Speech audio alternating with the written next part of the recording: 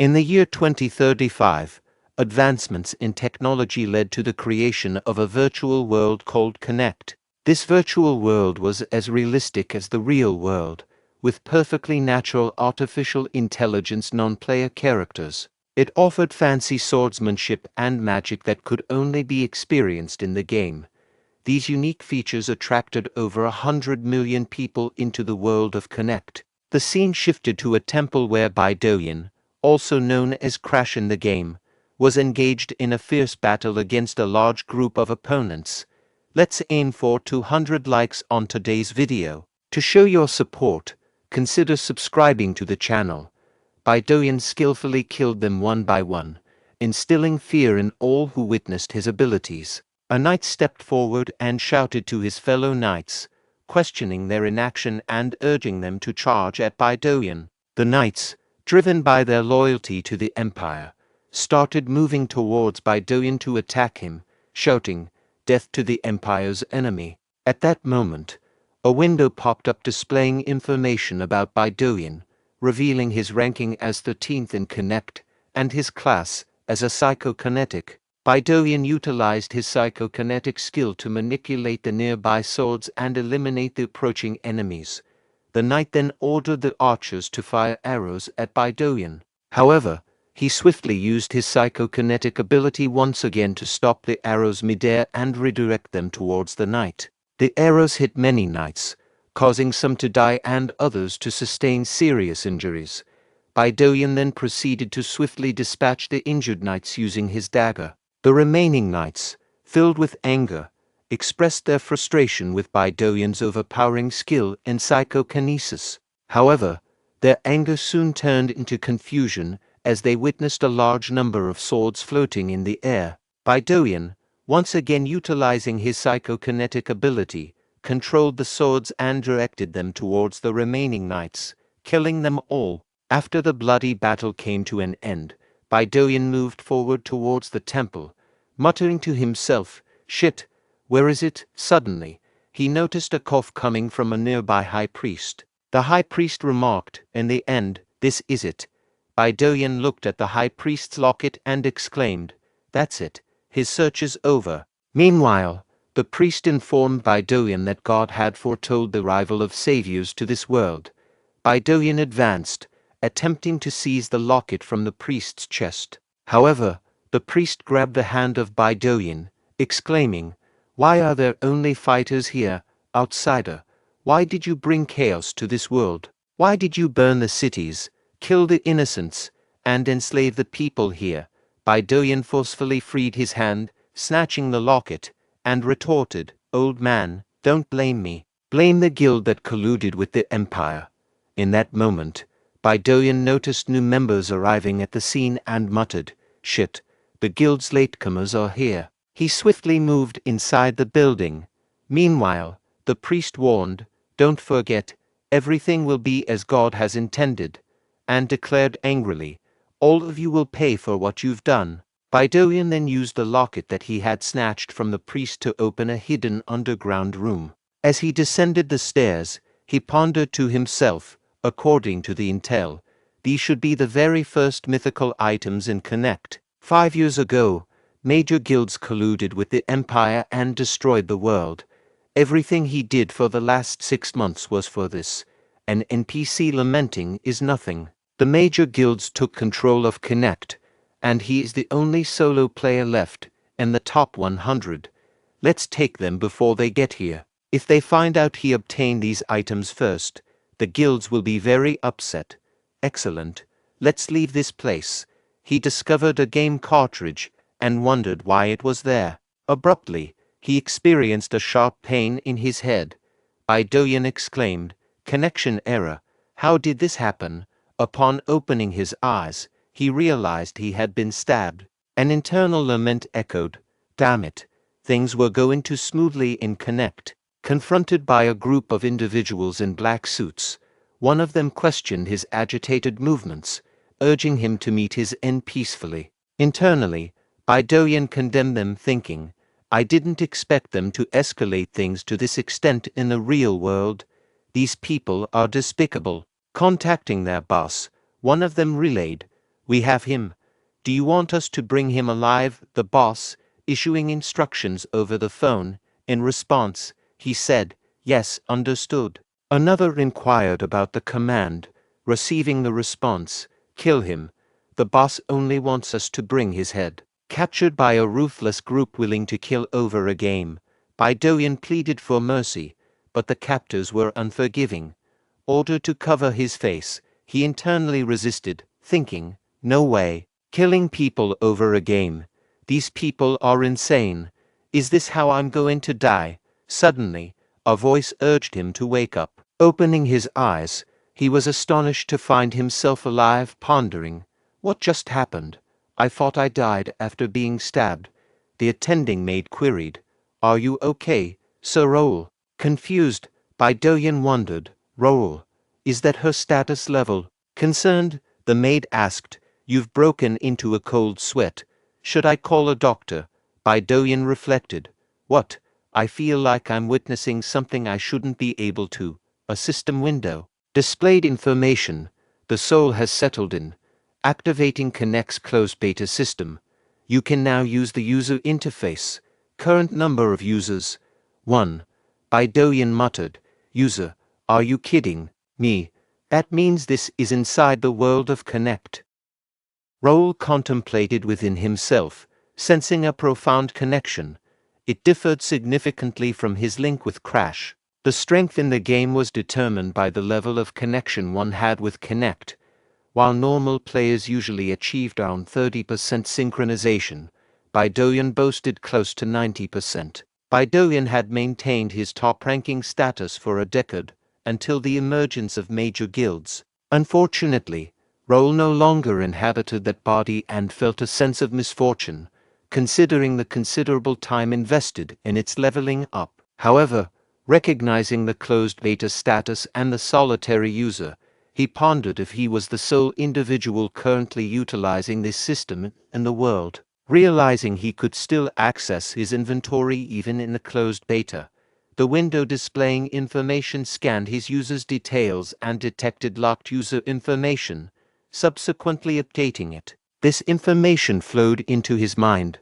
Determined to ascend to the pinnacle once more, Raul resolved to leverage the knowledge and powers from his past life. He identified himself as Raul Ashton, the youngest son of Ashton, the fifth count of the Reuben Kingdom. Ashton County, the first to fall in Connect, belonged to one of Reuben Kingdom's orthodox families.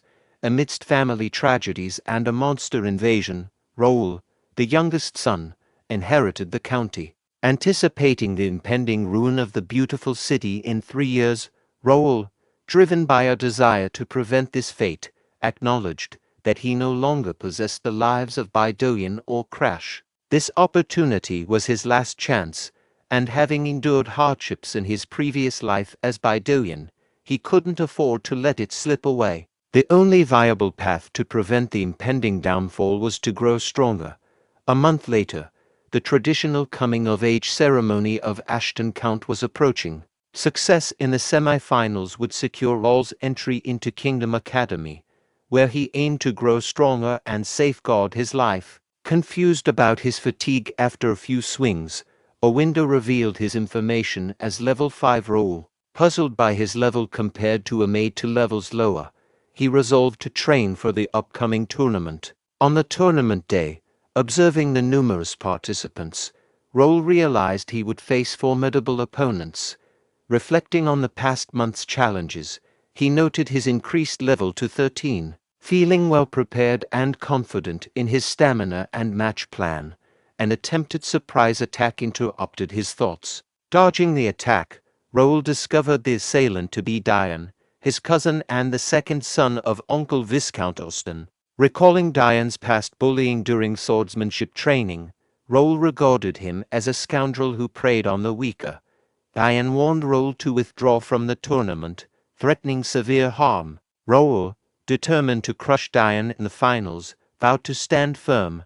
In the evening, the butler relayed, "Sir, this is the report for the tournament today." Count Melvin Ashton, Raul's father, directed the butler, "Hand it over." "Was there anyone useful?" The butler responded, "About that, Raul qualifies." Inquisitive, Count Melvin inquired. "Where's Raul now?" The butler replied. "Sir, Raul went back to his room after finishing his meal. I think he used up all his strength during the qualifier, and went back to rest." Count Melvin nodded and said, "Okay, you may go." After the butler exited the room, Count Melvin burst into laughter, exclaiming, "He is my son, he really made it. He made it to the group stage." He continued, "I never forced him to learn how to wield a sword because he was weaker than his brothers. But then he started training a month before the tournament. At first, he fell down after 10 minutes, but he never gave up. I knew he was bullied during the training because of his weak body, but if I helped, he would be shamed for being unable to do anything without my help. I had to wait till he stood up for himself, but this is way past my expectations. When the finals are over, I should go see him."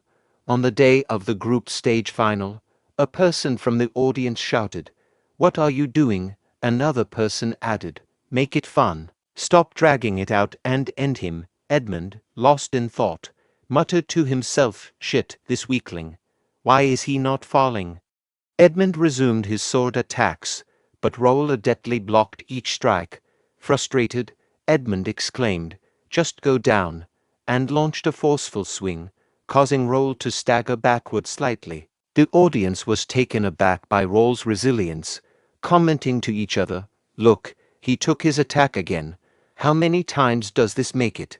He's been holding out for quite a while now." They began shouting, "You got this, third son." This only fueled Edmund's anger. He taunted Raul, saying, "You rat, you can't run away forever. Are you not ashamed as a member of a count's family?" In response, Raul nonchalantly replied, "I can't really hear you." Someone from the audience shouted, "End him, Edmund. You've dragged it out long enough. I bet my salary on you." Unfazed, Raul standing still, while Edmund declared, "I'm done messing around. I'm ending this," and unleashed his mana sword. The audience was shocked by his decision. One exclaimed about the mana sword, while another warned, "You have to dodge that.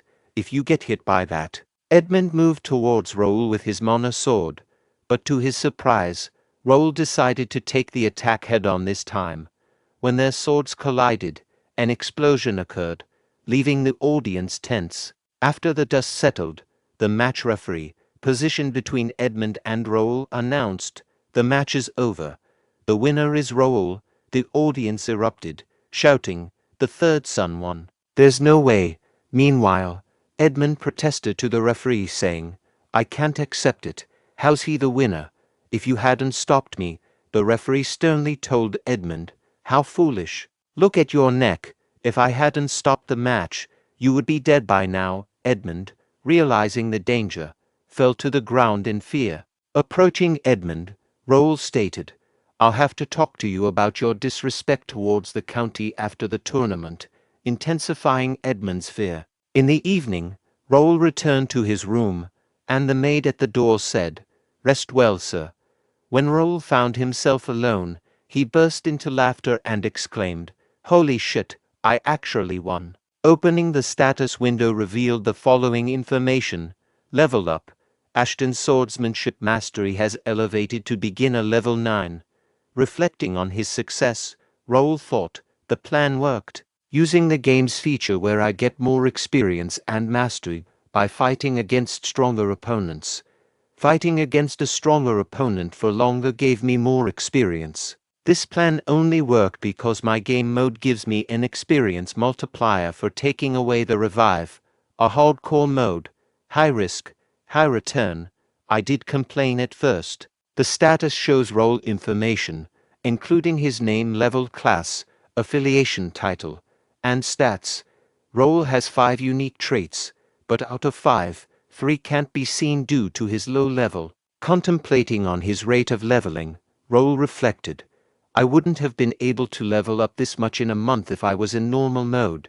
Best of all, I have 5 unique traits. Psychokinetic Meister is a trait that Bae DoHyun had, and Royal Lineage is a trait that Raul possesses. The rest of them will unlock as I level up. Let's try using this on the next tournament matches. Subsequently, Raul effortlessly won 3 more matches in a row, leaving the audience astounded. They exchanged comments, with some saying, "The youngest son actually made it to the grand finale. How could this be possible? He's just lucky." One person speculated, "Maybe he's using some kind of a trick." Another responded, "Impossible." Meanwhile, Raul thought to himself, "Connect civilians in the early stages don't know about the powers that the players have. It'd probably be better to keep it a secret that I can use psychokinesis until the players show up. I can surely hide it with my acting skills." The butler outside Raul's room announced, "Sir, it's Ivan."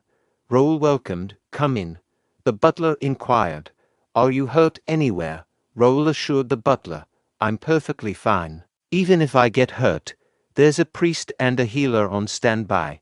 The butler advised, "Still, don't let your guard down.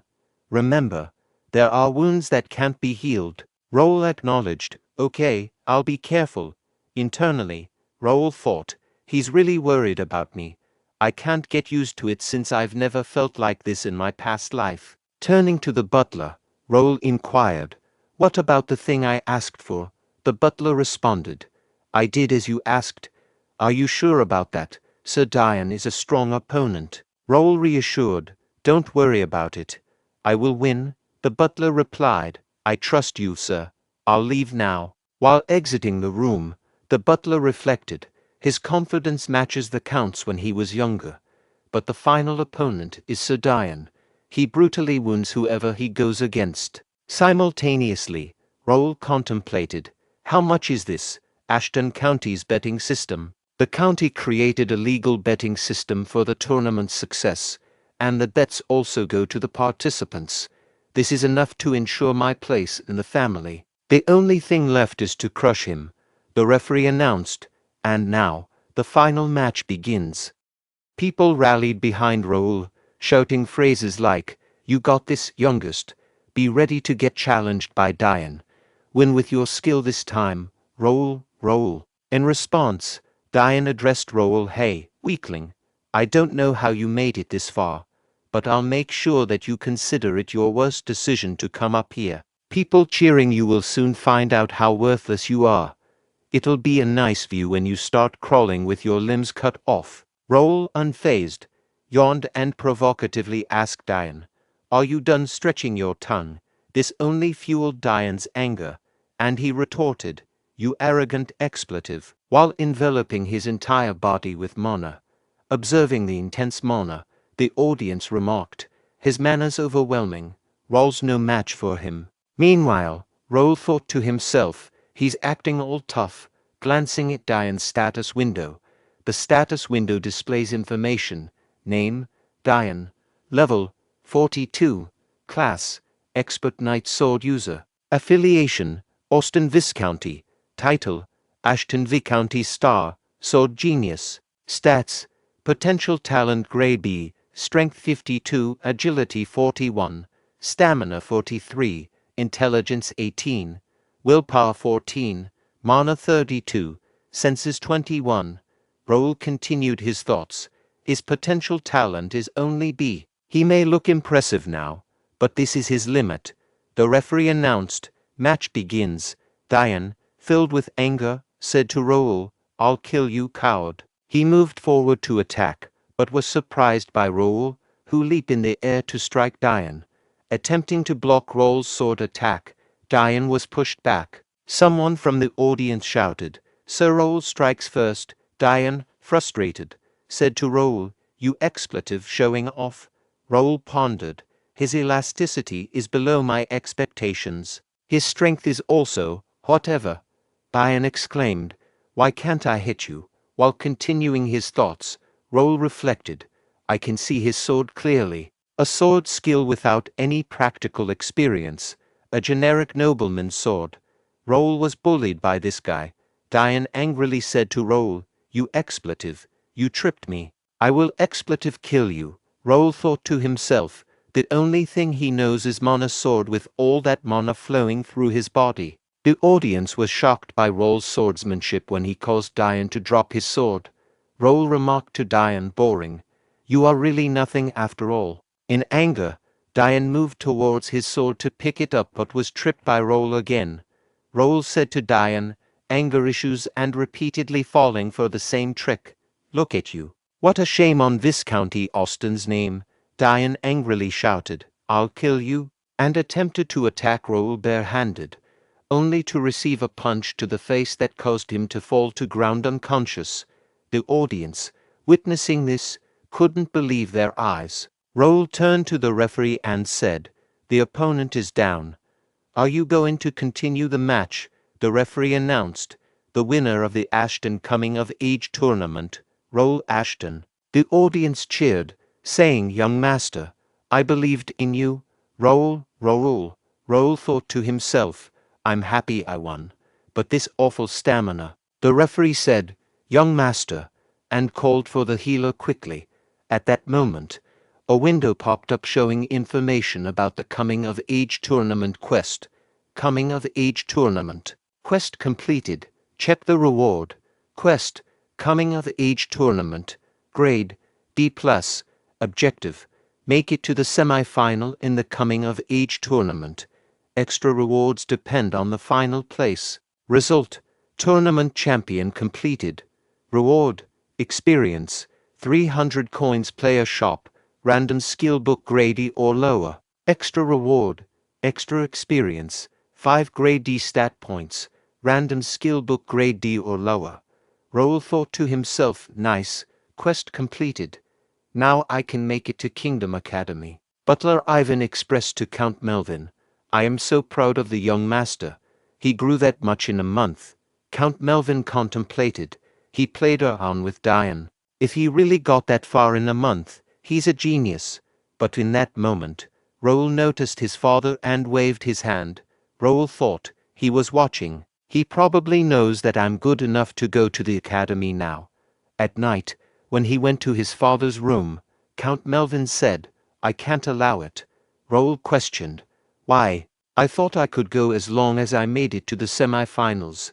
Count Melvin explained, that's situational. From what I see, Raul, you need to stay by my side longer.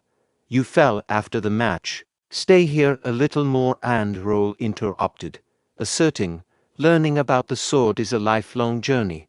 Didn't you always say that? I'm trying to go to the academy to learn more. Just like you said, you can't stop me. Count Melvin, taken aback by his confidence, thought to himself, he has really grown. Count Melvin stood up and said, okay, fine. If you really want to go, you'll have to get past me. I won't go easy on you, son. He then asked Raul, what are you going to do now? A month later, Raul, with a sign of relief, found himself finally out. Raul recalled the memory of his past month. When his father stopped him, he accepted the decision and just charged at Count Melvin. Count Melvin challenged, is this all you got, son? I'll show you a real sword skill. Raul thought to himself, I passed out from his strike. He said it was just a sneak peek of what he had, but that was definitely his full strength. This powerful 5th county lord dies by the time the world of Connect starts, and after that, the county falls quickly. In order to stop the fall, father has to stay alive. I'll have to meet his expectations since he let me leave. I'll get stronger and protect my family. I can't lose it all. Meanwhile, seeing through his window, Count Melvin observes Raul leaving, thinking to himself about that kid. He recalls the memory when he told Raul to give up, asking how many times he had tried. In response, Raul said he would never give up. Count Melvin complimented Raul's persistence. Yes, that's worthy of the Ashton family's dignity. Come, strike me. Surprised by the trajectory of Raul's sword changing midway, Raul thought to himself, I can only leave a small wound even with psychokinesis. Acknowledging that it's about time to admit that Raul is no longer a kid, but a proud swordsman, Count Melvin pondered to himself, go, Raul, go and witness the world. At night, as they gathered near the fire to rest, Raul inquired of Sir Philip about their distance to the destination. The status window displayed details about Philip, a 42-year-old high knight. affiliated with Ashton County and the Golden Bear Order, bearing the title Swordbreaker. Philip, with a level of 92 and grade S potential talent. Philip responded by saying at this speed, "We will make it in 5 days. Should we move faster?" Raul, considering the soldiers' training, replied, "No, we need to train the soldiers as well. Let's keep going at this speed." Philip acknowledged, and Raul, reflecting, noted that his family had selected a total of 50 individuals, including 3 regular knights, 6 trainee knights, 15 trainees, and 20 cavalry, all possessing grade B or higher potential talent. Recognizing the need for strength to prevent the fall of Ashton family, Raul emphasized the importance of everyone getting stronger. At that moment, Jake approached Raul and addressed him, saying, "Young master, the maintenance for the carriage is completed. We can get going whenever." Raul responded, "Okay, good work." Jake questioned the need to bring so many people to the destination for a month. Philip intervened, telling Jake to stop questioning the young master's orders. Raul asserted, "You'll know when you get there. The reason I'm taking you guys there." The destination was Free City Mira, one of the first cities players visit after finishing the tutorial. This city was rich in quests, hidden items, and had mana usage limitations to prevent unreasonable beginner player massacres. Most of all, the resources are infinite, so the players went crazy about this place. God's Domain, a place full of monsters for players to grind. The God's Domain is the reason why Raul brought everyone to this city. The purpose was to expedite the soldiers leveling up in the grinding zone. A perfect plan. A window popped up, displaying updated system information. The system introduced a new feature, Connect Community, and unlocked a new category, Guild. Additionally, new quests, Staring Line of Adventure and Skill Collector, were registered. Observing this, Raul thought to himself, "Wow, a new quest as soon as I entered Mira.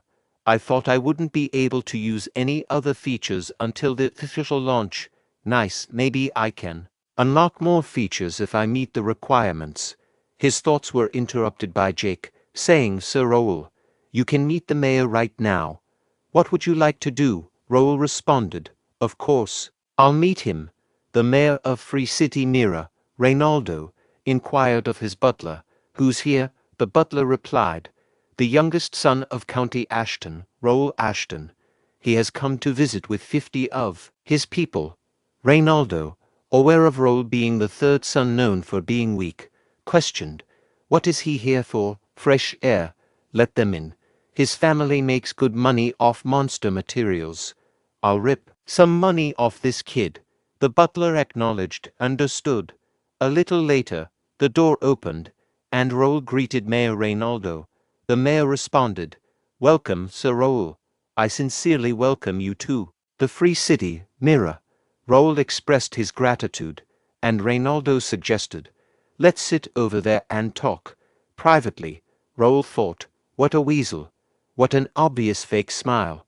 Reynaldo then asked, "So, Sir Raul, what brought you to Mira?" Raul replied, "I heard there's an excellent place to train here." Reynaldo affirmed, "Of course there is. You came to the perfect place. Mira is the safest place to train." Raul asserted, "It can't be an ordinary place. I would like to be permitted to enter the cursed forest." With a hint of nervousness, Reynaldo inquired, "What, cursed forest? It's too dangerous, especially for weaklings like I meant for younger people." Raul responded, "As I expected. Then I guess I have no choice. I guess I have to throw away the 500,000 golds that I was going to give you as gratuity in the river." Reynaldo exclaimed, 500,000 golds, Sir Raul, I was joking. The cursed forest would be easy for you and your knights. I give you permission to enter the forest." Raul said, "I knew a generous mayor like you would permit us." Privately, Raul thought to himself, "Now, the only thing left to do is grind and take all the rewards. I'll be at the top of Connect soon." The city known as Mirror was designed as a hub for connecting players in their virtual lives. In this closed beta phase, there are no inhabitants except for one individual, Raul Ashton. This unique circumstance has plunged the city into a crisis, given its extensive infrastructure of accommodations, large stores, guild buildings, and various facilities, all disproportionate to its current population. Land prices have plummeted as a result. Raul Ashton's true motive for being in Mirror is real estate acquisition, aiming to secure affordable land that will later be developed into luxury houses for nobles, guild houses for players, and apartments for regular players. He anticipates a substantial increase in land value in the future, particularly when players join and conflicts arise, akin to the remembered past. Mirror, once a city blessed by the gods, becomes an ideal refuge during times of war.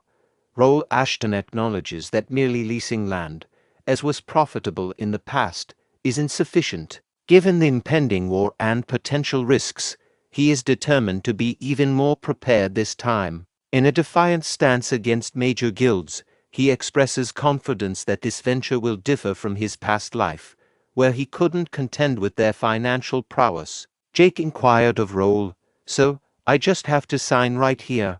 Raul, in a loud voice, responded, "Yes, everyone has signed except you. Just sign right here." Jake expressed caution, stating, "But my mom told me to be careful when signing papers."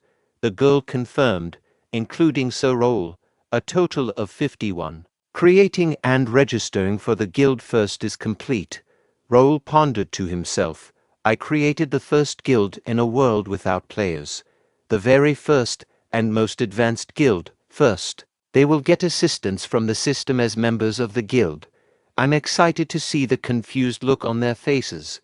At the Battle Association Mirror Branch office, Raul announced, "I'm next." The girl at the reception welcomed him, asking, "How may I help you?" Raul stated, "I'm here to see some skill books." "What's the highest rank you have here?" Skill books are books with different skills written in them. If one reads attentively, the skill can be acquired. The skill ranks range from rank F to rank S. The representative mentioned, "Our branch office offers up to rank C skill books, but rank C skill books can only be purchased by VIP customers." Raul inquired, "What are the requirements to be a VIP?" She explained, "Either through contributing to the association through quests, or stacking up purchases. But for stacking up purchases, you'd have to spend a lot." Raul further queried, "How much?" She responded, 10,000 golds, sir." Raul remarked, "That's not much." "Here, can I see the D rank ones first?" She asked, "Which line of skill books would you like to see first? Sword, bow magic, or shield?" Raul replied, "All of them." Shortly after, Jake commented, "Too heavy." "Sir Raul, do we really need all these books?" Raul responded, "You may think it's a bother now, but those books will advance you to a higher level." Jake acknowledged, "I guess they are well descriptive skill books, but can't you only train through books at the beginner level?" Philip chimed in, "I agree. We could have bought power armor with the money spent on these books." Raul assured them, "You will know tomorrow. Don't worry and be patient." In the room, Raul contemplated, "Maybe it is too much." There were limits on the number of skills players could use, so normally, players couldn't use various skills. He instructed, "Quest window." Raul further reflected, "When I woke up in Raul's body, there were 2 unknown items in the inventory. I can't click them or use them. But then, yesterday, when I got the quest, I was finally able to use those items. I found out that one of them was sealed skill dex. What if the reward for this quest is the skill dex's activation?" On the information window displaying the quest skill collector, quest, skill collector grade, and known objective, collect at least 10 skill books and register them in the skill dex. Extra rewards will be awarded depending on the type of skill books. Reward, skill dex activation. Extra reward, unlocks trait unknown, acquires skill unknown. Raul muttered, "So I have to open the dex and hold the skill book, then said, "Register." The dex page moved on its own, and a purple light from the skill book moved towards the dex, displaying the first skill on the dex. "Raul exclaimed, "It worked," and thought to himself, "The sliver of mana, and the book is gone. It's going to take forever to do them all." He asked himself, "Is there a way to register them all at once?" Suddenly, all the skill books started floating in the air. Purple lights emerged for each skill book, hitting the decks. Raul pondered. "What? Does it understand what I said? I guess. It worked." System window appeared, displaying information. Quest. Skill collector quest completed. Check the rewards. Skill Dex Rare has been activated.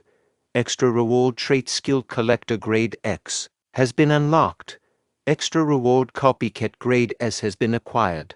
Another window provided details about the collector skill, Grade X, effect, activation of Skill Dex. Skill Copycat slightly increases the chance of acquiring skills from a skill book. Copycat Grade S Mastery, Beginner Level 3, effect, steals skills from the examined opponent. Examined skills are registered in the dex. As mastery goes up, you can acquire higher ranked skills, and the power of the skills increases. Current copyable rank, B. Raul exclaimed, "This is overpowered. I can steal and use someone else's skill." A system window appeared, presenting information about the skill dex, grade, rare, status, upgradable, bounded, description, replica of the mythic item skill dex that holds records of ancient skills. Records reset while crossing dimensions. It will regain its true power after achieving special requirements. Currently recorded skills, 525 skills. Raul thought to himself, "I knew it. This is the mythical item I got right before I died. Some parts of my past life, like my psychokinesis trait and items, came with me, but my skills were reset, and it's a replica too. The only thing left is 3 grade X traits and 1 item in the inventory. I wonder what kind of power it holds." The following morning, all members of Raul's first guild found themselves confused, while see a system window, leading them to exclaimed, What is this status window? What is this thing called guild chat?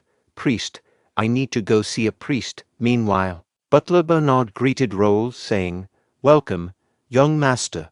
Raul, reflecting on his sleepless night spent reading through the skill decks, said, "Good morning, Bernard.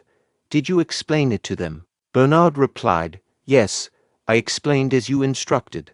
Excitedly, Raul asked, "How about the skill book? Have you tried it?" Internally, Raul thought, "This man's name is Bernard, Ashton's family's servant and even stepson. He has been working for the county from a young age and was taught by Ivan himself. He has a great memory and gets things done quickly. But there's another reason why I chose Bernard. He has the power to control the wind." Raul then exclaimed, "Amazing. I knew you could do it, Bernard." In response, Bernard modestly said, "I am flattered." The status window displayed the following information. Name, Bernard, age 27 years. Level, 21. Class, servant, beginner wind walker. Affiliation, Ashton County, 1st Guild. Talents, administration, management, wind, power. Stats, potential talent grader, strength 17, agility 18, stamina 24, intelligence 53, willpower 46, spiritual power 23, senses 41, unique traits, sharp manager grader, cold-headed grade B, like the wind grade B. Raul continued his thoughts, noting, he lacks stats but has great talent for being a servant or an esper. I'm done with my preparations. Raul then instructed Bernard, saying, "Get ready." Confused, Bernard asked, "Yes, sir, what for?" Raul explained, "We are leaving as soon as the knights are used to it, to God's domain, the cursed forest." In the cursed forest, an ogre targeted Raul with its weapon, but he skillfully dodged the attack by leaping into the air. Raul taunted the ogre, saying, to slow, and countered with a powerful fist, demolishing the ogre's head with a single punch. Following the encounter, Raul confidently declared, come out already. Suddenly, a large group of ogres surrounded Raul shouting, human, strong, kill the human. The ogre chief commanded, everyone, charge together and kill the human. All the ogres rushed from various directions to attack Raul. However, Raul stood firm, challenging them. Bring it on. In the cursed forest, God's domain. The term God's domain encompasses more than just a grinding zone. It represents the entirety of the city of Mirror. For players, the city functions as a haven where injuries are healed, and if they perish, they revive within this blessed city. This unique feature makes Mirror the ultimate shelter. However, within the forest, this blessing, exclusive to monsters, maintaining a consistent number even after being defeated. Humans cannot be revived in the cursed forest, and attempting to carry items acquired from hunting monsters outside the forest results in their transformation into ashes and disappearance. This emphasizes the prohibition of touching the property of the gods, although this restriction solely applies to civilians. Players, on the other hand, can take items obtained from monsters outside the forest with the assistance of the system. Intrigued by the power, the ogre chief asked, what is that power, human? Raul, utilizing his trait psychokinesis, swiftly dispatched the ogre chief, stating, this is psychokinesis. Jake commented, what a convenient ability, prompting Philip to urge, stop talking, and keep skinning the ogres. Jake expressed reluctance, saying, I didn't come all the way to Mirror to do this. I guess we've made good progress from this training, Sir Raul. Raul laughed and graciously acknowledged, thank you. It was possible because of everyone's help. All of you can get stronger by studying the skill books. Philip acknowledged, he's right, recalling a memory when he used a skill to instantly defeat an ogre. Raul inquired, how's that? That's why I bought skill books instead of power armor. Philip expressed amazement. In the present moment, Philip thought to himself, I learned a skill so quickly. How did the young master find out about this strange ability? Checking the guild chat, he became shocked and exclaimed, young master. In the guild chat, Raul responded, I saw too. We are going back to Mirror now. Simultaneously, in the Free City Mirror, Randall Visconti's first son, Ramon, shouted, I should have done this earlier. It was hard holding myself back after seeing you Ashton kids walking around. Randall Visconti's second son, Jerry, admonished Ramon, saying, you should have listened to me earlier, brother. Then we could have done this way sooner. One of the injured knights questioned their actions, asking, why are you doing this? Randall Visconti's third son, Cale, pondered, but didn't great-grandfather tell us to be mindful? We're all here because we made a scene. A knight warned them, you will regret this. Our young master will take his, but was abruptly silenced as Ramon used his sword to kill the knight. Ramon urgently shouted, please tell him to hurry up. We also have some business with that young master, anyway. This is strange, they keep reviving. Jerry proposed, let's take care of this Raul kid like this. Cale reminded them, I thought noble families weren't supposed to point swords at each other in the Free City. Ramon dismissed the concern, asking, what's the matter? We can just say we never did it. What are they going to do about it? If you think about it, this is good. We can just crush the Ashton family. Maybe great-grandfather will even compliment us. At that moment, Raymond's head burst, leaving Cale nervously exclaiming, brother.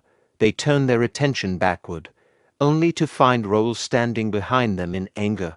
Raul declared, how dare you? This offense towards the Ashton County. You will have to pay back with more than just your worthless deaths. Jerry exclaimed to Raul, are you crazy? How dare you touch a son of the Randall family?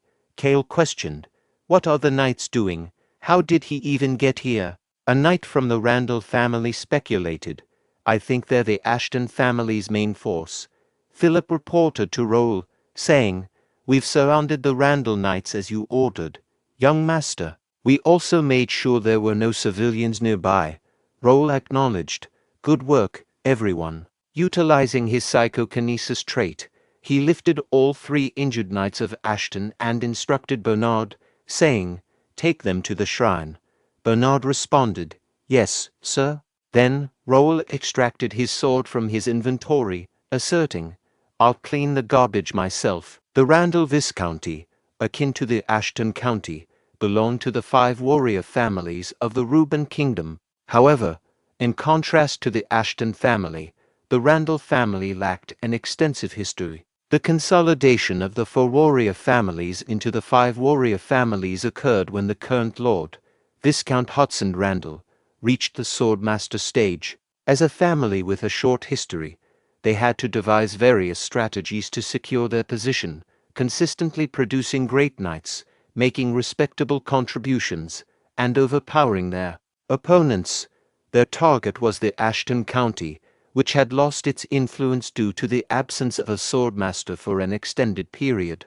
Agitating the Ashton family posed no risks, considering they were the least politically inclined. Numerous conflicts between the 2 families unfolded across the kingdom, with most initiated by the Randall family. The prevailing expectation was that Randall Viscounty would emerge victorious, considering their abundance of sword masters. The people of Randall were thinking the same would happen here. Jerry contemplated. What is that unusual strength? He pulled out a sword from the air.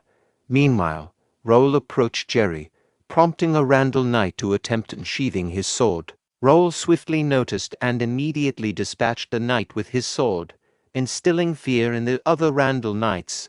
Philip conveyed, "Young master said he would take care of them himself." "Everyone, put down your swords." Jeremy thought to himself, "They are really putting away their swords. Are they insane? I mean, it's better for us." Kale shouted, "You are going to fight us by yourself. This isn't training." As Kale attempted to attack Raul, he swiftly cut him in half. Jerry addressed the Randall Knights, exclaiming, "You bastards! What are you guys doing just standing over there?" The knights turned towards Jeremy, who stepped forward, stating, "I guess I have to do it. I stood there because I didn't want to bully a 15-year-old kid. But if I don't act when my comrades are going down, it's not right." A window displaying Jeremy's status information popped up. Name: Jeremy, age 37 years. Level: 65. Class: Leader of God Knights, beginner sword expert. Affiliation: Randall Viscounty, Randall Knights. Stats: Potential talent grade B, strength 66, agility 72, stamina 68, intelligence 48, willpower 63, mana 70, senses 55, unique traits, brutality grade C. Jeremy instructed his knights to get ready. Raul reflected, Randall family's main weapon, Reaper. I guess those are the elites. Meanwhile, Jeremy and 3 other knights formed a formation to attack Raul. Continuing his thoughts, Raul noted, the leader's level is 65, and the other elites are also in their 60s. My current level is 45. I can't win against them normally. 2 of the front knights addressed Raul, with one saying, "Why don't you stop now? I think you did enough." The other added, "We let you be, but no more. Don't care even if you're a young master." To their surprise, Raul rushed towards them and swiftly eliminated one knight. Employing the bear strike skill, he created an opening and successfully took down the other knight. Jeremy advanced and attacked Raul, who skillfully blocked the attack, but causing Raul to be pushed backward.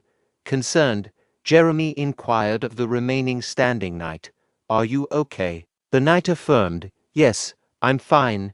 Jeremy thought to himself, 2 of my elites went down just like that. I heard he was weak and didn't know how to wield a sword. He then pulled out a dagger, now equipped with a reaper in one hand and a dagger in the other, stating to Raul, "You're different from the rumors. I'll have to get serious now." Meanwhile, unfazed, Raul responded, "Bring it on." Raul pondered to himself, a parrying dagger and a reaper.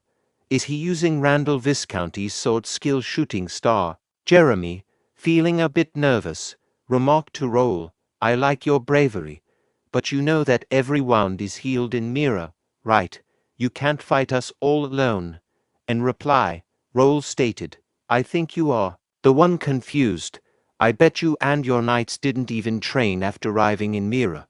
Jeremy was taken aback by Raul's remark and thought to himself, how did he know? His contemplation was interrupted when Raul responded, how did I know? Those soldiers over there, shaking in their boots even after their wounds have healed, are living proof. They are not used to death. Inwardly, Jeremy reflected, this guy, he doesn't just know about combat. He can see through everything. He's a threat. Jeremy instructed the knight, cover me from the back. The knight confidently responded, leave it to me, sir.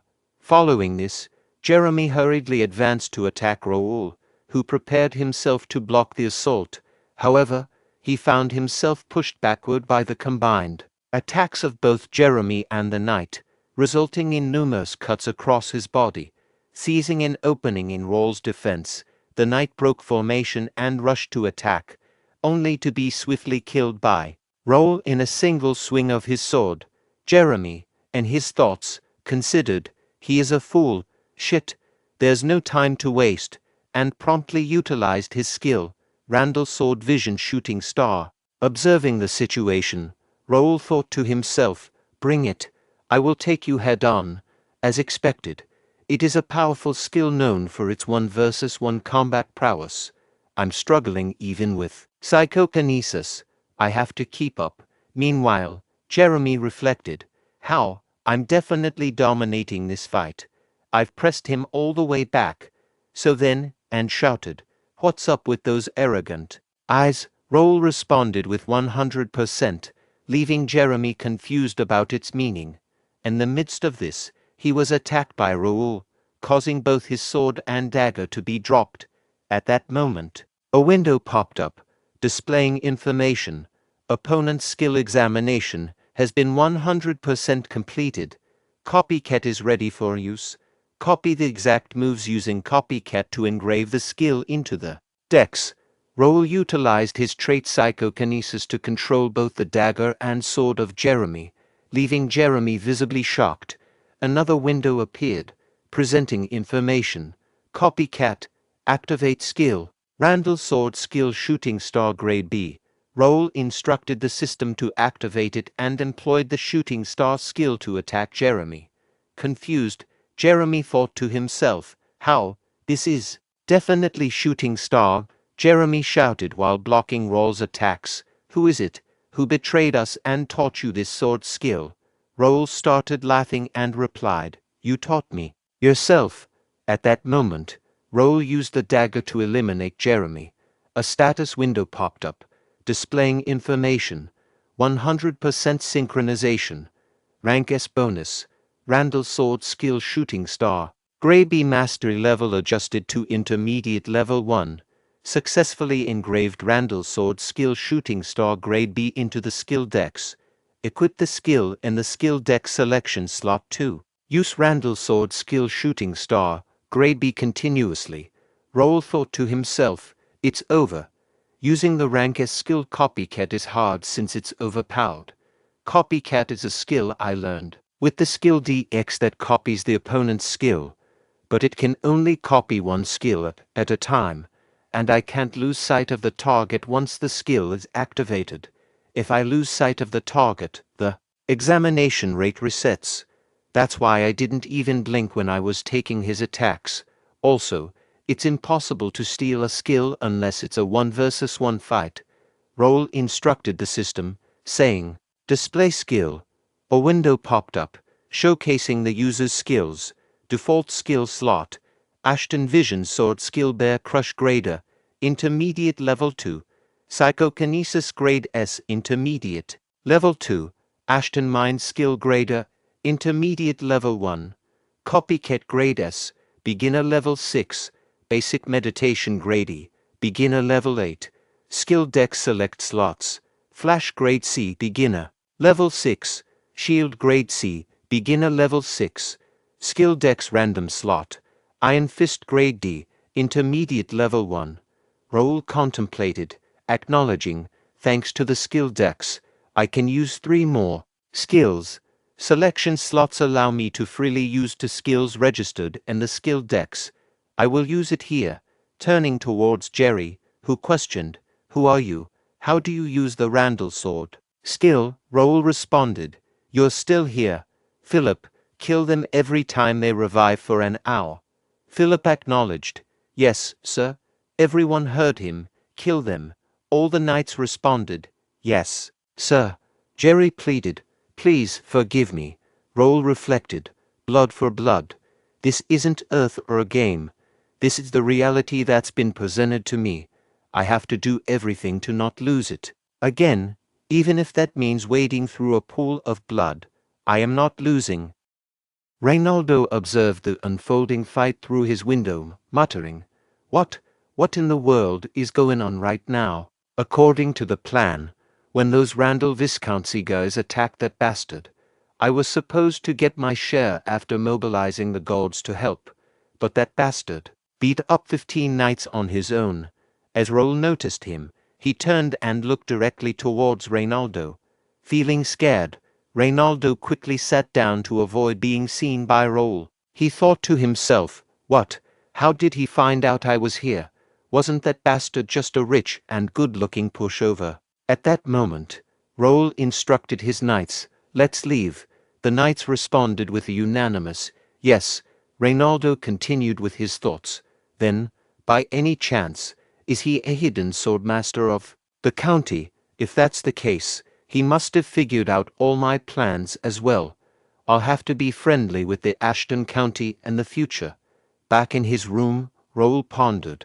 I did overdo it a bit. Suddenly, a quest window appeared, displaying information.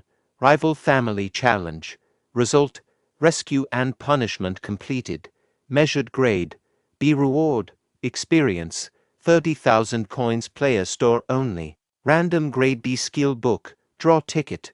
Raul, contemplating to himself, acknowledged. These rewards are quite substantial. In addition to securing around 5,000 gold, I obtained a space-expanding magic bag capable of holding a carriage's worth of luggage. A unique grade Reaper and a main gauche set were also added, courtesy of those scoundrels from Randall County. The real gem here is the B-grade skill book draw ticket. Did I really get all duds from the tournament skill book rewards? Reflecting on it now, that was quite absurd. I don't need something extraordinary, but please, let it at least be a mid-tier one this time. No, I just hope it's not a dud. Please, please. As Raul gazed at the system window, it revealed the acquired skill book, Rivera, Spearmanship Grade B. Raul expressed, Nice, spearsmanship is a necessary skill in my next destination, the capital. My luck seems to be following me, isn't it? Then, there's only one more important thing I have to do in Mira now. I've invested 1 month here for that, and I will make sure to succeed. A week later, Raul engaged in combat with an ogre in the cursed forest, successfully killing it. A window popped up, indicating level up. Player Raul has reached level 51. You have achieved the level necessary for promotion. You may decide the possible promotion. And another window displaying information. It was confirmed that Raul's job was a sword user, and he achieved the status of a beginner psychokinetic.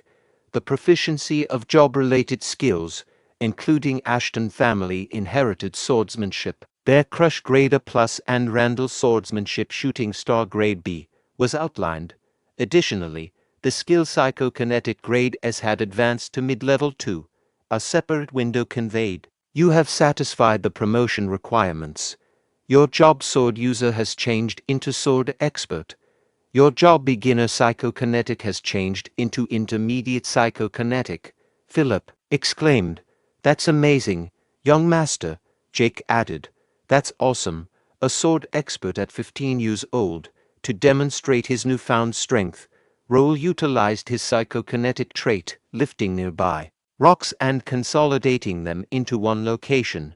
With swift movement, he rushed towards the gathered rocks, unleashing the skill bear strike in a powerful attack. Raul inquired of Philip and Jake. Should it be like this? Philip praised. That's wonderful, as expected of the young master. Jake, with a laugh, remarked, you can now do this without us. Then, we should also take a breather and relax. However, Jake's comment was cut short by Philip, who countered, what do you mean relax? Think about how much you've got to catch up on to keep pace with the young master. Jake addressed Philip, saying, that was a joke, since the young master has worked so hard. I was just saying that we can take it easy. Philip retorted, in any case, you're all talk. Raul stated, regardless of whether it was a joke or not, I don't plan on taking a break yet. Philip asked Raul, then what would you like to do? Jake suggested, shall we contact the family? The Count will be thrilled. In response, Raul conveyed, I'll tell my family myself later. Let's just keep it a secret between us for the time being. Both Philip and Jake agreed. Raul thought to himself, I've hunted enough monsters and leveled up enough as well. I've laid all the bait out. All that remains is for the prey to take the bait. Now, hurry and move, dogs of the Empire. Raul then said, then, let's go back now. Both Philip and Jake responded, yes, young master. The alchemist Nokia addressed his customer, take care. This marks the end of today's work. The potions are very popular these days. It's thanks to the Ashton County who brought these here. In order to produce potions, monster byproducts are needed. As monsters rarely appear in the cursed forest, I wasn't able to easily obtain them all this time. But thanks to the Ashton County's people who started bringing the monster byproducts, I've managed to produce potions every day now. Moreover, the people from the county visit my village shop each morning, inquiring about the night, offering help, and checking on my well-being. Could that have been Raul? He's a bit peculiar, but I'm grateful. And he's good-looking too. Oh my, what am I thinking? Get yourself together, Nokia. He's only 15 years old, 3 years younger than you, and he's a noble. Nokia arrived at her home and, upon opening the door, called out, Nikki, where are you? Annie is back. While searching for Nikki, she was startled to find a letter pierced with a knife. Retrieving the letter, she read, we're taking your little sister. If you want to save her, don't tell anyone about this and wait for the next instructions. In a fearful voice, Nokia exclaimed, this, please, not Nikki. In her thoughts, she realized that her sister's life would be at risk if they ventured outside the city. Aware of reports on kidnappings being investigated by the city government, she acknowledged the validity of the rumors. Contemplating her options, she faced a dilemma. Going to the city government seemed risky, as kidnappers might be watching. The city guards were unlikely to extend help beyond the city limits. Consulting mercenaries or the adventurer guild would take time. She grappled with the question, what should she do? Recalling Raul's words, she remembered him saying, if you are ever in any trouble, come find me. Nokia contemplated, acknowledging that this might be her only option. I have to go see him. A message popped up, indicating Nokia heading towards Raul.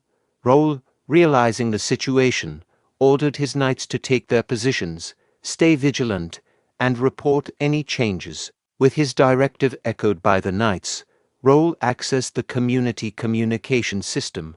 A window popped up, displaying information as Raul accessed Connect Community. In his thoughts, Raul reflected on Link Cafe, a premium member-only information hub he operated in his past life. As a star player, he utilized the cafe to gather valuable information from fans and informants, turning it into an information treasury holding nearly every hidden detail in Connect. Though the cafe still existed, Raul considered it a jackpot, a resource to replace his uncertain memories for better planning. The current window displayed information, now searching for Free City Mirror. Continuing with his thoughts, Raul reviewed, okay, I checked every quest I could possibly take. Now I have to hope everything goes as planned. His contemplation was abruptly interrupted by a knight announcing Sir Nokia is here. Reflecting inwardly, Raul pondered, can I change her future? He then instructed the knight, okay, treat her politely. Further delving into his thoughts, Raul considered Nokia, the bearer of titles like Crazy Alchemist, Blood-Hungry Witch, and Taboo Destroyer. Nokia struck fear into everyone, conducting experiments on humans as revenge against the Empire. Although the Empire was her main target for her chemical weapons, innocent civilians also became entangled. Now, Nokia stood before Raul as a desperate girl seeking his help. Interrupting his thoughts, Nokia urgently said to Raul, please help, Nikki's gone. Remaining composed, Raul reassured, calm down, she'll be fine. I'll help. Explain what happened. Nokia explained, my sister got kidnapped. She should have been home 2 hours ago since the lady next door was taking care of her. Please find my sister. She's just a poor kid. It's all my fault. Raul comforted her, saying, don't worry, I'll make sure we find her. I think I know where she's at. Nokia pleaded, really, please save her. Raul assured, I'll let you know as soon as I find her, so stay here. Bernard will help you. Bernard responded, please let me know if you need anything. And you made an excellent choice. Young master keeps his promises. Philip shared, Pierce is tracking them down. And this, I got permission to operate from Mayor Reynaldo. Raul acknowledged, nice. A window popped up, displaying information about the raid quest in Free City Mirror. Grade, D to B objective, defeat unknown rogues. Additional objective, rescue hostages and raid the hideouts in the forest. Description, an unknown group of rogues is active in the forest around Mirror City. Mayor Reynaldo has requested a raid on the rogues that have been kidnapping and interfering with trades. Regain peace by raiding the rogues' base. Reward, large amount of experience and coins. Recognition from the mayor, unknown. Raul inquired, good. Did you give him the list of rats? Philip replied, yes, the mayor said he will reward us for it later. Raul reflected, he was surprised as well. I gave him the list of rogues hidden in the city. I used the information from my informants and data from the cafe link. I've already used too many resources, so I made sure that there are no holes in our plan. Addressing his knights, Raul commanded, let's go. The assembled knights responded in unison, yes, sir. Meanwhile, 2 individuals observed them from behind bushes. Simultaneously, in Ashton County, a golden bear knight from Raul's guard named Pierce lurked in the bushes. Internally, he pondered, found it. Judging by the traces on the ground, this must be it. Initiate operation. He then leaped into a nearby tree, contemplating, let's try using the new skill I learned. Detection, phantom magic circles and barriers. Young master was right. I will have to report this. A window popped up, displaying the message. We will be there in 5 minutes. Reflecting on this, Pierce thought to himself, this reminds me of 5 months ago. Youngest son, Raul. He was known for his weakness and talentlessness compared to his brothers.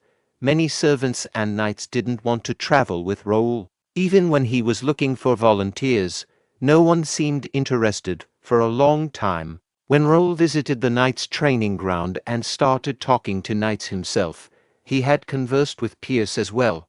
Raul said, Sir Pierce, you said you wanted to go past your limits. I can help with that. Raul wielded Pierce's sword himself and started pointing out the issues. Pierce pondered. I did say I want to go past my limits, but how is this kid going to teach me anything? I guess I can try it out. Every move felt smoother. Reflecting on what Raul had said to him previously, Pierce remembered, it'll be hard for you to learn Bear Crush. Your strength lies in agility, not power. You should try polishing your bow skills. I heard you are a talented bowman. Only a few people know about my bow skill, yet he noticed it. Maybe he's the one who can really help me. I'll follow him. Returning to the present, Pierce concluded, it was the best decision I've made. Everyone who declined his offer is probably regretting it right now. I don't know why he's been hiding his power. I reached the high expert stage with the skill books he gave us and was able to practice my other skills. It would be impossible without him. Maybe today will be the glorious day when he shows his true strength.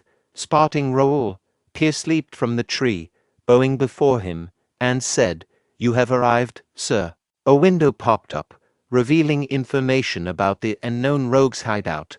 Grade unknown, size unknown, status, a 3-circle or higher magic circle that interferes with vision. It also had a 3-circle magic circle that interrupts anyone who approaches. The objective was to destroy the magic circle or get inside to learn more information. Observing the hideouts, Raul mused, hideouts look the same even in different cities. Kranan Empire's spies were hiding in Mira. Normally, Connect players get quests from starting cities like Mira and receive rewards for killing monsters or rogues. However, there are some unusual rogues, the slave trader who kidnaps people in the city, mercenaries trying to make it big. But the most dangerous of them all is the Kranan Empire's spies, the Imperial Hounds. They hunt players and blackmail them to prevent them from gathering together. They are crucial in late game as well, so I can't let them be. Subsequently, Raul signaled Pierce to attack. Utilizing his bow skills, Pierce swiftly eliminated two rogues positioned at the gate entrance. Observing the entrance, Raul contemplated. There's no one near the entrance. I'll dispel the magic circle with the scroll I bought from the shop. Wait, I can see the mana flow. Can I do this? Raul then infused mana into his weapon and struck the magic circle, successfully breaking it. A window popped up, displaying the information magic circle destroyed. Internally, Raul noted, "Nice. Now, instead of buying scrolls, I can save money." Pierce directed his subordinates, saying, "Jackson and Nil, lure them like we planned. I'll let you know when to enter." Both responded, "Yes, sir." Meanwhile, Raul thought to himself, "Nice, I have elite knights here. Let's hunt them all." Near the entrance, Raul instructed the knights, stating, "They don't need captives. They will hunt them all. Don't forget to use this for the last blow." In response, Jake expressed to Raul, "I don't understand why we should use this stick, but I will follow your orders. This doesn't even seem to be a task where we need to use weapons anyway." Addressing Knight Pierce, Raul instructed, "Watch out for us and find where the kidnapped people are. We need to save Miss Nokia's younger sister Nikki. Prioritize her." Pierce responded, saying, "I got it." Raul then commanded, "Let's go in," and utilized his psychokinesis trait to open the door. Together with his knights, Raul entered, walking for a little while until they reached the hideout of the rogues. Pierce employed his camouflage skill to hide himself and moved towards the hideout. After some time, a window popped up displaying information. Pierce has successfully infiltrated the opponent's base. Raul, in his thoughts, considered, "Good. Let's start hunting now." High cave ceiling and wooden fences spread around. Their levels are around 30 to 31, not much different from regular thieves. Since I've checked the base, I should give the orders. Then, Raul issued orders to both Philip and Jake, using a gesture of his finger to commence the attack. Swiftly and silently, Raul and his knights moved, remaining unnoticed by their opponents. The command was clear: kill the enemies present on the wooden fence quickly. The leader of the rogues, upon seeing them, alerted his fellow rogues, stating, "There are intruders. Guard the fences and kill them all." Inwardly contemplating the situation, Raul recognized the escalating threat. "Their numbers are increasing, and they're even starting to block my arrows," he thought, while concern etched on his face. A rogue, spotting Raul, urgently signaled, "Over there, shoot him down." With precision, they shot arrows at Raul, who deftly employed his psychokinetic ability to deflect the incoming projectiles. The rogue who launched the arrow, frustrated by Raul's skill, muttered, "That bastard," bounced off the arrow. "Hey, get some backup from downstairs. Over there." Panic set in as the realization struck. Arrows don't work on him. Jump on him and attack. The urgency in the rogue's voice echoed through the hideout, setting the stage for an intense confrontation. Meanwhile, Raul contemplated. I guess I'll have to use this now. Swiftly, he retrieved numerous daggers. In the midst of this, an assailant attempted to attack Raul, but he skillfully blocked the assault, pushing the attacker away. Raul harnessed his psychokinetic ability to collect all nearby arrows scattered on the ground. Witnessing this unfold, the opponents displayed visible shock at Raul's skills. In a decisive moment, Raul turned the tables, launching an offensive with the arrows and the array of daggers at his disposal, all manipulated through his psychokinetic ability. Despite his onslaught, some opponents managed to survive, adding an element of uncertainty to the unfolding confrontation. Reflecting inwardly, Raul considered, it's still not powerful enough. I have to exert more force on it to pierce through armor. With determination, he leaped forward to dispatch the injured enemies. In the midst of the skirmish, thoughts raced through Raul's mind. He questioned the whereabouts of the remaining adversaries. To his observation, Jake was actively eliminating an opponent. Jake then shifted his attention to a second enemy, channeling mana into his Reaper again. With an intense expression, he executed a lethal strike, killing the opponent. Raul pondered, observing Jake's rebellion against using the rapier. He doesn't have to make such movements that waste mana. Ashton told him several times not to do that to avoid leaving any traces of swordsmanship. But well, I don't think I have to be too worried. Good. We're almost done taking care of the small fries. Pierce apologized to Raul, stating, sorry, sir. We searched the entire prison, but we couldn't find Miss Nikki. Raul responded, it's okay. Did you explain things to the captive villagers? Pierce replied, yes. We have distributed the clothes and food, and told them to wait in one place until the battle ends. Jake inquired, but sir, do you think there are other enemies? Aren't they just thieves? Raul observed, they are, but don't you think it's a little weird? Jake inquired, weird? How? Raul explained, first, Nikki, who was kidnapped, isn't here. Second, there were many of them, but none stood out amongst the rest. Lastly, there was a magic circle on the entrance. Did any one of you see a wizard here? In conclusion, the important people and captives are in another place. Right, Jake remarked, that's true. But if we can't find that place, it'll all be useless. Don't you think so? Pierce, in response, Pierce mentioned, I actually checked some suspicious-looking places, but I couldn't find anything with my abilities. There could be a high-level magic circle or system. Raul acknowledged, it hasn't even been a month since you became our guild member. But you are good. Soon, no one will be able to fool your eyes. Pierce expressed gratitude, and Raul instructed, now, follow me. I think I know where they are. A moment later, Raul and his knights arrived in front of a hut. Raul instructed, search this hut. Report right away if you see something suspicious. The knights acknowledged with a yes, sir. After a while, Philip informed Raul, we couldn't find anything suspicious. Raul inquired, is this the fourth hut? Noticing something on the floor, Raul alerted, get ready. The real thing begins now. He kicked the table and channeled his mana into the Reaper, striking the floor with it, revealing a metal door beneath the broken wooden floor. Raul utilized his psychokinesis trait to open the door. He thought, secret stairs leading to the basement. Looking down the stairs, he remarked, something's coming. A red monster emerged from the basement and attacked Jake. Startled, Jake exclaimed, what is this? Meanwhile, Philip cautioned, don't step away. It will be harder to fight them if we scatter. As a monster rushed forward to attack, Raul retaliated, pushing it back with his Reaper attack. Philip informed the others, they are the Imperial Demon Cavalry.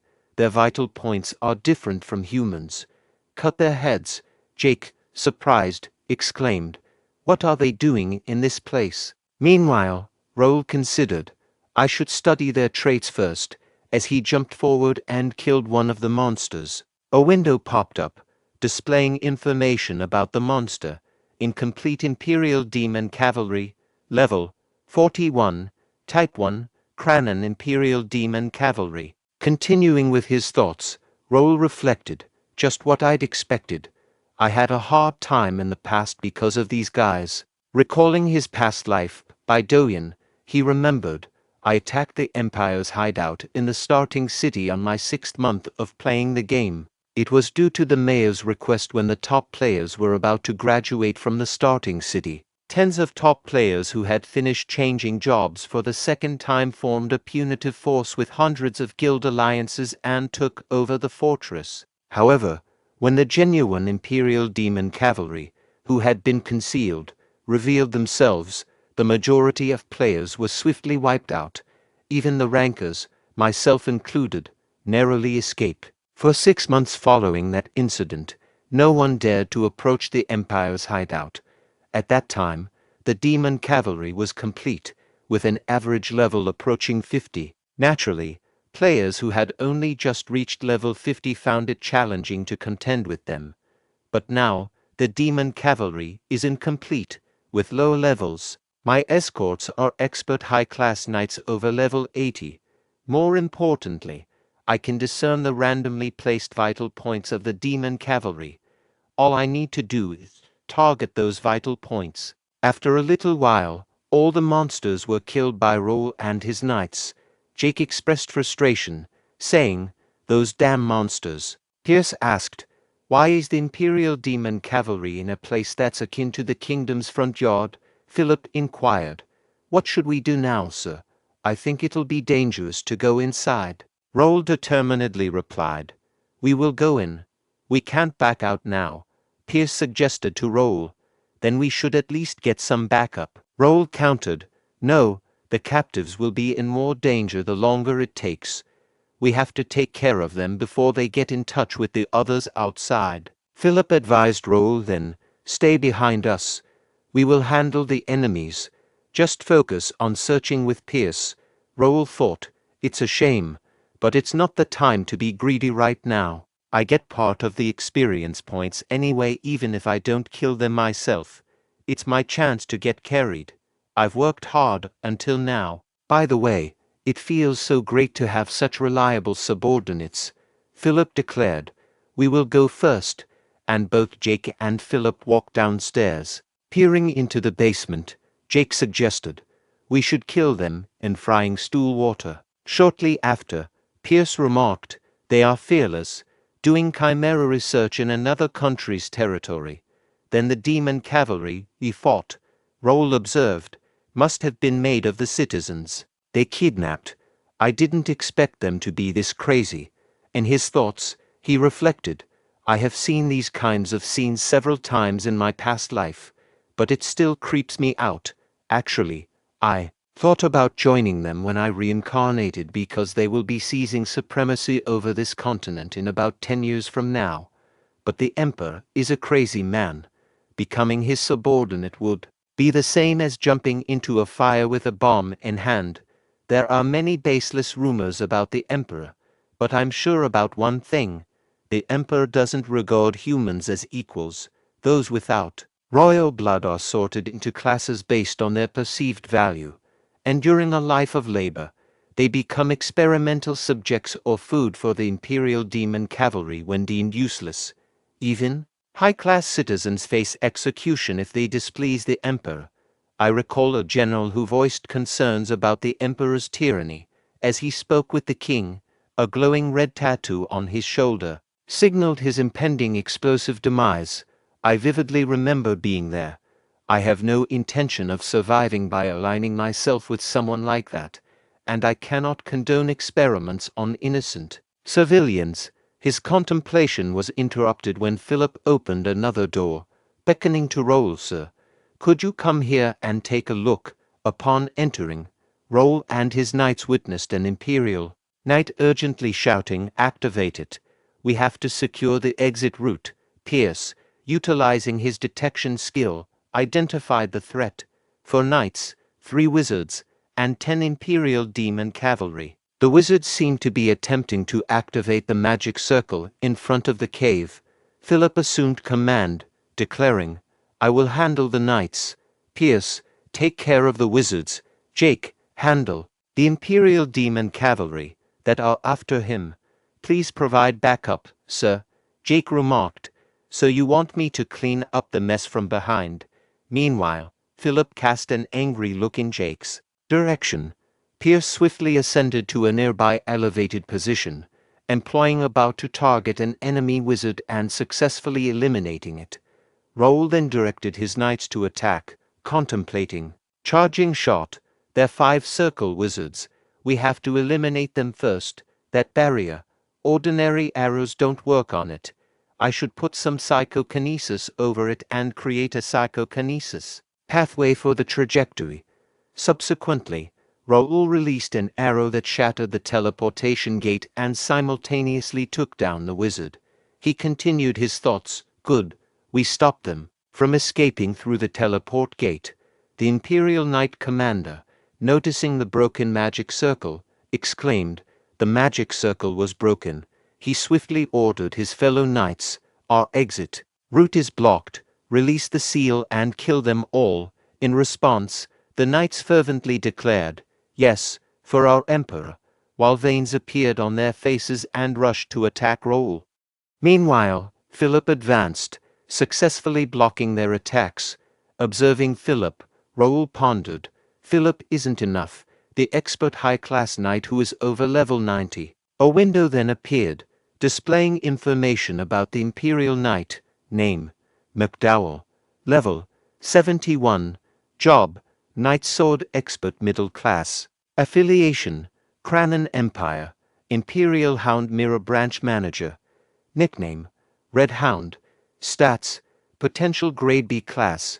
Unique Traits: Blind Loyalty Grade B, Fear Resistance Grade C. Continuing with his thoughts, Raul mused. His stats increased. Is that the red tattoos effect? Jake questioned. What is this? Are they all on drugs? Subsequently, Jake sent a message to Raul using the system chat, inquiring, "Sir, can't I just kill them with swords? I think it will be hard with just this little stick." Raul replied to Jake via message, stating, "Knight Philip and Knight Pierce are doing fine, but it seems like it's too hard for you, Knight Jake. This plan was made because I trusted your capabilities, but I guess we don't have any other choice." In response, Jake sent message, stating, "What, hard? I just said that because I thought Knight Pierce was having a hard time." He then shouted to the Imperial Knights, "Look what happened because of you. Guy, all of you." Observing this, Raul considered, "I should do something too," and promptly struck down a nearby monster. Witnessing Raul's swift victory, Jake thought, "That's weird. How does he figure out the monster's weak point so easily?" McDowell addressed the situation, saying, "I didn't expect that we would be overpowered. Who are you?" In McDowell's thoughts, he speculated, since they use Reaper, they should be from the Randall Viscounty, but somehow, their swordsmanship looks awkward. Based on my instincts, they aren't from the Randall Viscounty. Jake inquired, "Why does someone who will die soon need to know that?" "If you are done talking, let's start again, you dogs of the Empire." In response, McDowell retorted, "How dare you insult the Imperial Hounds?" As he closely examined Raul and his knights, McDowell pondered, "Is that kid the leader? I think I have found a way for us to survive." McDowell then shouted, "Give your life for the Emperor." For the honor of the Emperor, the remaining knights transformed into monsters and charged forward. Observing this, Raul thought, "That's Black Sacrifice, a skill that sacrifices oneself by burning life energy and mana to obtain incredible strength for a very short time. They must be planning something, judging by the fact that they are using that skill." In that moment, a message from Philip appeared, conveying, "Sir, be careful." Simultaneously, McDowell activates his power armor and charged forward to attack. A window displayed information about the power armor. Empire K2E type power armor. Rank, Grady. Output, 0.8 CP. Uptime, 2 hours maximum. Operation mode, Mana stone consume.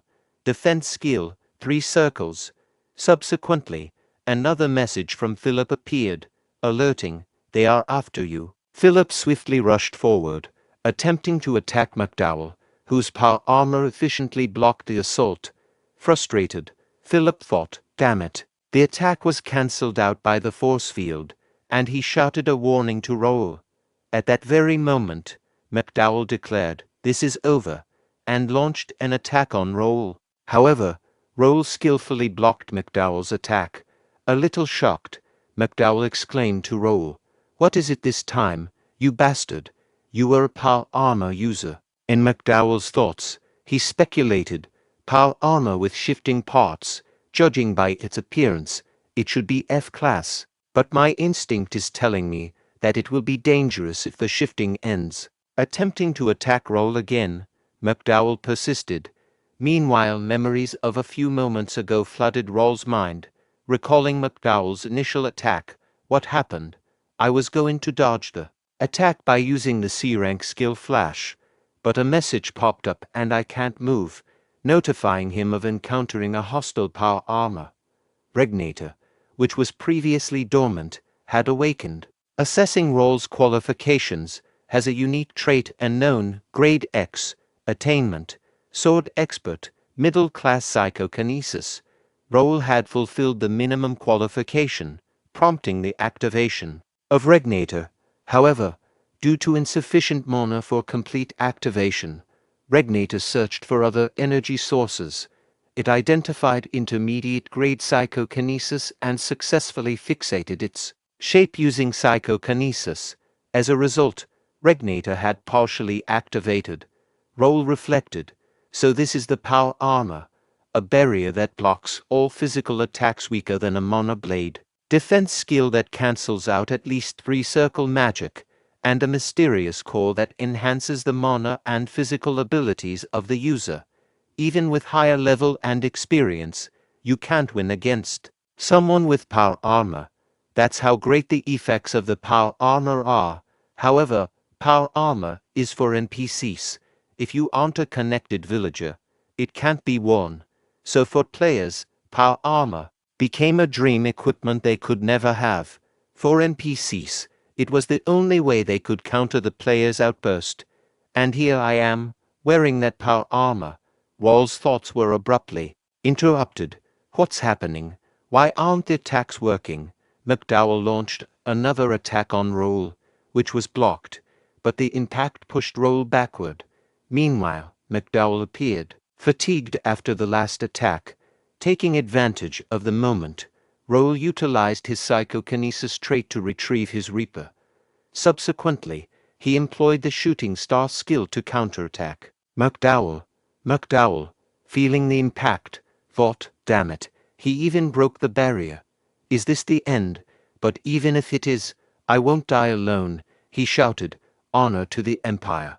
Observing the scene, Raul contemplated, his body is fusing with the power armor. Guess it is almost over. Suddenly, a window appeared with information. Regnator has detected a forbidden piece of power. Confused, Raul thought, what does that mean? Another window provided clarity, releasing part of the seal due to an oath. Shortly after, a golden mana enveloped Raul's entire body. Then, another window emerged with information. Regnator will show his true self temporarily. Raul, clad in Regnator power armor, stood motionless. McDowell, taken aback by the sight of the power armor, collected his composure and leaped forward to attack Raul. Observing McDowell's, Raul disdainfully remarked, "Disgusting." However, when McDowell's fist collided with Raul's power armor, a massive explosion happened. The force of the explosion created a shockwave, causing the knight accompanying Raul to struggle to maintain their stance without being thrown backward. Meanwhile, aided by his power armor, Raul effortlessly thwarted McDowell's attack. Skillfully, Raul pushed McDowell backward, creating a strategic distance. In retaliation, a single, precise punch from Raul proved fatal for McDowell, culminating in a decisive victory for Raul and his knights. As Raul's power armor vanished, He reflected. I did it. I barely met the time limit, accompanied by a cough, causing both Philip and Jake to express concern and rush towards him, asking, "Young master, are you okay?" Raul reassured them, saying he was fine, and contemplated. I've never felt this before, something I've never experienced as a player. It feels like I saw a glimpse of eternal power. I borrowed the item's power this time. One day, I'll reach it with my own strength. After a while, Raul contemplated. Pocket teleportation device and mana stone. Let's figure out how to use them later. Pierce then informed, "Sir, we found Nikki and the other hostages." There was some, however. Raul interjected. "There was nothing we could do. Get their belongings so we can hand them over to their families." Pierce acknowledged. "Yes, sir. Nikki's not well right now." Raul urged. "We should hurry. Let's leave." Jake questioned Raul. "Are we really leaving those here?" Raul inquired. "Why? Do you want them?" Jake replied. "Of course. Many of them are useful. That thing's value can't be measured with gold." Raul considered. He's not wrong. The power armor that McDowell was wearing, I can't use it. But it can prove that we caught the Empire's spies and use it for experiments. The Imperial hounds weren't easy. They can easily take down small nobles. Many users gave up because of them. There's no need to agitate them right now. It's better to focus on our growth and expanding my influence. Raul informed Jake. "It's all part of the plan, so forget about it. Also, I finished him." Jake responded. "That's because you told us to stay away." Raul then promised a bonus for their hard work and told them to rest. Excited, Jake exclaimed, "Bonus and vacation. You can't take it back." Raul, observing Jake, wondered, is he stupid or smart? He then asked Pierce for a report, and Pierce assured, "We've lured them as planned, and will ensure there's no setback." Raul pondered, "Let's see what they do. It's obvious, though. I'm curious about the kind of face they'll make after falling for this trick." Ramon questioned the guide. "How far did they go? Hey, guide, are we going the right way?" Frustrated, Ramon thought, "Shit, we tracked him down to this forest, but we don't even see his traces. We had to mentally heal from the shrine and even lost money and swords because of him. We lost to him because we couldn't use mana skills in the city. There's no way we could have lost with 12 knights otherwise. Knight leader Jeremy even has power armor. This is our chance now that he's outside the city." His thoughts were interrupted by the guide, who pointed and exclaimed, "Right there." Entering the hideout shortly thereafter, Kale remarked, "Here, this looks kind of dangerous. I guess we have to go in to find out." Ramon affirmed, "Of course, we came outside the city to find him. Let's go." A few moments later, Ramon commented, "We couldn't find him. But this is pretty nice." Jerry exclaimed, "Magic items, artifacts, and even corpses of wanted people, and the biggest one is this power armor." And all of them started laughing. Meanwhile, outside the forest, a knight addressed Raul, saying, "Young master, thanks for taking the trouble. We raided a hideout in the East Forest and rescued the hostages." Raul inquired, "Nice. Where are the others?" The knight replied, "They came here after their mission." Raul thought, "They are my trainee knights and first guild members.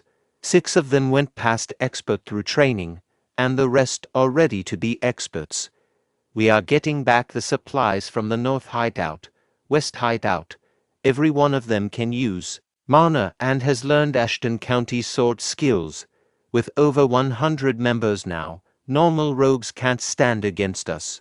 Raul then commanded the knights, "Everyone's here. Let's go." The knights responded, "Yes, sir." A little later, at the gate of the Free City Mirror, one of the guards questioned, "Are they the Ashton County's people? Why are there so many?" Raul inquired, "Are you the captain here?" The captain of the guard replied, "Yes, sir. We've guided the civilians here as you requested." Raul commended, "Good work." As people gathered, one asked, "Is he the one who rescued the hostages?" Another exclaimed, "I can finally see my kids." Nokia thought, Maybe my sister. Then she spotted her sister Nikki moving swiftly toward Raul. Raul informed Nokia, Nikki's right here. Overwhelmed, Nokia expressed her gratitude, saying thank you. Thank you so much. Raul added, she's not in good shape right now. We will have to treat her at the mansion. Instructing Bernard. Bernard replied, yes, a priest is at the mansion already. Raul reflected, I saved the lives of many who were supposed to be dead and changed the future of the alchemist who would live only for vengeance. Maybe Nokia won't be a grand alchemist like she was before, and the items and potions she invented might not even appear in this world. Nevertheless, I still need Nokia for the county's future. Everything started to change when I came back to the past. I don't care even if history changes. I won't hesitate if I have to take away someone's future. I'm no longer a kind person. Even today, I could have saved so many more people if I had acted faster. Instead, I looked away from those people and chose to binge the quests and gain Nokia's interest. Still, I completed the quest overnight and saved everyone I could have. The city will be safe for now, and the mayor will visit with rewards when the sun comes up. But I still feel uneasy. Subsequently, Raul observed a woman in the crowd, tearfully uttering, my son didn't make it back. Reflecting on the situation, Raul thought about the lower-class people who couldn't pay for commissions, those who never even got a chance. Looking back, he realized that his actions were solely driven by quests and levels. He acknowledged that he never had a conversation with people unrelated to the quests. Despite telling himself he would live in the present after reincarnating, he recognized that he was still just playing around as if it were a game. Deep in thought, Raul questioned the merits of living within the system's confines. He pondered whether blindly following the predetermined quest was the right path. Realizing his plans based on the player's perspective might limit him, he sought a unique role as a nobleman of Connect. Worried about repeating past mistakes, he yearned to find a task exclusive to him. Turning to Philip, he asked about the disheartened people nearby, seeking insight into their personal information and circumstances. Philip inquired, all of them? Raul responded, yeah, and provide consolation money to those who lost family or had them kidnapped, helping them find jobs. As Raul contemplated, he felt remorse for burdening someone who came to fight. Philip expressed surprise, stating, I thought you only stepped in when things benefit you. He assured Raul that others wouldn't refuse, except for someone who might say no, gesturing towards Jake. Jake questioned, why is he looking at me? I don't hate doing good things either. In a whisper to Raul, he added, but still, are you going to give me a day off, right? The gathered people expressed their gratitude, saying thank you. Long live Count Ashton. Long live young Master Raul. Raul considered, Mira's citizen support will be helpful with other guilds. Although calculated, it's like killing two birds with one stone since they appreciate it. Staying here longer to level up and gain practical experience seems like a good idea. Meanwhile, an elderly person in a hoodie observed Raul from a distance. The following day, Reynaldo expressed, I've inconvenienced you a lot. You've given me a much-needed break. Raul replied, well, even without me, you would have resolved it too. Reynaldo countered, no, I couldn't even sleep, after hearing the news about Mira being targeted by the Empire swarming with evil seeds. Without your report, we would have been in big trouble. Raul remarked, he was surprised too. Who would have thought that the Empire's evil forces reached Mira, clearly within the Kingdom of Ruben's territory? Judging by their hideout, it seemed they had been working in secret, training demonic soldiers for quite a long time. Reynaldo revealed, to be honest, this wasn't the first time there were missing cases, but we couldn't subjugate them due to the treaty. According to the treaty, Mira wasn't allowed to have an army, only gods, and they couldn't showcase even half of their capabilities outside the city. Come to think of it, someone from Randall Viscounty came, as you said. They claim to have destroyed the spy's hideout and are vigorously demanding compensation. If not for your request, we would have just kicked them out, Raul commented, as expected. But, as he had said before, this matter. Reynaldo interrupted Raul and remarked, "Yeah, we should attribute this to Randall Viscounty. But don't you think it's too bad? Not only will you gain a great reputation, but you may also receive rewards from the royal palace." Raul responded, "Thank you for the concern, but please just do as I asked." Reynaldo teased, "Oh my, you're too careful. That's not fun for your age anyways. I'll take care of this matter well." Raul pondered. The Randall bastards can handle the Empire's hideout and draw their attention. It's their contribution. His thoughts were interrupted by Reynaldo, who said, "By the way, I don't know what I should give you as a reward. I don't think money will be enough. What do you want? I will give you anything." Raul continued his thoughts, thinking that Reynaldo was finally saying something he wanted to hear. Raul then expressed, "Then, I'd like to ask you for a favor. I heard that your mansion has a study with a collection of valuable books. If it's all right with you, may I take a look at those books?" Reynaldo remarked, "That study, it's nothing much, but feel free to take a look to your heart's content. If you want, you can even take one of the books with you. But still, it seems like that won't be enough. So I'll show you the secret treasury too. I'll let you choose one thing from there as a gift." Raul expressed his gratitude, saying thank you. "As expected, you're very generous." Reynaldo added, "Right, I give generously when needed, but some people call me stingy. I wonder if they've hurt their eyes?" Raul thought to himself, wondering why Reynaldo was showing off when he had to give him a reward anyway. Shortly after, in Reynaldo's study, a servant said to Raul, "I shall leave you be. Please feel free to take a look."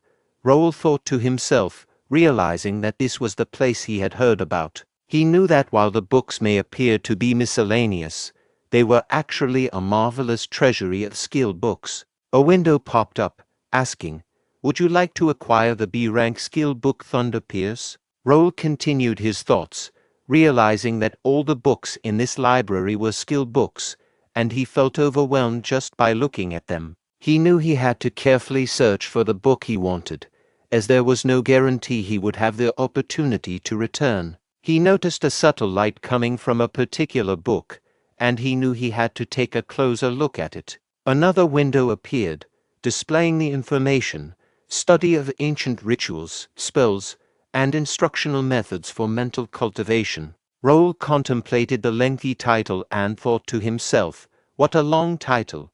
But this book." Suddenly, a new window popped up, revealing detailed information about the book titled Quercus Meditation Art. The window stated that it was only available for psychic ability users, with a grade of S, and a unique effect of providing a 24-hour automatic meditation effect and the ability to engage in mental training. The description explained that this meditation art was used by ancient psychics to cultivate spiritual power and that it allowed individuals to purify their souls by connecting with nature and utilizing a mental imagery space. Additionally, there was a popular belief that meditating near an oak tree enhanced the effectiveness of the practice. Raul pondered the exclusivity of this meditation method, specifically designed for S-level psychics. He exclaimed, "I finally found it.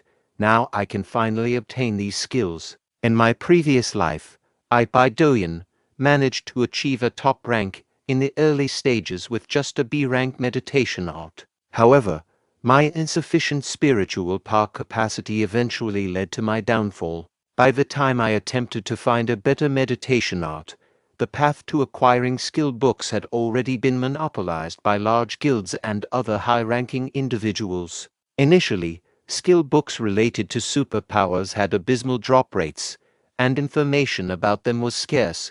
However, over time, details about the Quercus meditation art began to surface. According to a renowned flame magician ranker from Japan named Sakata Shigehisa, the mayors of the starting cities concealed one S-rank skill each. Among them, Sakata had acquired a superpowered skill from Mira's library. Reflecting on his past life, Raul remembered obtaining an S-rank skill book in the starting city of Ignet. Unfortunately, it was a magician-exclusive skill, rendering it useless to him. However, this time would be different. The cumulative effects of the meditation method would ensure he never ran out of spiritual power, right? Furthermore, while psychic abilities may not appear impressive initially, their power and range of use expand significantly as one's level increases. With sufficient spiritual power support, increasing Raul's proficiency would become much easier. If he could reach the level he had in his previous life before a full-scale war with the Empire began, he would really be able to turn the tables upside down. He was looking forward to that day. Raul chose a moderate mana ring from Reynoldo's treasury, knowing that there were much better things in his hometown anyway. He decided it was time to tackle some personal reorganization that he had been putting off until now. He completed all 70 quests he had gathered in one night, including the skill books below C rank and the rare grade items. He also amassed 50,000 player-only coins. Raul issued a command for the system to open the status window, revealing the following information: name Raul, level 55 hardcore mode, job Night Sword Expert Beginner, mid-tier psychokinetic, belongs to County Ashton, first guild, unique traits, skill collector grade X, developers analyzing I grade X, psychokinetic Meister S+, royal lineage, unknown grade X. Raul contemplated, in 1 month, all my body stats have surpassed 65, with mana and spiritual power exceeding 70. I can now be considered skilled. Superhumans like swordmasters or high-tier psychokinetics have around 90 stats. In my previous life, I even reached 90, in willpower and senses. In this life, I'm aiming to elevate all my stats to 90. If the opportunity rises, I'll strive to be the first player to reach 100 stats. It might sound like a dream, but Raul genuinely has numerous opportunities in this life. For example, the information window displayed the details of the Regnator Power armor. It was graded as a B and was currently bound to Raul. The armor was partially open but sealed, with an output of 1.5 core power. Its operating time was limited to a maximum of 5 minutes, and it operated in self-charging mode. The defense technique of the armor included a mid-tier mana blade attribute force field with 6 circles, although the attribute effect was reduced by 50%. The armor was a replica of a mythical power armor, but most of its functions had been sealed or transformed due to crossing time and space. The seal would be undone once special requirements were met. The armor also had special functions, including condemnation, which amplified its effect by 200% against the target of the oath, and covert satiation, which allowed it to absorb lower power armor and imitate its function. Raul, who had reincarnated, had 2 items accompanying him: the skill decks, which had been unlocked through quests, and the awakened Regnator Power armor. He had received a quest related to their skill decks, which required him to solve 50 quests to undo the next seal. However, he had no clues about how to handle the Regnator Power armor, possibly due to its challenging current output. In addition to unlocking their power armor, Raul had also unlocked a new unique trait. An information window popped up, revealing the details of the developer's analyzing eye. It was graded as an X and allowed Raul to borrow the developer's vision to steal information related to the system. This trait facilitated the analysis of special energies and explained why the Raul had been able to see NPC information and mana flow. He speculated that he had acquired this trait when he subdued the Imperial Hound's demonic energy. To confirm this, he planned to check the quest that appeared together with the unlocking of the trait.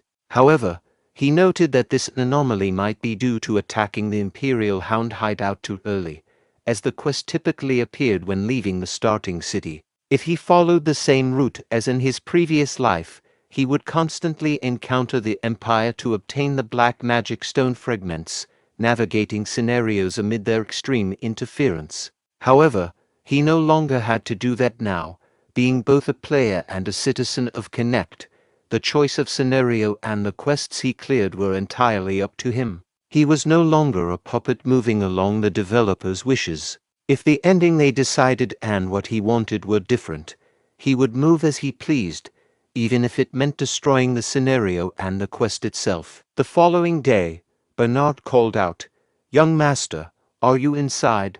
Nikki has regained consciousness. Miss Nokia would like to meet you. What would you like to do?" Raul responded, "Of course, he should meet her. Let's go."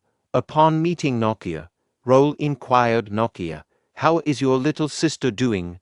Nokia expressed, "Young master, you're here. Thank you very much. I don't know how to repay your kindness." Raul remarked, "Don't mind it. Before that, since Nikki is not all better yet, I need you to be stronger." As Raul contemplated, he wondered, "Then shall I check Nikki's state too?" Nikki expressed gratitude, saying, "Thank you for saving me." Nokia apologized, stating, "I apologize, but Nikki is very shy." Raul reassured, "It's fine, she's still young." In his thoughts, he added, "She's still unwell. How pitiful.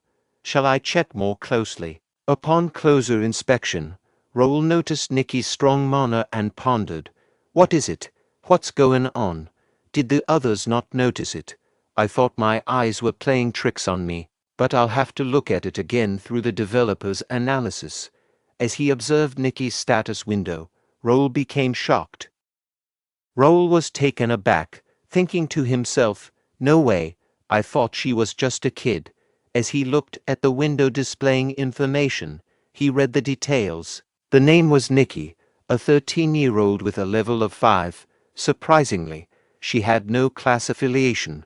She was associated with the Free City Mirror. Her talent was unknown, but it had a potential grade of SS.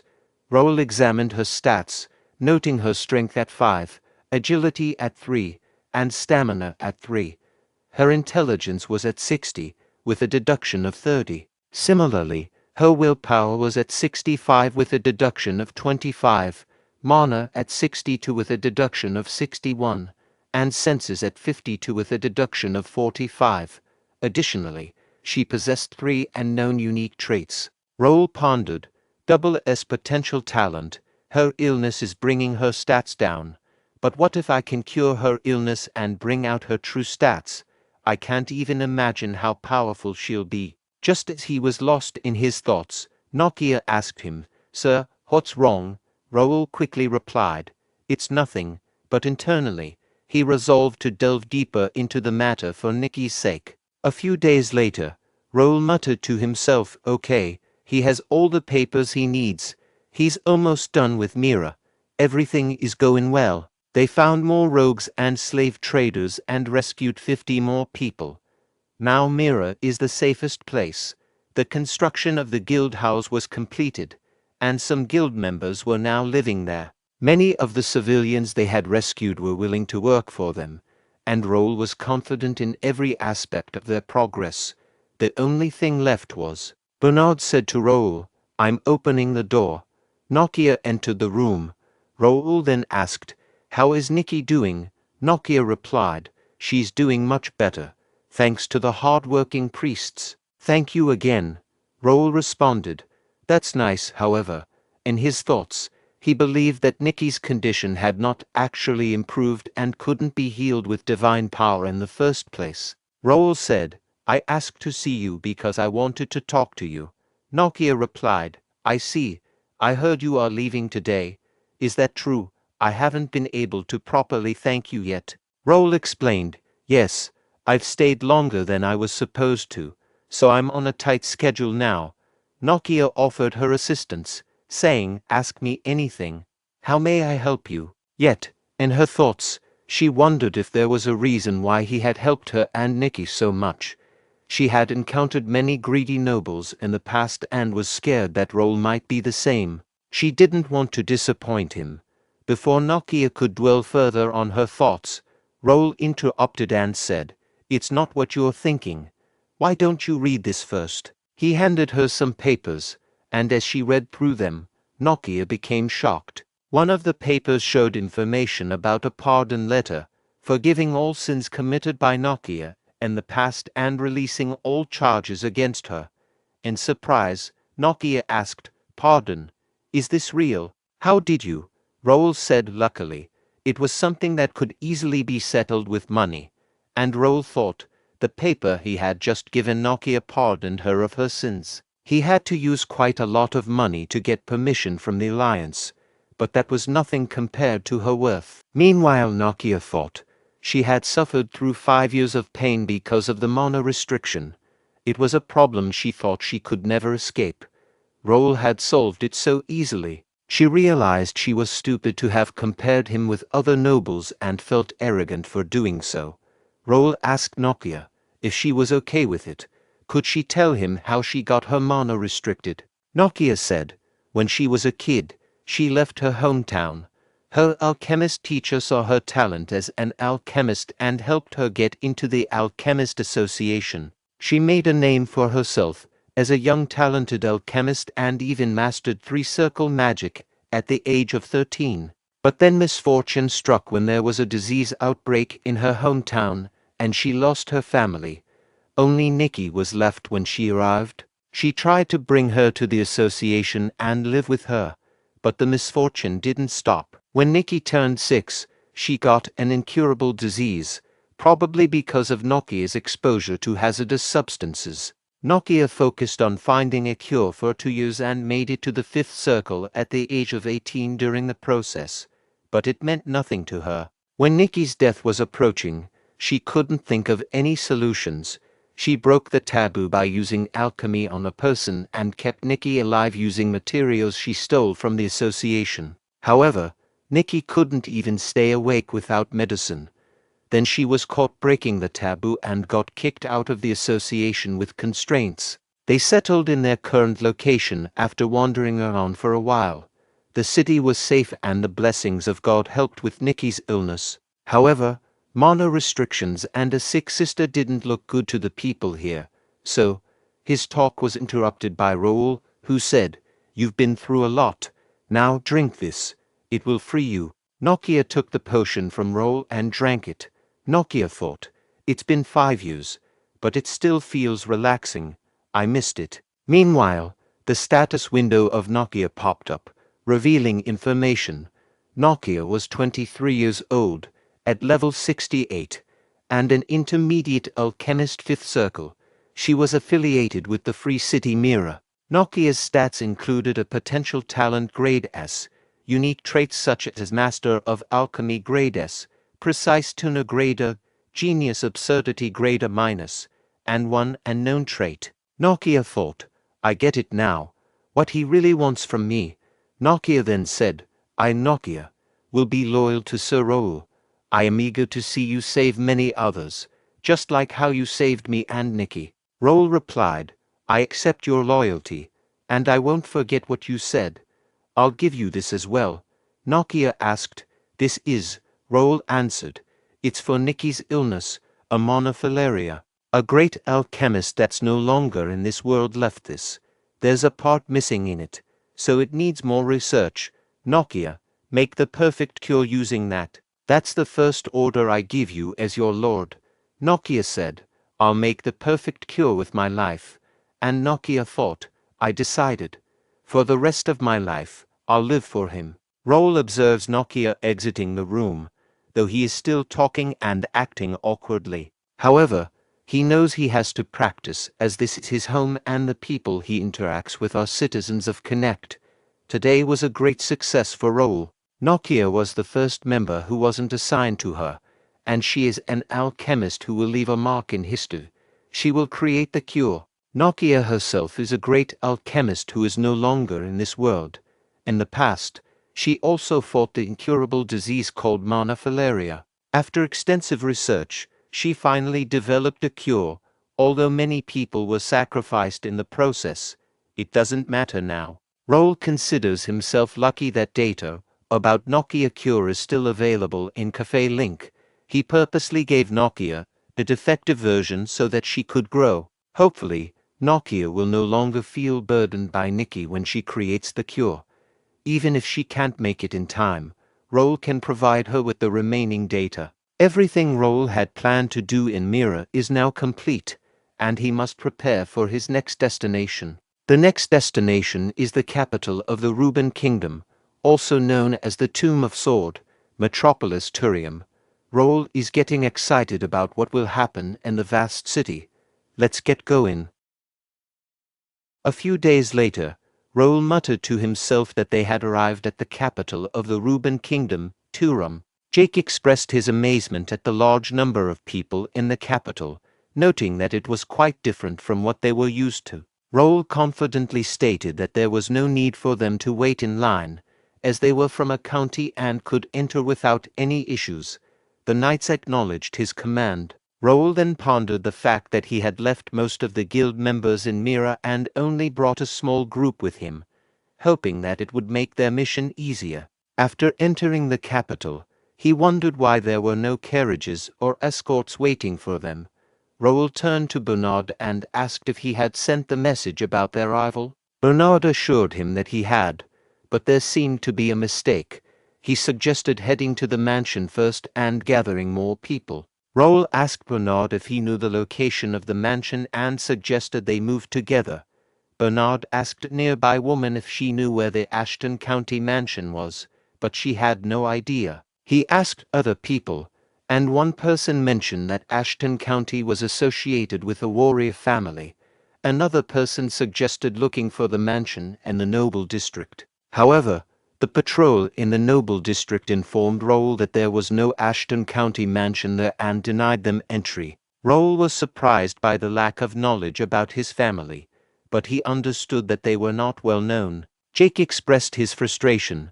Soldiers are dying stopping monsters at the Ashton County and you are asking where Ashton is. You don't even know who's maintaining this peace, you son of... Raul realized that it made sense for civilians to be unaware of their family, as they rarely visited the capital. However, he found it strange that no one even knew about the mansion's existence, considering its purpose for exchanges with nobles and royals. Raul decided that it was inconvenient, but asked Bernard to go to the office and find the address. Bernard confidently agreed to take care of it. After a little while later, the guard asked, "Are you sure this is the paper? I'm sure this address is for Baron Gendar." Raul asked, "Baron Gendar, not Count Ashton?" The guard replied, "Yes, Baron Gendar has been living there for over 10 years now. We can head there for now." Raul turned to Bernard and asked who he is. Bernard explained, "Baron Gendar is a 50-year-old male. He is your distant cousin and he's in charge of foreign affairs." Raul said, "I see. Let's go to the mansion. I'll have to see it myself." A few moments later, at the mansion gate, the guard asked, "Who are you again?" Philip said, "I am escorting Ashton County's youngest son, Sir Raul." "Where's the foreign affairs officer?" The guard asked, "Ashton County. Do you have an invitation?" Philip asked, "Invitation? What invitation?" The guard said, "You came to a party without an invitation. Please wait over there. I'll be back." Raul was surprised and said, "Party." Jake advanced with anger towards the guards and said, "What the fuck is happening here? You are asking the owner to wait outside? I don't care who Baron Gendar is. Tell him to come out." Meanwhile, all the guards dropped their weapons and ran away, saying intruders. Jake was surprised by that and asked, What the fuck just happened? Are they running away?" Raul said, "Let's go inside." A person with more guards blocking the path of Raul and his knights approached them and said, "Stop there. You are not allowed to enter this place." He asked, "Who are you?" Philip said, "I am Philip of the Golden Bear Knights of the Ashton County." "Where's Baron Gendar?" The person asked, "Why are you intruders looking for the Baron?" And then the realization hit him. "Wait, Ashton County." He said, "I'm sorry. I heard you were coming, but it was late. I'll let the Baron know right away." "What are you guys doing?" "Bring them to the reception room." His fellow knights said, "Yes." Raul thought, "What the hell is happening? This place is as big as he had heard. It would take forever to go around even with a carriage. Is that That's the building only the direct lineage of the Ashton County can use. Why do I hear music from the building, and there are strangers rolling in the front yard? Jake asked, is there an event today? Someone said there's a party. The god replied, you didn't know. Today is Baron Gender's third son, Aaron's birthday party. Parties happen too often here, so we get confused as well. Jake asked angrily, what? Whose party, Baron? Gendar said, finally, you are here, let's see. Are you Raul? You grew a lot. Raul thought, he seems strong, but then window pop-up showing information, level 50 Baron Gendar. Raul continued with his thoughts, level 50, not even an expert. I get why other families look down on Ashton. I get why father put this guy in charge of foreign affairs, but I can't accept it. He's even looking down at me. Raul asked, do you know me? Baron Gendar said, you must have forgotten since it's been a long time. I'm basically your uncle. I'm like a brother to your father. Raul said, my uncle? I've never heard your name mentioned as my uncle. Baron Gendar laughed and said, clever. It must be hard for you to understand since the Ashton family tree is a bit complicated. You can just call me uncle. Raul thought, he thinks I'm stupid. I won't let him take advantage of me. Raul said to Bernard, can you re-explain what this guy has to do with me? Bernard replied, yes, sir. Baron Gendar is Count Ashton's second cousin. He is your third cousin and is in charge of foreign affairs at the capital. Baron Gendar said, what are you doing in front of an adult? Did your father not teach you to respect your elders? Raul said, Baron Gendar, you must be very comfortable with my father. Or are you not scared of Ashton County, Philip, except for direct descendants of my family? How many people can talk comfortably with me? Philip replied, only the Count's younger brother, Viscalinta Liston, sir. Raul asked, and why is that? Philip explained, to show respect to Count Ashton and clearly establish hierarchy. When a count's child comes of age, they inherit the title of Viscount and some land.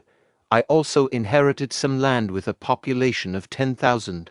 Raul said, now, please tell me, is there a reason why I should be looked down on by a cousin I've never known? Baron Gendar admitted, my fault. I forgot Sir Raul is now an adult. Of course, I will now show respect. Are you satisfied, Sir Raul? Raul replied, whatever. I think you have a lot to explain. Why don't you explain to us what's going on here? Baron Gendar claimed, I am not sure what you're talking about. Philip interjected, you don't?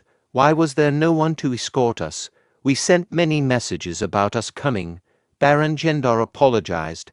I told them to send a carriage, but there must have been a mistake. There were many guests today. I'm sorry, Sir Raul. Philip questioned. Let me ask you one more question. Why are you holding a birthday party for your son at the main building? Baron Gendar responded. Philip, maybe you don't know since this is your first time in the capital. We need to have a huge party to show them who we are. This is all part of the foreign affairs, so don't worry about it. What does the god know about nobility? Philip thought to himself, I'll let it be for now. Young master is here as well. Pierce said, Sir Raul, this is the invitation I found at the yard. Raul said to Gendar, this party seems to have no correlation with County Ashton. All I can see in this invitation are the names and the symbol of the Gendar family. Baron Gendar said, that's just an invitation. This is definitely a formal Ashton Counties. Raul said, even the location says Baron Gendar's mansion. Yet the party is held at the Ashton County's main building.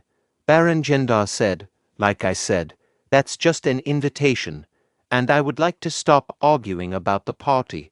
This is past your authority even if you're the young master. You can go argue about it at home. Raul asked, really?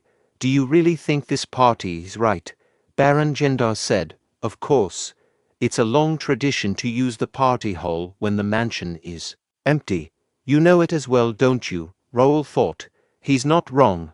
It is common to lend a mansion to other nobles, but that's only if he has permission from Count Ashton himself, and Raul said, as a temporary Count Deputy, I order you to end this party within an hour and report the details of the funds spent for this party.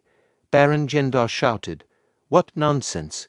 You are being ridiculous. I can't just send them back. Who gave this kid this authority? Raul thought. Father knew something like this would happen.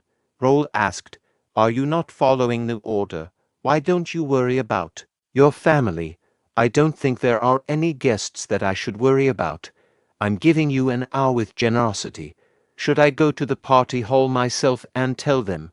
Baron Gendar said, Okay, I'll wrap up the party.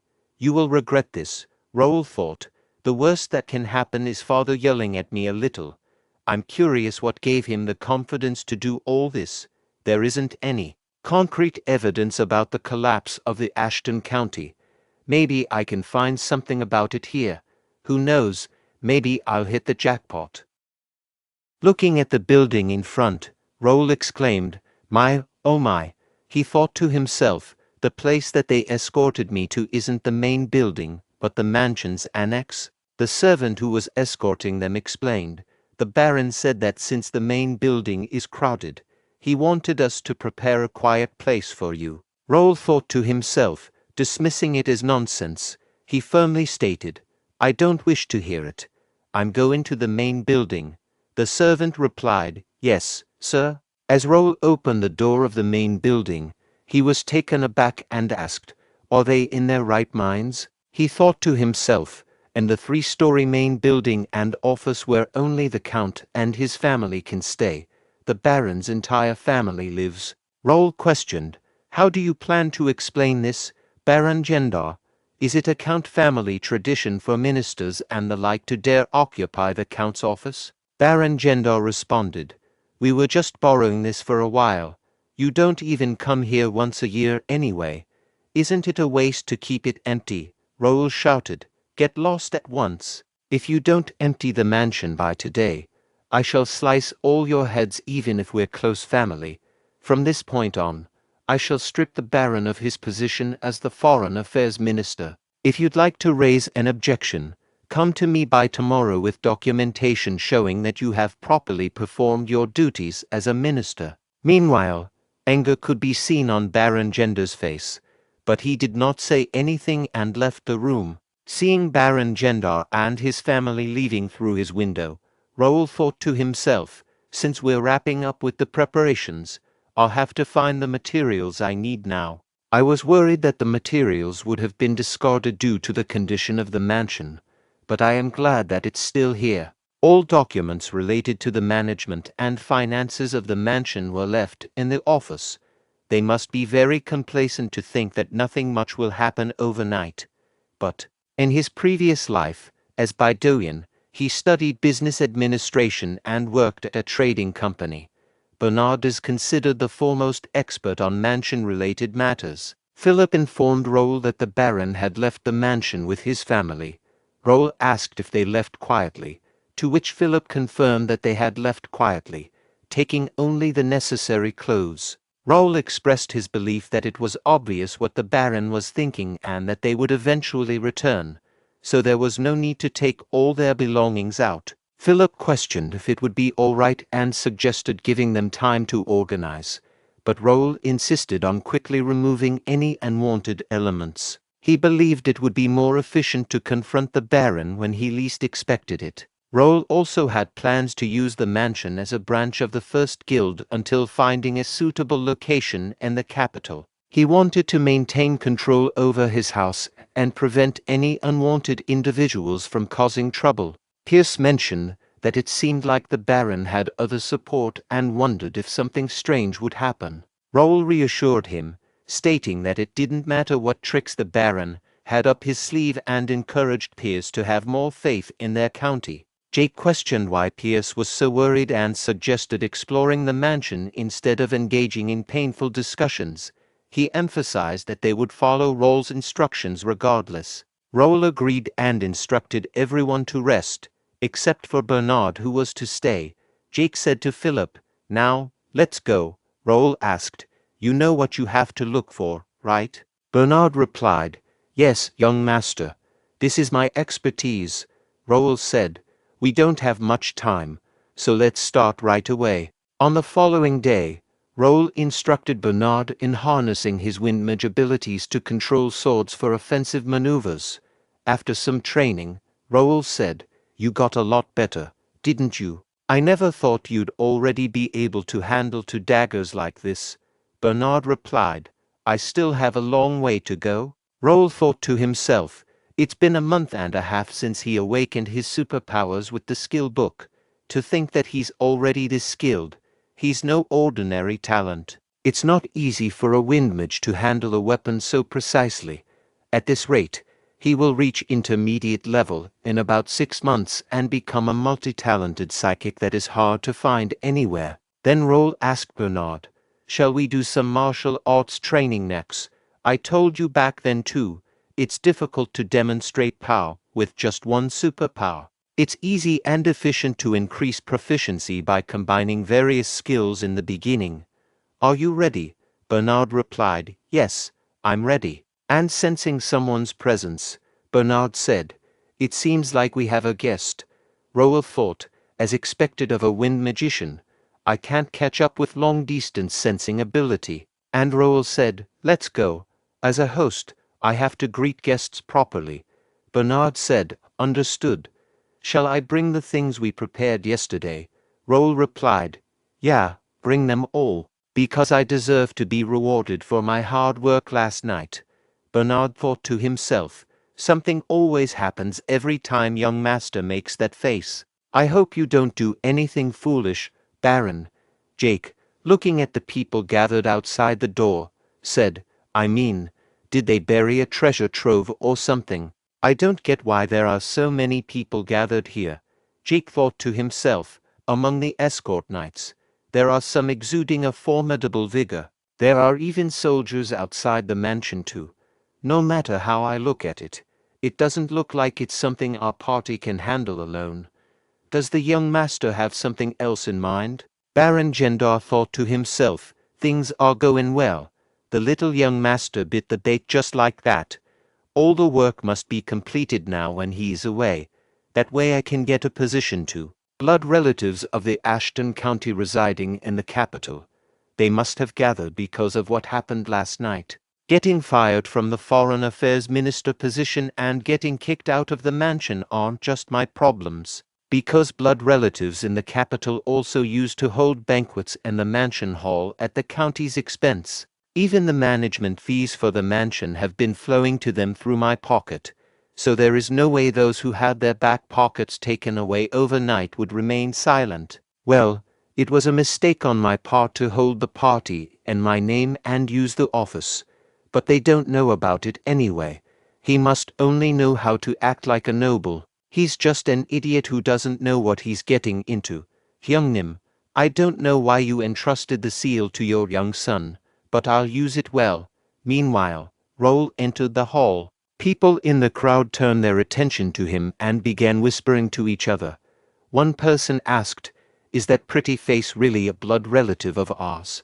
Another responded, But still, blood doesn't deceive. I heard he's 15, but he's already 180 centimeters tall. A third person questioned, Is it that young bastard who's bothering Baron Gendar? A fourth person inquired, Is it really true that he won the swordsmanship competition? Raul found himself unexpectedly standing in front of a large group of people. He spoke up, Is everyone here because of the matters with Baron Gendar? Baron Gendar replied, That's right. Your blood relatives are angry at your unreasonable behavior and have gathered together here. How about you apologize to the adults and fix this mess now? Raul asked, Then, I can assume that Baron Gendar represents everyone here, right? As I promised, I will try to sort out my rights and wrongs. Baron Gendar scoffed, How funny of you, your rights and wrongs. In the first place, this mansion has been managed alternately by blood relatives living in the capital for decades now. It's not a playground that can be messed around in by a young brat from the main family who doesn't even know anything. People in the crowd directed their comments towards Raul. One person exclaimed, "That's right. Is the main family looking down on us?" Another added, "The Count is too much too. To think that he'd give the authority to represent him to a child. On top of that, he even gave less subsidies. What is he doing when opening additional mansions and improving management methods aren't enough?"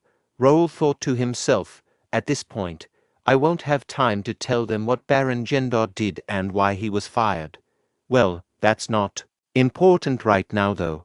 Things may get more complicated than expected. A total of 5 forces have gathered here. First, Ashton County's blood relatives. They participated without much thought. Second, the spies of the Imperial Hounds, the Intelligence Bureau of the Kranan Empire, were not surprised by the revelation. It was obvious to them that the Empire was responsible for the conflicts across the continent. However, the third category of individuals involved in the situation was unexpected. They were the Knights of the Delamian family, one of the 5 great families of the Brennan Republic. A window popped up, displaying information about a man named Graham. He was 45 years old and held the title of Knight, with advanced sword expertise. He belonged to the Reuben Kingdom, Baron Hon, Brennan Republic, and the Delamian family. His nickname was the Red Executor, and his stats showed a high potential ability grader. He possessed unique traits such as a tireless body grader and being a melee specialist grade B. Raul continued to ponder the situation, noting that there were several mid-tier expert knights besides Graham. However, he couldn't understand why families stronger than Ashton's were converging in this area. It was a frustrating situation for him. Additionally, there were the Knights of the Randall Viscounty, who were also causing trouble. Another window appeared, revealing information about a man named Raphael. He was 26 years old and held the title of Knight, but he was a beginner in sword expertise. He belonged to Randall County and was known as the 4th Young Master of Randall County. His stats showed a decent potential ability grade B, and he possessed unique traits such as Royal Lineage grade B and Agility grade C. Raul thought to himself, questioning why the 4th Young Master of Randall County, whose family's emblem was a weapon, would be present. Perhaps it had something to do with what happened at Mira, but he knew that Raphael wouldn't be able to act openly. Lastly, there was the 5th individual, the traitor of the family who was responsible for all the chaos and would take the lead when things went wrong. A status window appeared, revealing information about a man named Titus. He was 27 years old and held the title of Knight, with intermediate sword expertise. He belonged to the Reuben Kingdom, Jaden Viscounty, Brennan Republic, and the Jaden family. His stats showed a high potential ability grader, and he possessed unique traits such as Royal Lineage grader, Straight-Head Instinct grader, and Twisted Fighting Spirit grade B. Raul thought to himself, the eldest son of Viscount Jaden, my uncle, my elder cousin, Titus. Raul thought to himself that his father, Count Melvin D. Ashton, had 2 brothers. His older brother was Jaden and his younger brother was Austin. Out of the 3, Melvin was the most talented, but due to primogeniture, Jaden was expected to be the next count. Jaden was known for his arrogance and violent nature, often hurting or killing anyone who bothered him. However, one day Melvin achieved intermediate expert status and gained more support than Jaden to become the next count. Feeling threatened and jealous, Jaden attempted to assassinate Melvin, but was caught and lost his privileges. As time passed, Melvin became the count while Jaden received the title of Viscount and a large amount of land. However, Jaden couldn't accept the fact that he lost his title as count to his younger brother. He ended up selling his assets to a rival family, Marquis McNeil, and left the kingdom with his followers. All of this happened 15 years ago, when Raul Ashton was born. Raul noticed the presence of Viscount Jaden's son. One can discern where Baron Gendar loyalties lie. The The people in the room didn't have any negative feelings towards Viscount Jaden because they didn't lose anything in the incident 15 years ago. They probably saw this as an opportunity to push Raul and his family aside and take their place. In his past life, Ashton County fragmented into various factions and collapsed. He notion that they made the correct decision holds only if he wasn't present. He intends to educate them about the significant error they committed. However, he knew what was going on and was determined to prove them wrong. He decided it was time to make his move. Raul then signaled Philip, who made a loud noise with a metal shield to silence the gathered crowd. Raul stated that he had heard enough from them and wanted to say something. He instructed Bernard and Pierce to hand out books to the people in the hall, which confused them. Then Raul said, "Read the title." One of them read the title as a report on the management and financial operations of Count Ashton's estate with attached evidence and investigation materials regarding Baron Gender's embezzlement and misappropriation. Opening the book and reading through the report, all people became nervous, but Baron Gender, in anger, threw the report and said, "What is this? This is not real, it's fake." Other people said to each other, "Yeah, they seem legitimate, but it is hard to believe." Baron Gender said, "You came here yesterday yet you claim to have done all this while you were here. What nonsense." Raul said, "Now, let's have some real talk, shall we? This says that 200 trainees are getting free lessons here. Where are they now?" Baron Gender said, "They gave up and ran away with the equipment." Raul asked, "All 200? Are you saying they were all from somewhere else? It's weird how you chose every trainee from outside the capital when the point of the free lesson was to gain popularity in the capital." Baron Gender said, "They all ran away. And who I pick is up to me." Raul said, "Sure, there are addresses in the book, so we will find more about it once we start investigating. Let's go to the next one. It says that you gave 100 gold swords as presents to other barons, but according to the investigated report, they have all received 10 gold replicas. This also says you hired 100 C-rank mercenaries as mansion guards. Where are they? There's no way 20 rank F are all you have, right? There were frequent parties at the main building as well. Celebration for the Baron's son, the Baron's wife's birthday party, the Baron's hunting ceremony, etc. I don't get what all these have to do with using estate expenses." Raul thought to himself how amazed he was by listing out all the findings again. He had to stay up late to gather all the information. Last night, he discovered that some of the papers were fake, so he had to sneak into the Baron's house. With his analytical and Pierce observant skills, they were able to find the real book of accounts. Bernard organized the findings and compiled them into a book. Raul then used his document copying skills to make multiple copies. It was now evident to everyone how much the Baron had embezzled. Raul addressed the group, pointing out that more than half of the estate expenses had been embezzled, and asked if anyone disagreed with firing Baron Gender.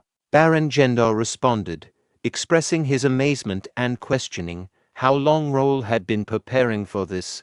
He accused Raul of being a bad person and plotting against him. Raul wondered what the Baron was trying to do. Baron Gender then asked if anyone had sensed something fishy about the situation, as he had never seen such a thoroughly organized temporary report before. He believed Raul had prepared it beforehand to try and remove him from power and restrict the family's influence in the capital. Others families members that were gathering chimed in, suggesting that this was a political intrigue orchestrated by Ashton to protect his budget and that firing Baron Gender would result in a decline in support for other families.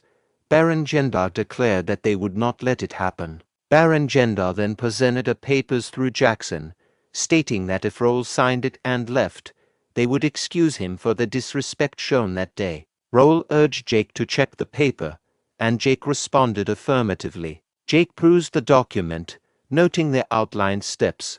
First, the estate's ownership must shift to a joint title held by Baron Gender and other family members. Second, family members in the capital will dictate the estate's management, including stewardship, and third, the exclusive sharing of the sword skill, originally confined to the main family, will now be unrestricted among the branch family members. Jake was reading the paper and became angry. He shouted, "They have all lost their minds. They were all having parties with the money we made from killing monsters. And what? Ownership, sword skill, go screw yourself." Baron Gendar responded, "How rude. You have no right to speak to me. Is this really what the main family wants?" Jake replied, "So what? Like I said, go screw yourself. We are not giving you this house. This is by far the most brilliant bullshit I've ever heard. You damn dogs," Baron Gendar exclaimed. "How dare you?" And pulled out a dagger. Philip and Piers also pulled out their weapons. Suddenly, everyone in the room drew their weapons towards Raul and his knights. Raul intervened and said to Jake, "Stop." Jake obediently replied, "Yes, sir." Baron Gendar thought to himself, "He doesn't care that I pulled out a knife. I only did it to threaten him. But those three right there are the best knights in Golden Bear. I stand no chance." Baron Gendar then addressed Raul. "He insulted us. If you don't execute him and apologize, I will consider you the same. Apologize if you want to avoid bloodshed." Raul smiled and responded, "I mean, Sir Jake didn't say anything wrong. Why don't you stop acting? I don't expect this to be solved with these papers. I thought you'd be embarrassed at least." Raul also pulled out his sword and added, "I guess you are a greater person than I thought you were. You knew, right, that I would never sign that paper over your bullshit. So say it. Say what you really want." Meanwhile, Baron Gendar was taken aback by Raul's actions and thought to himself, "I heard the youngest is the weakest and talentless. How is that?" However, Baron Gendar was determined not to back out now. He confidently stated, "There's no use trying to bluff. You can't leave this place unless you sign the paper." He repeated, "You can't leave this place unless you sign the paper." Meanwhile, Raul advised Baron Gendar to think carefully. Raul said to Baron Gendars, "Your actions were likened to declaring war against the county, as other people gathered and expressed their disapproval. They reminded Baron Gendar that his actions were not what they had agreed upon and called him crazy. One person declared their intention to leave. Baron Gendar turned to them and arrogantly stated that it was too late, as they were all in the same boat and the Count would not forgive them. Raul questioned if they were done talking and refused to sign the paper. In response, Baron Gendar warned Raul that hundreds of knights and guards would attack him upon his command, questioning if Raul believed Golden Bear could withstand them all. Baron Gendar, in his thoughts, revealed that he had prepared a secret weapon that even Golden Bear would not be able to defeat. Raul also, in his thoughts, realized that some of the people present were merely watching and concluded that there was nothing stopping him. He confidently challenged Baron Gendar's threats. Baron Gendar was shocked by Raul's response and wondered why he was so confident, as he had expected to be able to intimidate him with armed soldiers. Baron Gendar acknowledged that using the secret weapon would lead to war and expressed his desire for Raul to be as weak as the rumors suggested. He demanded proof of Raul's lineage, insulting him with fake documents and disrespecting him in front of the gathered crowd. The people were surprised by this request, as it was a dual request that could only be used once in a lifetime, and was typically used against superiors. They questioned the forced nature of the situation, considering that Raul was Baron Gendar's nephew. Raul questioned Baron Gendar's seriousness and refused to accept his request. In response, Baron Gendar claimed that it was his last act of mercy, and that it would be better than having Raul's seal forcibly taken away. Raul said, "And you get the honor of taking away your nephew's seal through an honorable duel." Baron Gendar replied, "Decide. If you decline, I'll have to use force." And Baron Gendar thought to himself, "I know your answer even though you acted all strong." Raul asked, "What are the conditions? I'm assuming you are not the one dueling." Baron Gendar responded, 3 from each side. 1 versus 1 duels from each side and the last one standing wins. And since it's proof of lineage, you'll have to pick 3 from the lineage. Philip objected. No way. There's only Sir Raul on Ashton's side. That is not fair, Baron Gender stated. There are many others of the lineages here. If they think Raul is right, they can stand on his side. It's not my responsibility if no one stands by you. Meanwhile, Raul stopped Philip and asked, and the bet of the duel? I'll sign the paper if I lose. What are you betting? Baron Gender replied. I don't think it matters. Do you want anything from me? Raul said. It's a fair duel, so the bets should be fair too. If I win, I'll take every family's house that has signed the paper. The members of the families that signed the paper exclaimed. What? That's ridiculous. Raul said, if you don't agree, there's no duel. What do you say? Baron Gender thought to himself. What is he thinking?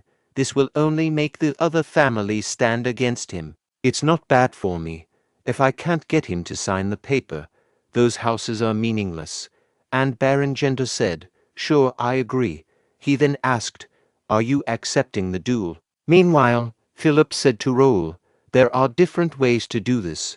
Raul thought to himself, Philip is right, but I've already decided to accept the duel, and I even got a quest for it. I'm not backing down. The quest window displayed the information for the task at hand, labeled as proof of lineage. It stated that the grade for this quest was C and the objective was to win the duel. There was an extra objective to win the duel alone. The description mentioned that the families and the capital were being unreasonable and the task was to shut them down with skill. The reward for completing the quest was experience points and player-only coins, with one unknown reward. Raul turned to Philip and asked, do you think I'm going to lose? Philip responded, it's not that. I'm just worried that there might be unexpected variables. Raul then sent Philip a message using the guild chat, reassuring him, don't worry. If you think there's going to be a problem, you can break in and interrupt. Raul suspected that the opposing side might be thinking the same. In his thoughts, Raul believed that this duel was merely for show and that the opposing side wouldn't accept the consequences even if they lost. He then addressed Baron Gender, saying, I'll accept the duel. Who's going to be the judge? I don't want you to be unreasonable after you lose.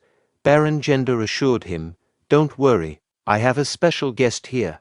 He turned towards Raphael and asked, may I ask you to be the judge? Raphael reluctantly responded, I guess I have to now. People were surprised by that. They began to ask questions.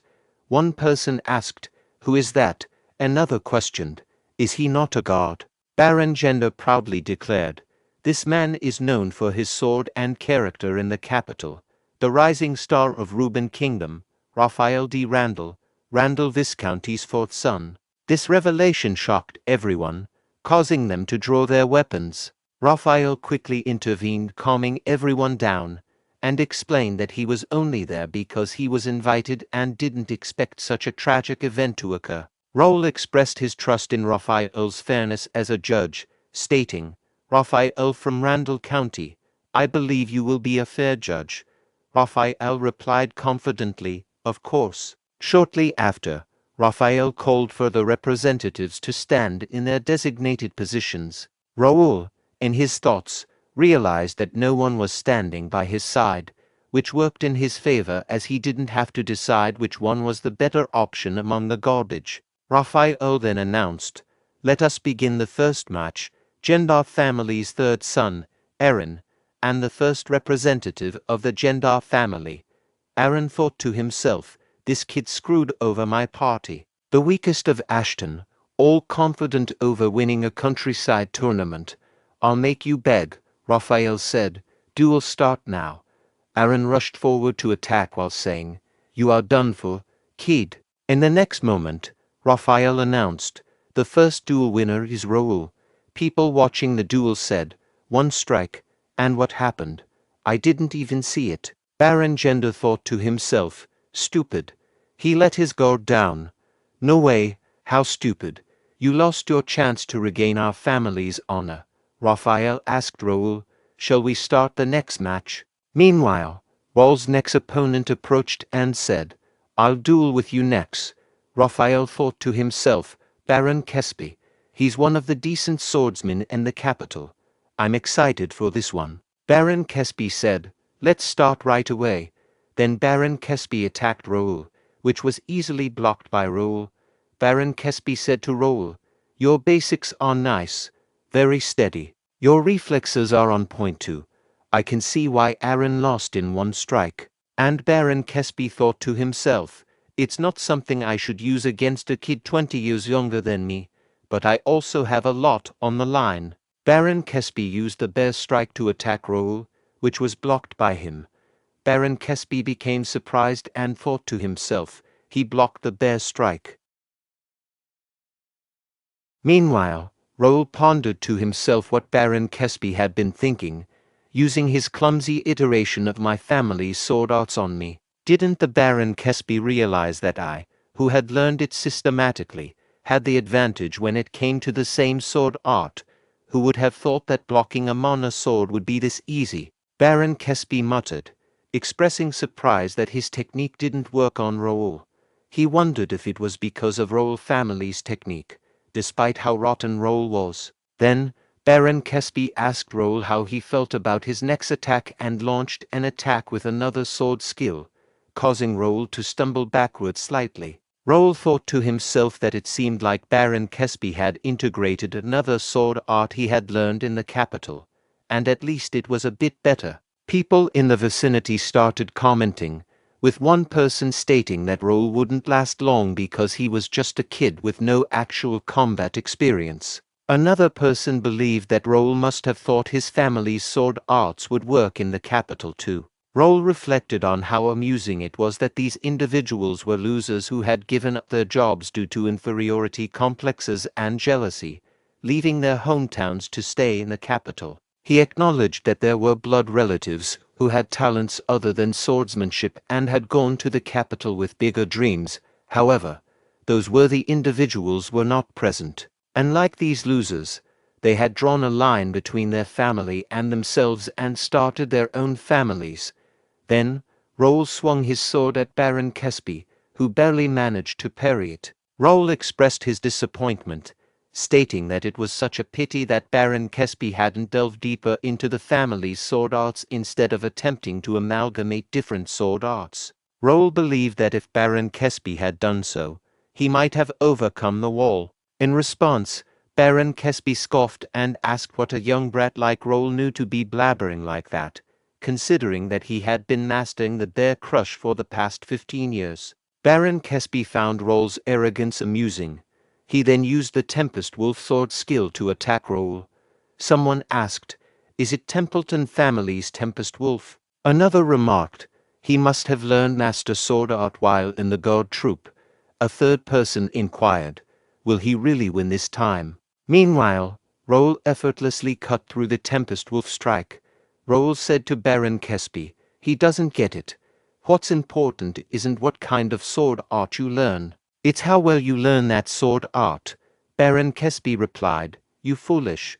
Do you think you can fight me with such a basic sword form? To Baron Kesby's surprise, Raul changed the direction of his sword and attacked his leg. Baron Kesby thought to himself, what was that sword form? He changed the direction of motion in a flash. What is it now? The fifth form of the bear crush swordsmanship, comb and pierce. No, it's the eighth form, horizontal slash. What's the next one? Is it the third form, twist and pierce? No. Is it vertical slash? The sixth form? I can't tell. He's switching sword forms so quickly that I can't react. Was connecting sword forms like this possible? A sword art consists of sword forms. The sword forms are a path that combine basic sword styles such as horizontal slash, vertical slash, and stabbing. However, it's easy to see through these sword forms, so when using swordsmanship, it is common to change them by linking several sword techniques.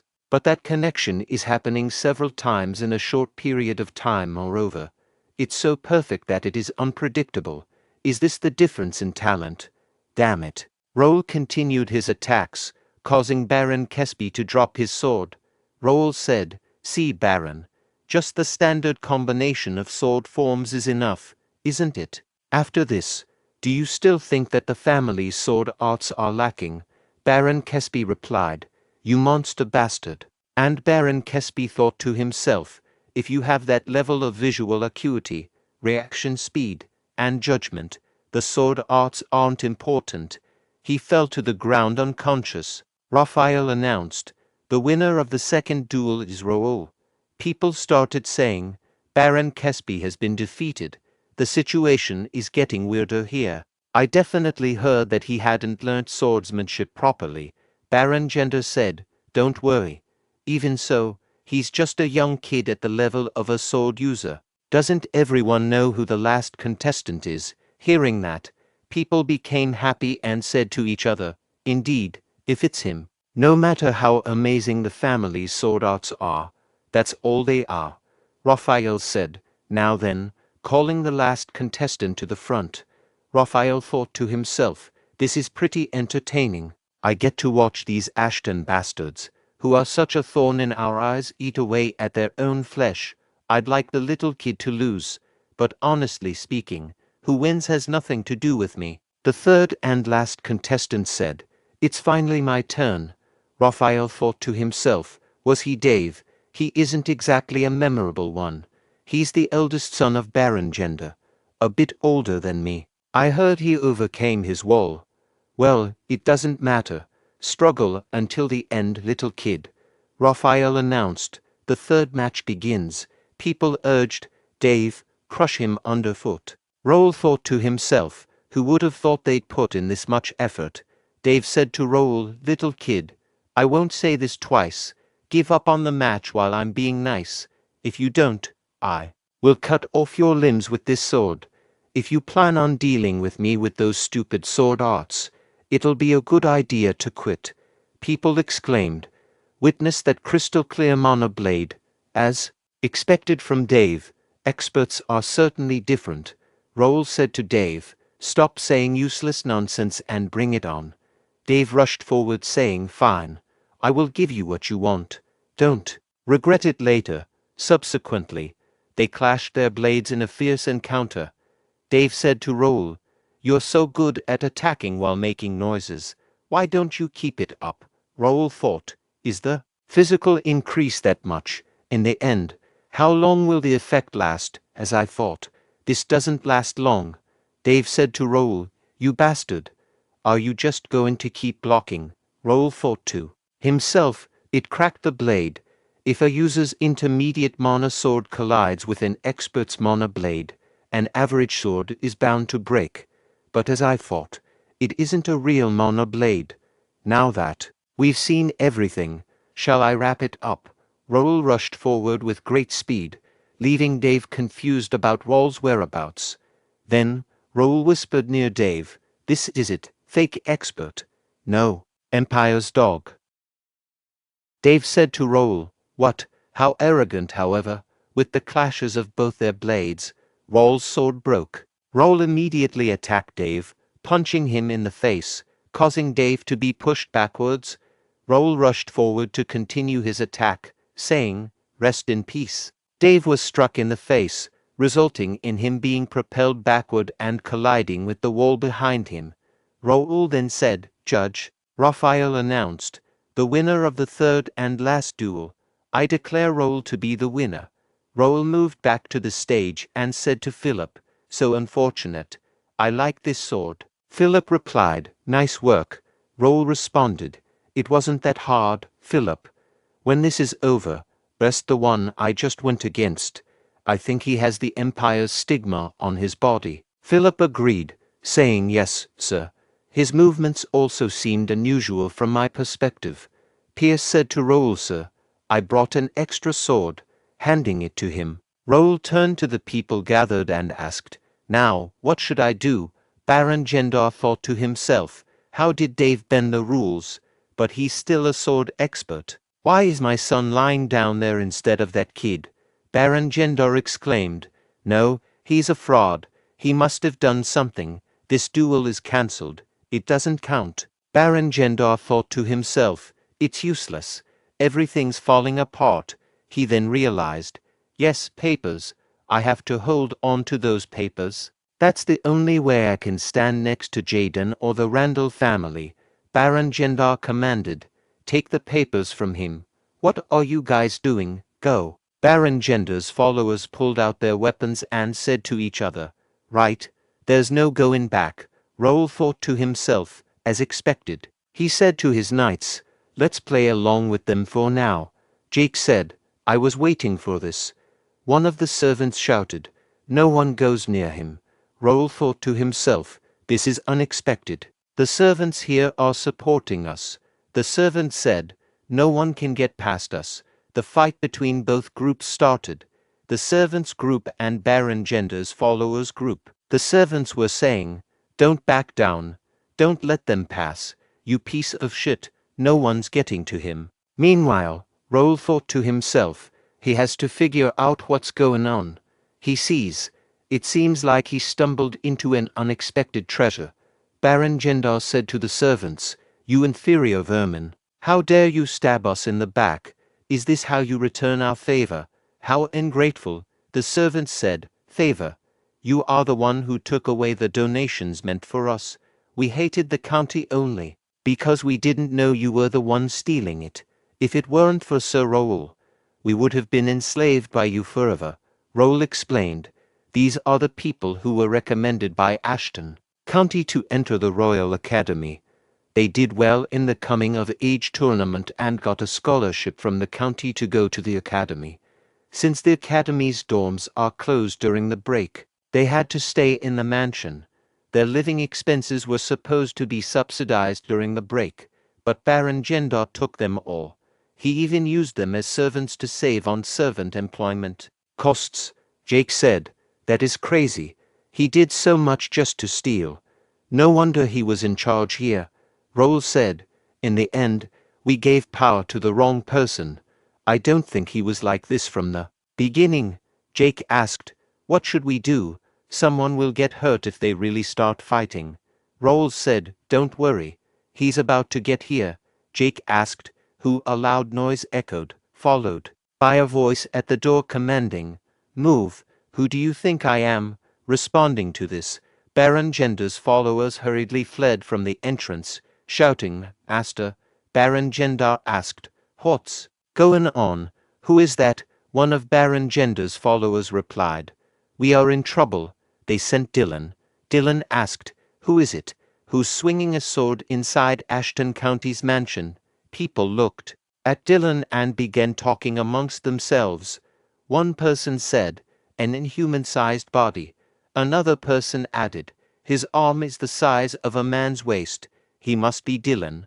A third person questioned, why is the Countess here? Meanwhile, Dylan and his knights entered the mansion.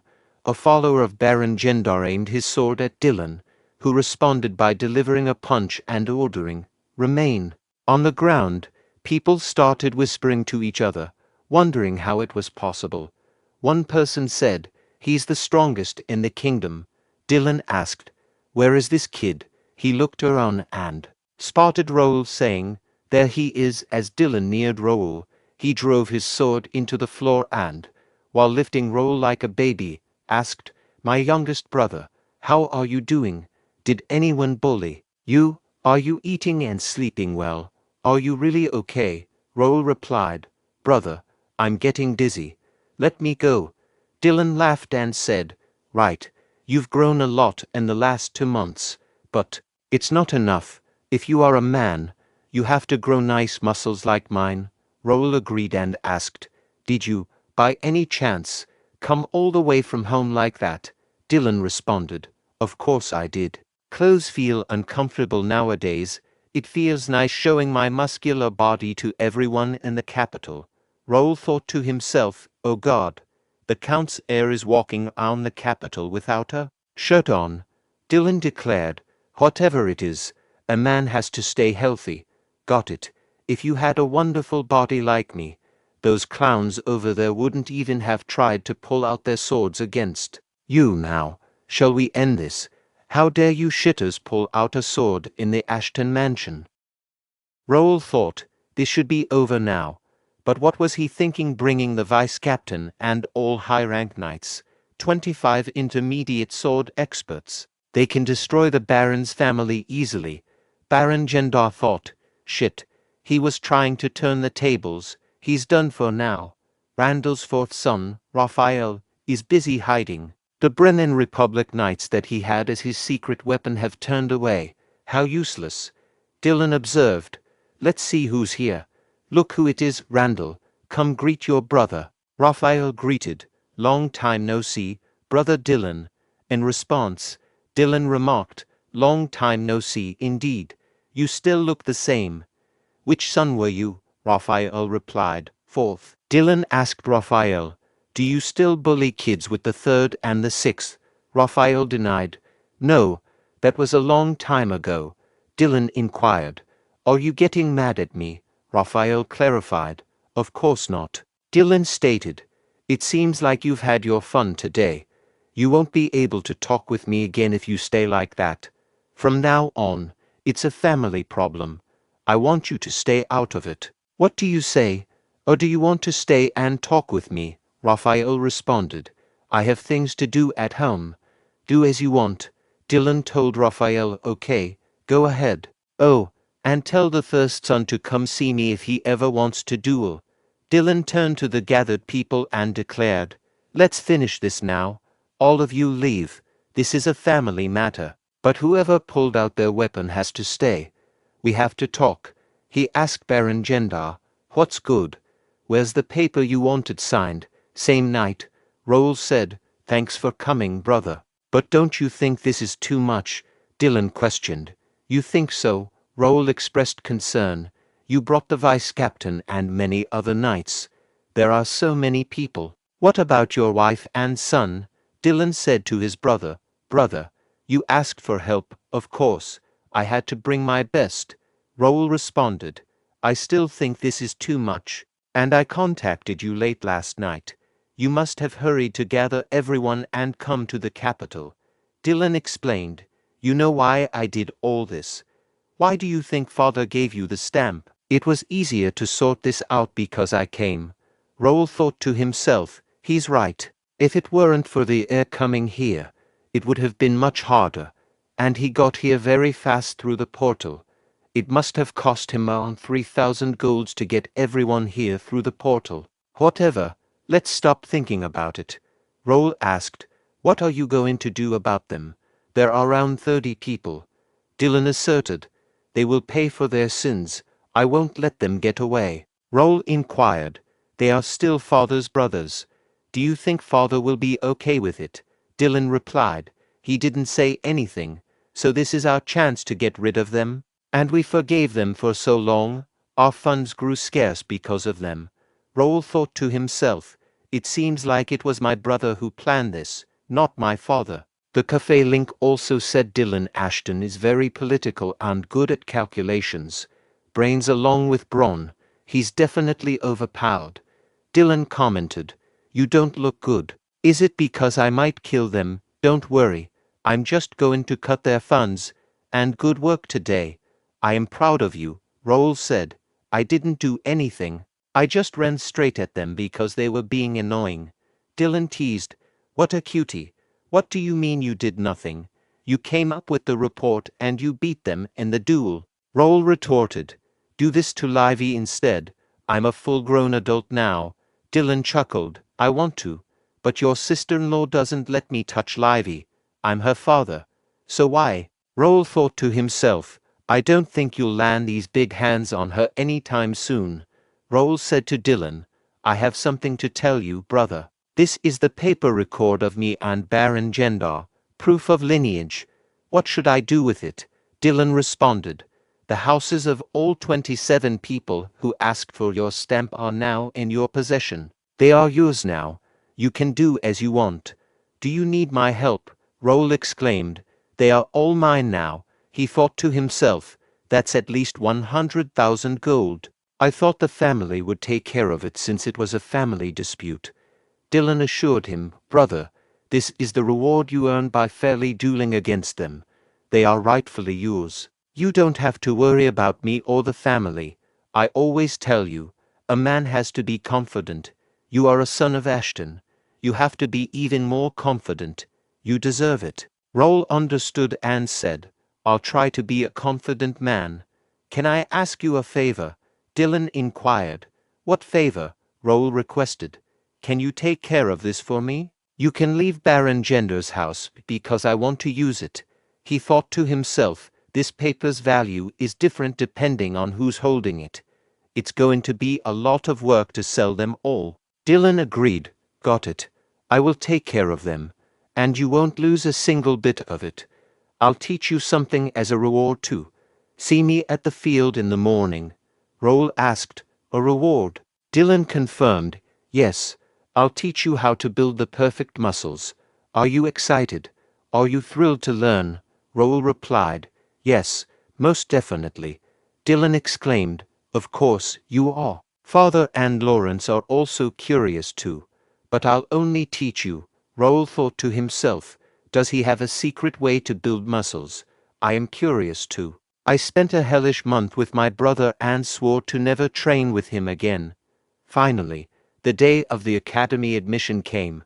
Bernard said to Raul, be safe, young master. I wish for great results on your placement exam. Raul reassured him, I'll go easy on it. There's no need to go too hard on a children's test. I'll be back. Dylan asked, are you really going to go easy? Raul exclaimed, yeah. Is there a need to try hard? Dylan replied, right. I'll go back when your admission is over. Don't worry about me and do you? Raul thought to himself, I thought he would tell me to try my best. I can go easy on the exam and just graduate from the academy. The academy is just an excuse to get away from home. It's not my true purpose. Trying to fit in with the kids will only tire me out. Let's just go easy. As they arrived at the academy, Raul observed the crowd of people gathered for the exam and said, it's pretty busy out here. I didn't expect admission day to be this busy. Dylan responded, this year is special. People who delayed their admission are all here now. Raul thought, did something happen? The cafe link didn't have any information about the academy. I even got the list of nobles who were expected to enter this year. There must be something happening. I'm not expecting too much from academy life, so it shouldn't matter. Then, the person announcing the names of those who got admission began. The announcer proclaimed, congratulations to Gerald D. Rubin on his admission. Templeton family's pride. Congratulations to young Master Dalton on his admission. Congratulations to Caleb D. Randall on his admission. Congratulations to Raul D. Ashton on his admission. Raul, surprised by this, turned to Philip and asked, what is this? You said there would be no lineages of warrior families this year. So why are there so many names of lineages, even the princes? Philip replied, there was no news about this when we left Mira. Raul cursed, shit, I didn't get any news because I spent a month training with my brother. Even Bernard was busy taking care of the house problem. Raul then turned to Dylan and asked, brother, can you explain what's going on? You knew about this, didn't you? Dylan smirked and said, you will soon find out, brother. Go easy on the exams. Congrats on your admission. Raul thought to himself, something's going to go wrong. Let's go inside. Turning to Jake and Pierce, he instructed, could the two of you gather information by going around? Also, provide details about the test center. Jake and Pierce responded in unison, yes, sir. Raul couldn't help but feel frustrated. It's a pain in the ass. There were supposed to be only easy ones here. I can tell there are many higher-up nobles here. He then expressed his thoughts, saying, I don't want to contend with kids my age. Raul turned to Philip and reassured him, don't worry about it. I was just talking to myself. Despite his concerns, Raul decided, let's not worry about it. I can still proceed with my plan. Just then, a person announced, everyone, pay attention. The admission ceremony shall begin shortly. I sincerely welcome everyone to the Rubin Kingdom Academy. The announcement continued, next, we will be introducing the staff members. Raul thought to himself, I've already researched the staff members. I don't have to pay attention. The announcer then revealed, Hardly recruited. This member of staff will be the Academy's temporary vice president as well as the Magic and Administration Department president, Alfredo Gray. Raul was taken aback. One of the three sages in the continent, the Eighth Circle Archwizard, Alfredo Gray. Why is he here? Alfredo Gray introduced himself as the temporary vice president of the prestigious and venerable Ruben Kingdom Academy. Raul, upon hearing this, thought highly of Gray, recognizing his exceptional skills in illusion, vision magic, and alchemy. Raul wondered why Gray had chosen to come to the academy, considering his reputation as a wandering sage. He had expected Gray to reveal himself after the alliances were formed, but it seemed different from his expectations. Gray then announced that the academy would include vision magic training in the curriculum and would showcase it in the placement exam. Next, Spence D. Templeton, the president of the academy, steps onto the stage, echoed Gray's statement and informed the students that there would be changes in this year's curriculum, reflected in the updated placement exam materials. Raul assumed that the difficulty level would remain the same and planned to take it easy. Templeton further announced a special reward for an outstanding student in the placement exam, surprising Raul, who had not heard about it before. As Raul looked at the window displaying information about the quest, he learned that the objective was to get into the S-class through the placement exam, with an additional objective of topping the exam. Failure to enter the S-class would result in a 5% decrease in skill mastery while attending the academy. The quest description mentioned the presence of many prodigies entering the academy that year, presenting an opportunity for the students to increase their family's prestige. The reward for completing the quest included experience points and player-only coins, with additional rewards depending on the result. Raul thought to himself that the quest wasn't that hard. He knew that the Academy's sword department had 5 classes, S, B, C, and D. He also knew that the top 60 out of the 600 students could get into the S class, so it would be easy for him to achieve. However, he questioned whether he should aim for more since he didn't even know the reward for being at the top. Jake interrupted Raul's thoughts by saying that they had mentioned a special reward, but it didn't seem all that special to him. He handed Raul a paper that contained information about the top student perks. It stated that the top students would be allowed to enter every floor of the academy library, have access to a personal training center with vision magic training facilities, and receive a personal item from the academy workshop. Raul was astounded by the perks listed on the paper. He realized that he had to get to the top in order to gain access to the training center and the library. He couldn't give up on these opportunities. He acknowledged that while the academy's lectures increased skill mastery, they didn't provide any experience or rewards. Raul had chosen to come to the academy to meet an important person outside of his homeland, and he believed that hunting monsters and exploring dungeons were more worthwhile than listening to lectures. However, Raul's perspective changed when he learned about the vision magic installed in the training center. He realized that even though the summoned monsters were fake, he could still gain experience from battling them. The only concern was the cost to maintain the magic, but if it was free, he wouldn't have to worry about it. Additionally, the library held hidden pieces, including hidden quests and skill books with valuable information. Although the floors were divided by years, Raul would be able to enter all of them if he reached the top. Raul had initially thought that he would have to wait at least 3 years to fully utilize the academy facilities, but now he realized that reaching the top would save him a significant amount of time. He was determined to achieve this goal. Just as Raul was contemplating his plans, an announcement was made that the test was starting soon and all freshmen were required to gather at the plaza. Raul felt confident that the test would be easy for him. There were a lot of people gathered for exam at the entrance of plaza. Then, a person named Caleb said to Raul, "Hey, you," and asked, "Are you the Ashton kid?" Raul thought to himself, "Another Randall," and asked, "Who are you? You look more like a kid than me." Caleb replied, "You are as arrogant as the rumors say." This is why people call the Ashtons rude and creepy. Raul turned and started to leave, saying, I don't know who you are, but I'm busy, so bye. Caleb shouted, Hey, stop, you, and tried to grab Raul from behind. Jake intervened and said to the Caleb, That's it. I don't know which family you're from, but you should stop. Caleb asked Jake, Who are you? And said, Move. Randall Knight said to Caleb, You don't want to make a scene here, sir. There are too many people watching. Caleb muttered, Shit. Ashton kids always creep me out.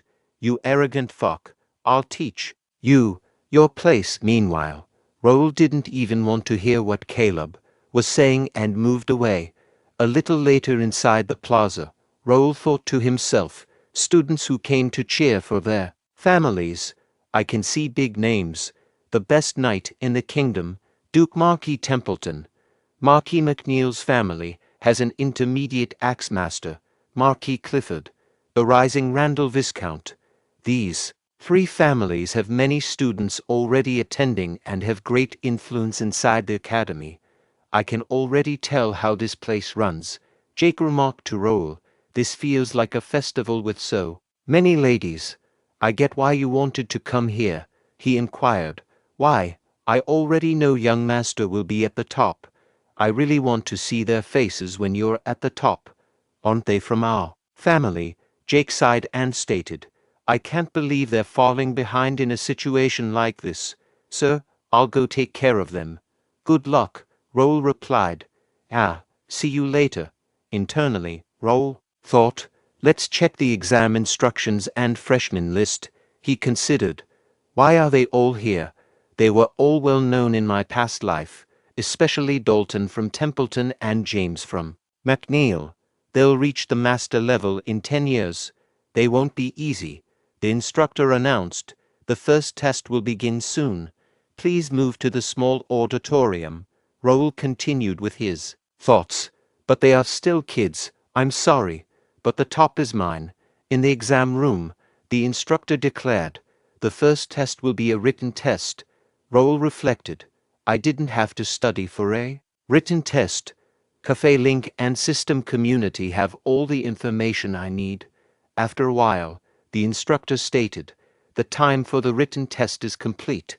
Then he announced, the second test is a physical strength test. Enter the gym in groups. Please follow the invigilator's instructions inside. Upon entering the room, Raul grew a bit concerned and thought, is this a mana restriction field? One student exclaimed, What is this? I can't use mana. The instructor clarified, this is solely for physical strength. You can't use mana, so don't even try. Come up when you hear your name and follow the instructions. Raul pondered, is that a punching machine? The data says it's a strength meter, but that's definitely a punching machine. Meanwhile, the instructor called names and continued, Next, come up and hit the meter. Student number 202, his highest score is 1418. The instructor said, Next. Raul considered.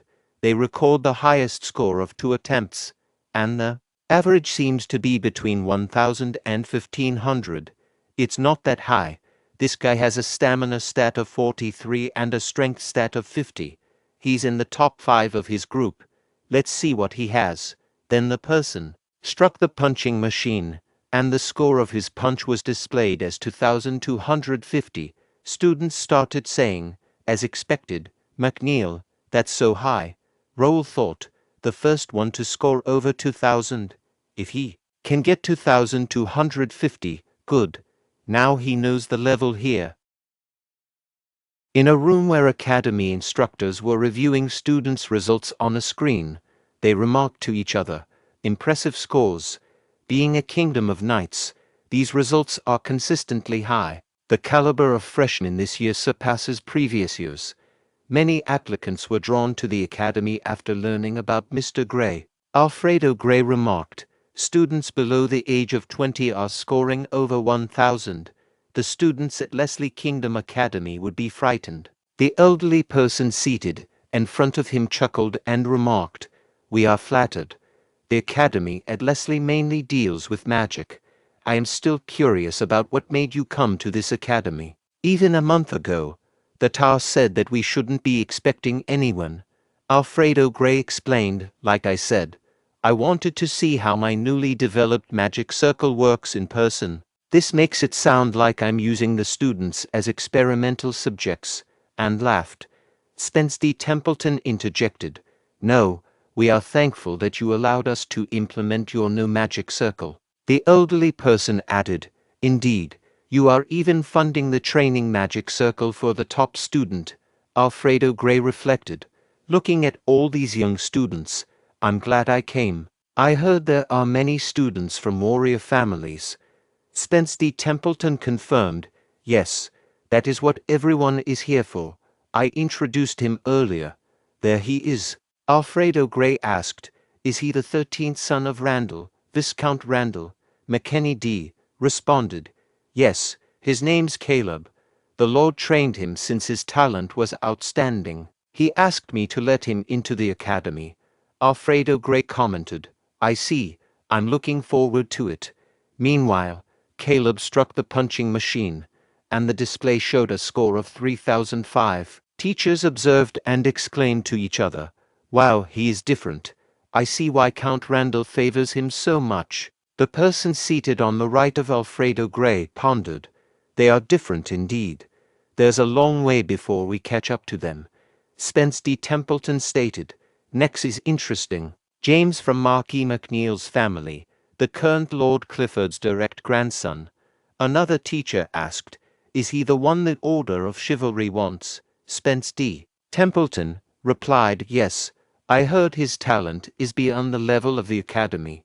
James then struck the punching machine, scoring 3,500 in his first attempt and 3,612 in his second. Teachers were astonished and exclaimed, with one saying, Holy, he went past 3,500 both times. Another added, 3,612. Isn't that a new record?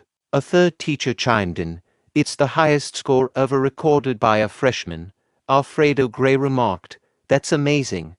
When that machine came out, even the knights barely scored above 3,000. The instructor announced, Next, get ready. The teacher identified the next student as Dalton and mentioned, I think he's a swordmaster's grandson. This is his first public appearance. Dalton then hit the punching machine, scoring 2,900 in his first try. The teacher expressed surprise, saying, He scored 2,900. Another teacher inquired, What's wrong? It's lower than the last student's score. While other teachers discussed the remarkable achievement of hitting the machine with one arm behind his back, they speculated about the potential outcome if the student exerted serious effort. They commended Templeton for his strength, acknowledging his title as the strongest. McKenny proposed go in for a meal, given that they already knew the rankings. Alfredo noted there was another student from a renowned family who hadn't arrived yet. McKenny dismissed the student, suggesting he wouldn't have made it without his family's recommendation and being only 15. The teachers pondered how this student would compete against older freshmen. McKenny mentioned that some students attended for the experience and weren't focused on graduating. At that moment, they heard Dylan's laughter and turned towards him, and inquired about his identity. Alfredo recognized him as the man from Ashton, commenting on his manners and appearance. Dylan greeted Vice President Gray, explaining that he accidentally laughed. Intrigued, Alfredo asked Dylan to share the reason behind the laughter. Dylan found amusement in listening to elderly men converse, remarking that holding onto what one already knows is egotism, as far as he remembered. McKenny D. Randall sought clarification on Dylan's statement, prompting Dylan to explain that the mentioned individual joined the academy at 15 for the experience, suggesting the possibility that he arrived early because he had nothing to learn. McKenny D. Randall dismissed this idea, citing the academy's history of no one graduating before the age of 20. Dylan countered, stating that the absence of precedent didn't guarantee it wouldn't happen. Accusing Dylan of arrogance, McKenny D. Randall questioned if he believed his brother could leave a mark in the academy's history. Dylan admitted uncertainty, emphasizing he wasn't a prophet but expressed curiosity about his brother's thoughts. McKenny D. Randall derided Dylan's words, labeling him as all talk and no substance, a typical trait of someone named Ashton. Spence D. Templeton intervened, urging them not to embarrass themselves in front of guests, and then inquired about the freshman from Ashton. Another teacher asked if Raul was the mentioned freshman. Upon seeing Raul, the teachers exchanged whispers, expressing surprise at his appearance. They questioned the legitimacy of Raul and Dylan being brothers. Dylan confirmed Raul as his youngest brother, referring to him as their family's gem. One teacher excused Raul's lack of sword skills due to his impressive figure, while another humorously pondered if there was anyone single in their family. McKenny D. Randall declared, "Everyone quiet.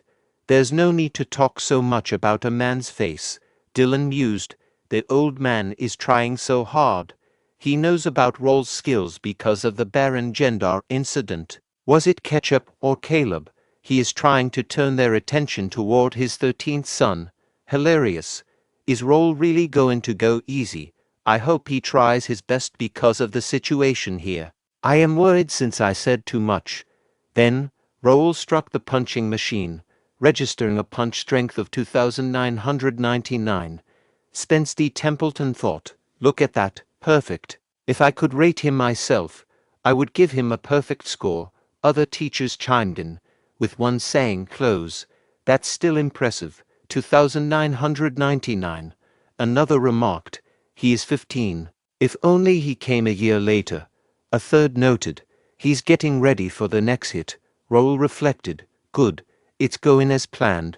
The teachers encouraged him, saying, "You got this. Let's score over 3,000, right? Don't be discouraged by your age. Hit it with courage." Raul then punched the machine again. All the teachers erupted in happiness upon seeing the score of Raul's second attempt.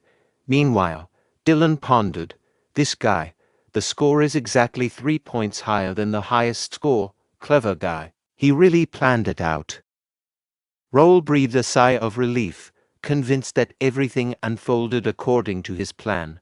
Following the instructor's guidance, Raul returned to his seat. Surprised by Raul's performance, onlookers cast glances at him as he walked back to his seat. Raul accessed the guild chat and viewed a window containing messages regarding scores from other testing sites. Test site number 1 achieved the highest score of 2,820, but securing first place seemed unlikely.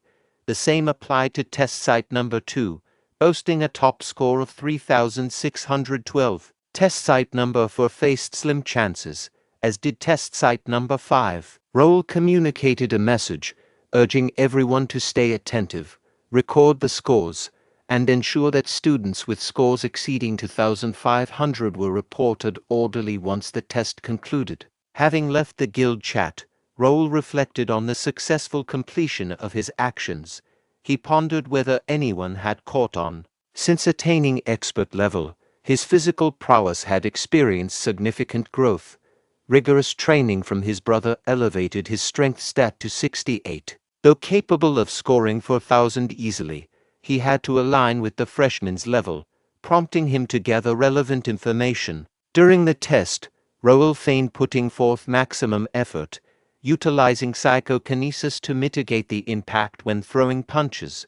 He relied on the game system's calculator to ensure precision. While uncertain if these measures were entirely necessary, he deemed it prudent to conceal as much as possible, given the ongoing uncertainty about the true threat. He opted to conceal his abilities until other players appeared, especially given the peculiar nature of his powers. In his previous life, revealing his rank 1 abilities had prompted guilds to analyze and pursue him relentlessly. This constant evasion eventually cost him his life. Now, resolute not to repeat past mistakes, he vowed to remain hidden and eliminate those who chose to showcase their powers. He had become the hunter. As the instructor declared the imminent conclusion of the first test and instructed everyone to prepare for the next one, Raul realized he had been overthinking and opted to check his status before the test concluded. Examining the status window, Raul observed his details. His name registered as Raul. His level fluctuated between 55 and 56 in hardcore mode. He belonged to the knight class with proficiency, beginner sword skills and intermediate psychokinesis. He was associated with Ashton County, the initial guild. Notable unique traits included being a skill collector, possessing a developer's analyzing eye, mastering psychokinesis, having a warrior lineage, and holding an undisclosed skill. Anticipating the upcoming obstacle course, centered on strength and agility, Raul mentally prepared to moderate his actions. He wished for optimal performances from Dalton and James, desiring to assess his own capabilities.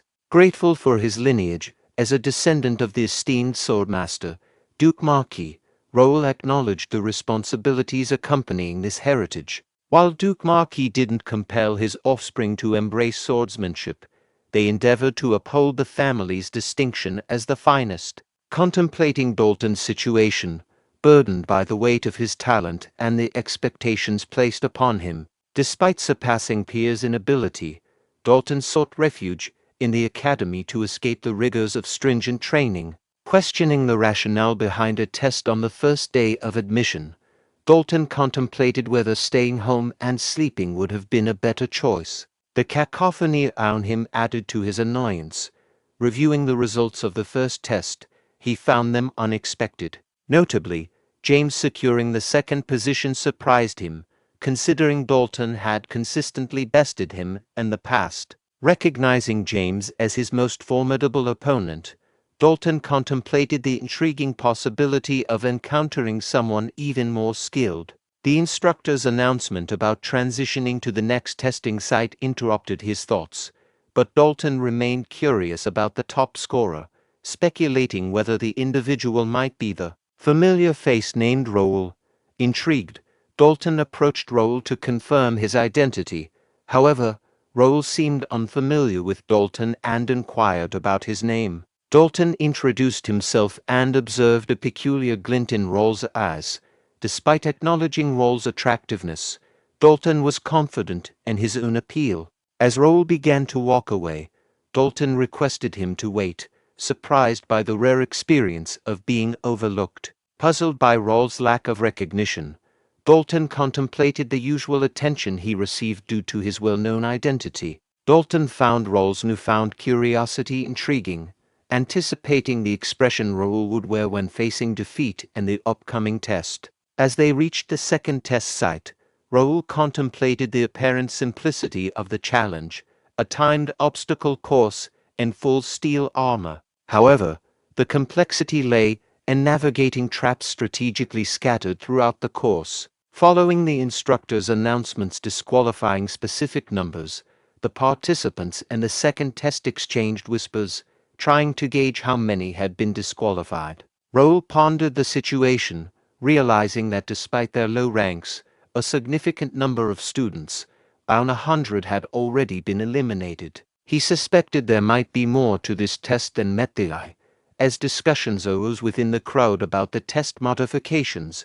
As Vice President Gray entered the academy, speculations circulated among the participants regarding the changes, as nobody seemed to be succeeding. Shortly thereafter, the instructor declared the success of 2 individuals in the second test. The initial participant finished the run in 13 minutes and 33 seconds, followed by the second participant completing it in 12 minutes and 52 seconds. Raul found this intriguing and pondered how fast subsequent participants would perform. After a brief period, the leaderboard revealed the fastest completion time for the second test, 9 minutes and 12 seconds.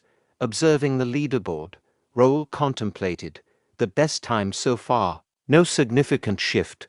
Let's see how they perform now. Dylan remarked, "My turn is approaching. Time to prepare. Is it my turn already?" Concurrently, Raul accessed the guild chat and inquired, "Any noteworthy developments?" Philip informed, "Not yet. The current top score is 7 minutes and some seconds." Raul instructed, "Examine each one and keep me posted. Also, stay updated on my group. Philip acknowledged. Yes, sir. Raul reflected. Managing multiple tests concurrently is challenging, but I'll do my utmost to keep track. The instructor called out, Number 285, Raul. Let me outline the rules. Raul responded, Yes, sir. The instructor explained, the traps and obstacles are all illusion spells, but the inflicted damage will be recorded as if they were real.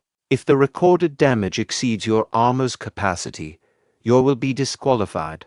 Raul affirmed, Understood. The instructor instructed, Number 285, start. Raul contemplated. This old armor is cumbersome and challenging to maneuver in. I understand why many struggled initially, but it's manageable for me. My strength has grown significantly since reaching the expert level. Facing the first obstacle torrent, Raul reflected. Despite being an illusion spell, it appears remarkably authentic. How many mana stones did they expend?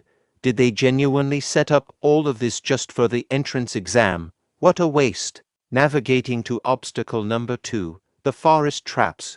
Raul inadvertently activated a trap, launching arrows in his direction. Yet, he effortlessly evaded the arrows with his swift reflexes and high speed. Internally, he mused, it's about time for new traps. Progressing through the obstacles, Raul received a message from Philip, causing him to sheath his sword. Intrigued, Raul contemplated. There it is, let's see. Navigating the traps, Raul checked the guild chat and absorbed the information from Philip. The message indicated, James and Dalton are moving at an impressive pace. They're expected to complete the test in approximately 5 minutes. Curious about other participants, Raul messaged Philip, asking for information. Philip replied, Caleb from Randall is doing well, but he's not at James and Dalton's level. There are skilled individuals here, evident in their relaxed demeanor as they effortlessly navigate the traps, seemingly unconcerned about their time. Raul directed Philip to track their progress separately and provide regular updates about James and Dalton. Meanwhile, facing a swinging bridge and a cliff with fireball shooters, Raul paused, thinking, it might be annoying, but it won't hinder me. Raul surged forward at a rapid pace, contemplating impressive speed, but the strong wind is affecting the stability of the bridge. Simultaneously, a trap began to hurling fireballs in Raul's direction. Observing the situation, Raul contemplated, at this rate, a fall is inevitable. Readying himself, Raul sliced through the oncoming fireball, reflecting, using the mana blade would simplify this, but revealing it now is not an option. This should be enough. Okay, he made it. Now onto the cave section, more challenging traps. But there's no turning back. There's always a solution. As errors approached, James deftly blocked them with his shield. Reflecting on the situation, James pondered, this is becoming tiresome. Why am I even here? Attending an academy at my age is already bothersome. Having to deal with these inferior individuals. I've triumphed in a tournament dominated by those in their 20s, and I possess experience as a capital guard. This is a futile endeavor for someone on the brink of knighthood. Under direct orders from his lord, James reluctantly found himself at the academy. Annoyed by the presence of Dalton and the Ashton kid, he couldn't shake off the task at hand. Losing the top position to them would be a complete failure. As he shielded himself from incoming arrows and emerged from the cave, James completed the second test in 5 minutes and 15 seconds, convinced that he had secured the victory and the top spot. Excited voices erupted from those behind James as they exclaimed, "Check the result board. The scores have shifted." Startled, James swiftly glanced at the board, revealing the updated results. Dalton claimed first place with a time of 4 minutes and 58 seconds, while James secured second place with a time of 5 minutes and 15 seconds. Onlookers at the result board started sharing their thoughts. A person exclaimed, 4 minutes, unbelievable. Another commented, even if it's a straight line, I can't achieve that time. Meanwhile, Dalton reflected, I'm just getting started. James, eyeing Dalton, mused, That guy, he's thrown a wrench into my plan. The gathered individuals continued their conversations. One person remarked, Templeton family. Look at him, he doesn't seem tired at all. Dalton inquired, where's Raul? James thought, what, Raul? Why is he searching for the Ashton kid? He never cared during our duels. Why this sudden interest? Whatever. It's not my concern. I've given my best, and my time isn't far off from Dalton's. There's no way a 15-year-old who's not even an expert can beat my record. The top spot is either mine or Dalton's if I do better. However, upon seeing the scoreboard, James was in disbelief. The scoreboard revealed the second test results. Raul secured the top spot with a time of 4 minutes and 55 seconds, followed by Dalton in second place with a time of 4 minutes and 58 seconds. James in third place with a time of 5 minutes and 15 seconds, and Caleb in fourth place with a time of 6 minutes and 22 seconds. Conversation circulated among the observers. One remarked, Raul outperformed Dalton once more, but by a narrow margin. Another questioned, how is he managing that? And his thoughts, Raul considered, I've kept pace with the record nicely. James pondered, how did he pull it off? He's not even an expert. Meanwhile, Dalton found it intriguing, thinking, academy life might not be as dull as I anticipated. The instructors conversed as they watched Raul. One remarked, he secured the top spot in the previous test too, so Raul is set to claim first place overall. The teachers congratulated Sir Dylan, expressing their admiration. Dylan chuckled and responded, thank you. The academy president, Spence D. Templeton, remarked, this was quite intriguing, especially Raul's agility. Does Ashton County instill ranger techniques in their students from a young age? Another teacher noted, I anticipated Raul to be more direct than James. Just look at Sir Dylan. Dylan chuckled and replied, Raul is a unique individual in our family. He has acquired a diverse set of skills.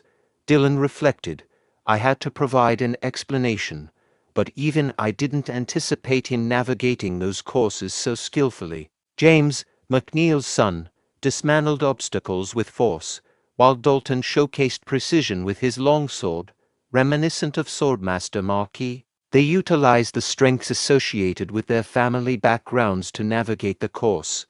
Raul wielded a two-handed greatsword, a common choice among Ashtons. However, his remarkably precise maneuvers exceeded everyone's expectations. Notably, he managed to navigate the cave without triggering a single trap, showcasing skills typically associated with experienced rogues or rangers. It's noteworthy that he accomplished this without resorting to a mana blade, and like James and Dalton, Dylan pondered, he concealed his expertise and adept use of rangers' navigation skills. We'll need to have a serious conversation about keeping such things from me.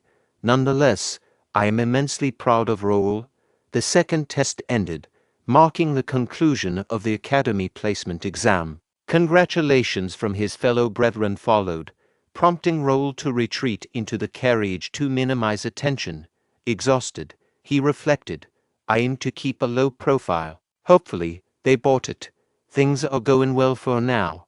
I just need to lay low now and get some rest. Closing his eyes for rest, he experiences a dream of his past life, when Bae DoHyun questioned, what motivated you to do this? The Desen Guild Master, Han Gilju, retorted, you're acting as if your family perished. Oh, my mistake. You don't have one, being an orphan and all. Apologies for that, followed by laughter. I extended a polite invitation for you to join us. If you had accepted, none of this would have occurred. Despite your rank 1 status, did you genuinely believe you could triumph over all of us? Quite arrogant, Han Gilju exclaimed. What's with that intimidating look just because we killed an NPC? In his thoughts, Bae DoHyun mused, merely an NPC. But for me, she was more than that. We crossed paths during the main quest, and she's been my guide ever since. I dedicated over a year to safeguarding her from all threats. She was, in essence, my family. And now, I've lost her to a guild unrelated to the quest. Han Gilju remarked, "Give it a shot. I was planning to take you down anyway." Instructing his guild members to attack Bae DoHyun, they closed in on him. Utilizing his psychokinesis trait, Bae DoHyun swiftly dispatched the majority of them. Perplexed, Han Gilju questioned, "How? I get that you're rank 1, but this is beyond overpowered. Damn gacha company. After spending so much, I only got crappy skills." Bae DoHyun, employing psychokinesis to brandish a dagger at Han Gilju, inquired, "I need answers. Why is your guild killing guide NPCs? Explain immediately." Bae DoHyun queried Han Gilju, "What drives you to slay NPCs? Aren't you afraid of the penalties? Killing quest NPCs poses severe consequences for players, leading to permanent account deletion and bans on associated accounts. The quest persists with new NPCs, irrespective of how many times they are killed. So, why persist in this despite the imminent risk of penalties?" Han Gilju chuckled and retorted, "Penalty? Do you truly believe I fear such consequences? Only peasants like you worry about that. The reality is, many are willing to slay NPCs for a mere 10,000. Bae DoHyun firmly stated, "Enough of the nonsense. Just answer my question." Han Gilju countered, "Why bother? You're going to kill me regardless. And even if you do, I'll simply buy a revive with some pocket change, peasant." Bae DoHyun reflected, "I did hear about him being the grandson of a family that owns one of Korea's top 5 companies, Desung." Han Gilju boldly proclaimed, "You can try all you want, but you'll eventually kneel before me. In both real life and the game, the one with the most money emerges victorious." Bae DoHyun contemplated while eliminating Han Gilju.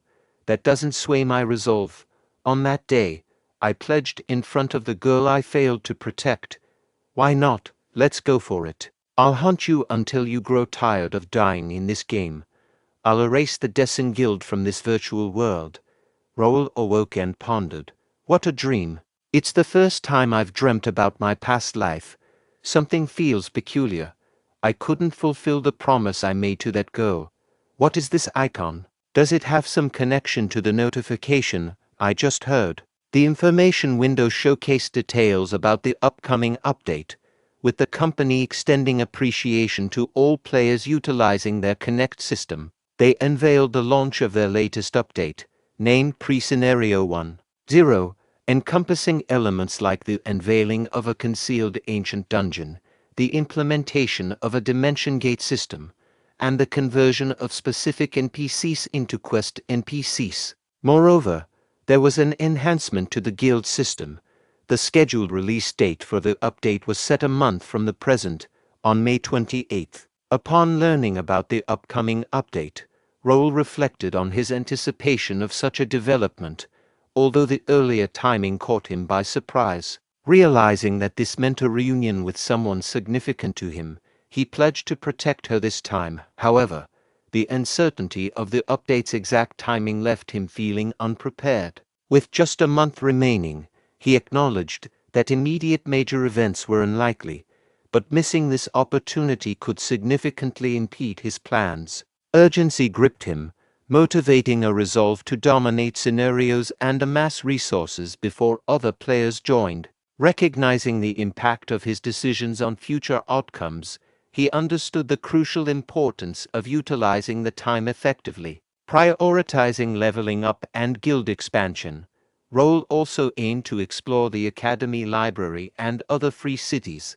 Concerns lingered about the time available for these tasks. Driven to optimize every moment, he dedicated an entire night to meticulous planning, crafting a well-structured and efficient strategy. The beginning of their meeting was signaled by Silver Zero, the leader of the Imperial Hounds, declaring, "Let's begin." As the first thing on the agenda, it was conveyed that he would provide an update on the royal house. It was highlighted that the king had refrained from making public appearances, aside from the routine meetings. Additionally, attention was drawn to the absence of the Sword Emperor at his grandson's enrollment, with Marquis McNeil's freshman president taking part instead. Silver Zero acknowledged the report, commending it as well done, and conveyed that the Central Command had issued the directive earlier that morning. They revealed that the comprehensive strategy would commence precisely 1 month from that date. The assembled individuals shared their enthusiasm, expressing anticipation that their diligent efforts would finally yield results. Silver Zero hushed the assembly, emphasizing that this marked only the initial phase, and everyone's roles had gained increased significance. Following this, Number 8 inquired of Number 7 about the progress of their inquiry into Mira.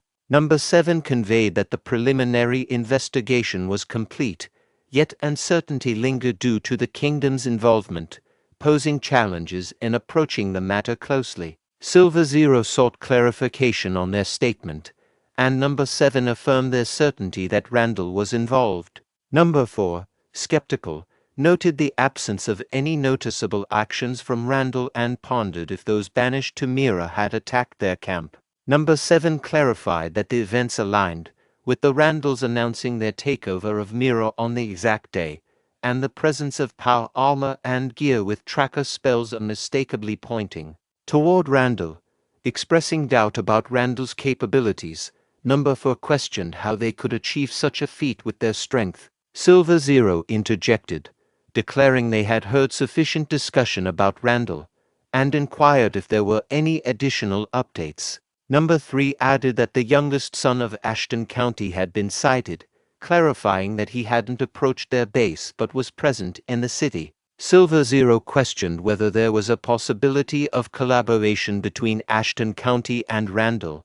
Number 3 expressed doubt about Ashton County's involvement. In response, Silver Zero directed them to remove Ashton County from the investigation and inquired if there were any other updates. Number 3 mentioned uncertainly that one of their team members had spotted someone who might be Gray. Silver Zero opted to temporarily halt the investigation on Gray, stating that it was unnecessary to focus on minor matters when the grand plan was on the horizon.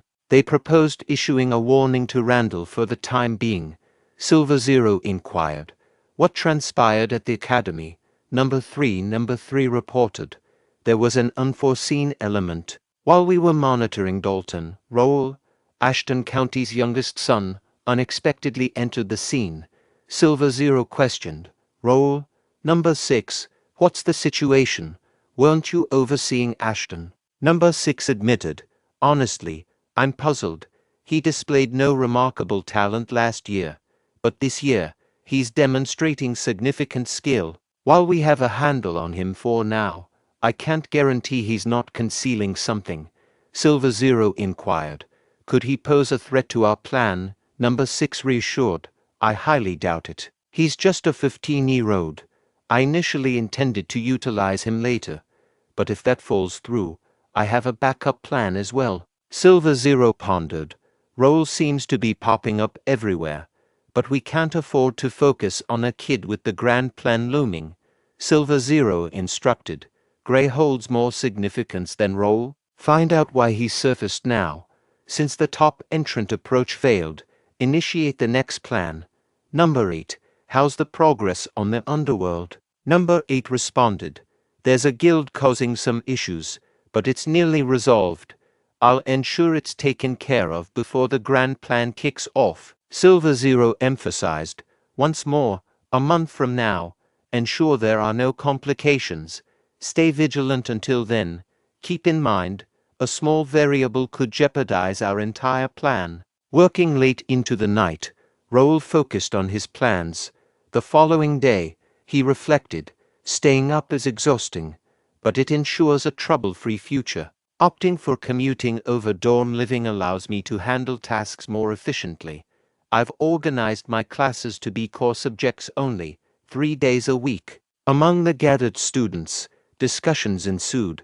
One inquired if the top entrant was indeed the 15-year-old prodigy this year. Another acknowledged the abundance of talent but emphasized that this particular individual claimed the coveted first position. A third student highlighted the top scorer's intelligence, skills, and attractiveness, expressing frustration at the seemingly unfair advantages. Fourth student questioned why someone from a prestigious family needed to attend the academy when they didn't need the diploma. Meanwhile, another student shared a sentiment that with advanced sword skills like the top entrant, they would have become a knight already. Meanwhile, Raul reflected that he could disregard the students' gossip since the academy was a minor aspect of his overarching plans, serving specific purposes. Abruptly, a window appeared, revealing the placement exam results and class assignments.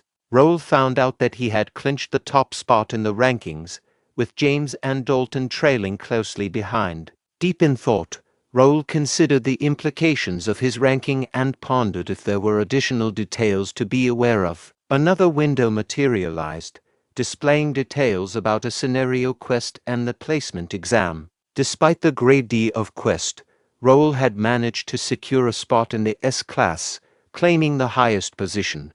His reward consisted of experience points, 500 coins, and an undisclosed bonus. Reflecting on the achievement, Raul deemed it not overly challenging and found the reward somewhat trivial. Despite anticipating the extra reward to be minimal given the quest's low grade, curiosity lingered. Nonetheless, he shifted his attention to attending class. During his academy classes, Raul discovered that they were more elementary than he had envisioned. Despite expecting some attention from Caleb, Dalton, or James, his classmates opted to avoid him. Deciding to let things unfold, Raul perceived the first day as tolerable. One of the senior students inquired, "Raul, is Raul present?" Raul confirmed, "Yes, I am Raul. What's the matter?" Senior proceeded, "Here are the perks for being the top entrant. Present this at the library or training to get registered. Vice President Gray seeking you, so kindly visit him immediately." In his thoughts, Raul mused, Vice President Gray. So, this is the additional reward, Alfredo Gray, the historical hero who battled against the Empire. Meeting him exciting, yet concerning. Knocking on the door, Raul awaited permission. Alfredo Gray welcomed, "Enter." Raul stepped into the office and courteously said, "Excuse me." Alfredo Gray extended a welcome, stating, "Greetings, Raul. Could you wait over there for a moment? I have some paperwork to attend to." Raul responded, "Certainly." Inwardly, Raul reflected, "Incredible. Though I've never encountered him in person, he matches the images and videos shared by other players. He carries the air of a standard noble, yet there's an intriguing aura about him. I'm eager to learn more, perhaps a discreet glance won't hurt." Upon attempting to view Alfredo Gray's status window, Raul was met with limited information, only displaying details already commonly known such as his level, class, affiliation title, stats, and unique talent. Raul pondered, "Strange, I can't access his full information. Everything visible here is already widely known." Alfredo Gray inquired, "Can you observe certain details?" This raised Raul's anxiety as he thought, although he appears to be reading a document, his behavior suggests he's aware of my actions, and possible. Let me test this. Raul expressed, "I heard meeting you is quite challenging," so Alfredo Gray comforted him, saying, "No need to worry. I'll be at the academy for a while. Please wait a bit, I'm finishing up. I have many questions for you, Raul, especially about those eyes." Raul wondered, "Who is this person?" Raul wondered who the guy was and if he knew about his eyes or if it was just a lucky guess. His thoughts were interrupted when Alfredo Gray stated that he was done and apologized for making him wait for so long. Gray commented that he looked even better up close, making Raul feel nervous and cautious about what he would say next. Gray mentioned that he would bring them some tea and would be right back. Later, Gray handed him a teacup and Raul thanked him. He thought to himself that he had expected Gray to use his spells to brew the tea, but apparently, that wasn't the case. Gray congratulated him on getting the top spot and praised his exciting performance. He mentioned that he wanted to ask Raul a few questions and told him not to be nervous. Meanwhile, Raul wondered why someone as esteemed as Gray would be curious about him. He remembered that they had met for the first time at the testing site and he hadn't done anything extraordinary. He decided to try and talk his way out of the situation. Raul asked he wondered why a grand sage like Gray is curious about him. Gray then asked if he knew about an organization called Imperial Hound. This question made Raul tremble a little. The scene then shifted to 50 years ago, when the continent of Connect was in chaos due to the invasion of the Cronin Empire. 4 kingdoms were on the verge of destruction, but heroes emerged during those difficult times. These heroes risked their lives to stop the Empire and push them back behind the Monster Mountain. Peace had prevailed for the past 50 years, and conflicts between the kingdoms had been resolved during their fight against the Empire. However, they hadn't forgotten to prepare for the possibility of another invasion. Alfredo Gray had built a tower to train talented individuals and had traveled around the continent. One of the people he looked after was an alchemist named Nakia, whom Raul had saved.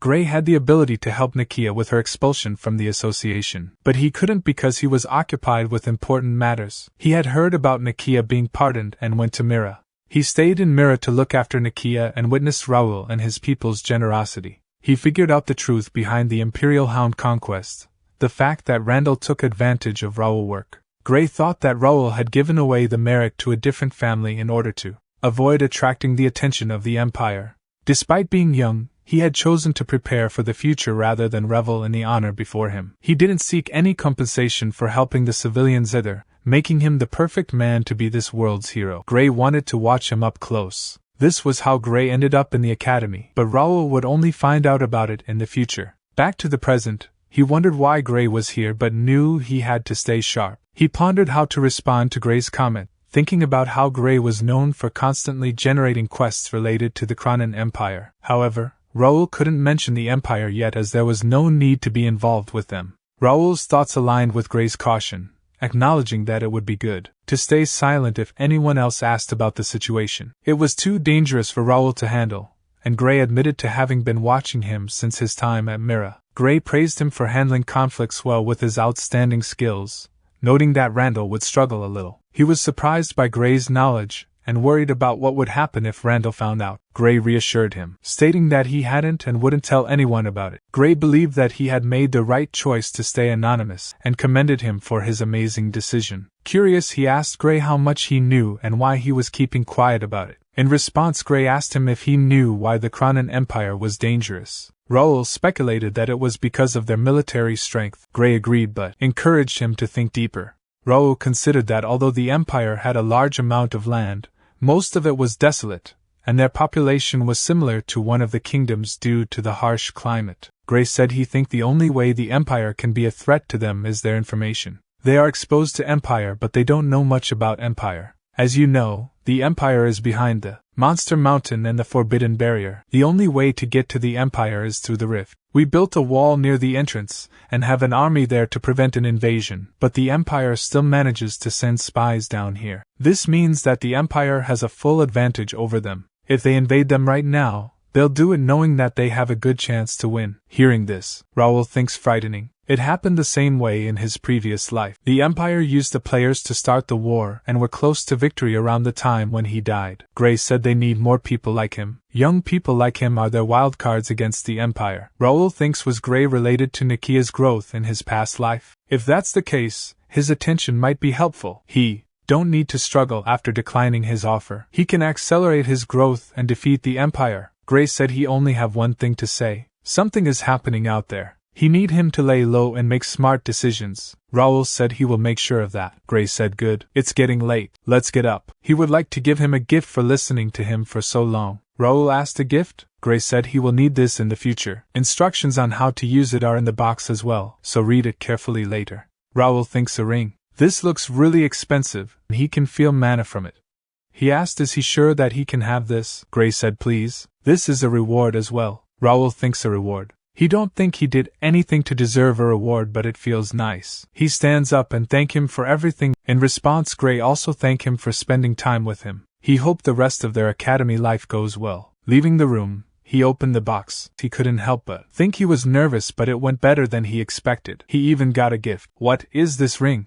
He could feel mana flowing through it. Examining the ring closely through the system, he was taken aback. The system window showed information about the ring gray's polymorph ring grade unique. The wearer undergoes a perfect body transformation into the designated form. However, while in a polymorphed state, all stats decrease by 30%. He needed to be cautious as running out of mana would revert him to his original form. Additionally, the wearer could summon the creator Gray once. He thought to himself he got an overpowered item. This was crazy. It was exactly what he needed. There were many limitations due to his position having to bring guards everywhere and watch every move. He had been looking for an item that could hide his identity, but this ring not only hid his identity, but also his appearance. Only a few magicians could use polymorph spells because it was a sixth circle spell. Moreover, he could even summon the Grand Sage Gray. He felt pressured by Gray's expectations, but he didn't need to worry about that now. Gray would be helpful to him in every way. He would use this wisely.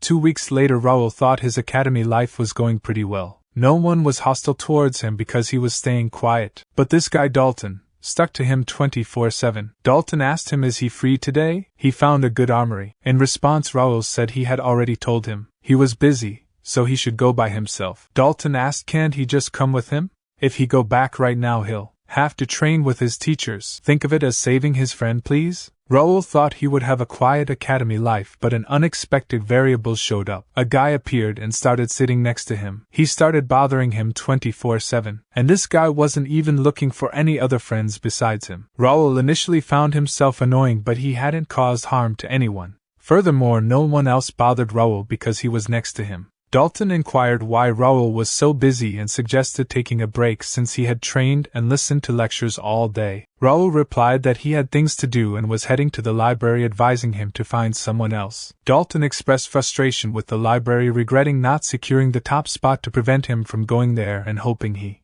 would encounter a ghost. Raul suggested that if he was bored he should read a book. Dalton retorted that he would rather swing a sword all day. Raul thinks that he had finally left.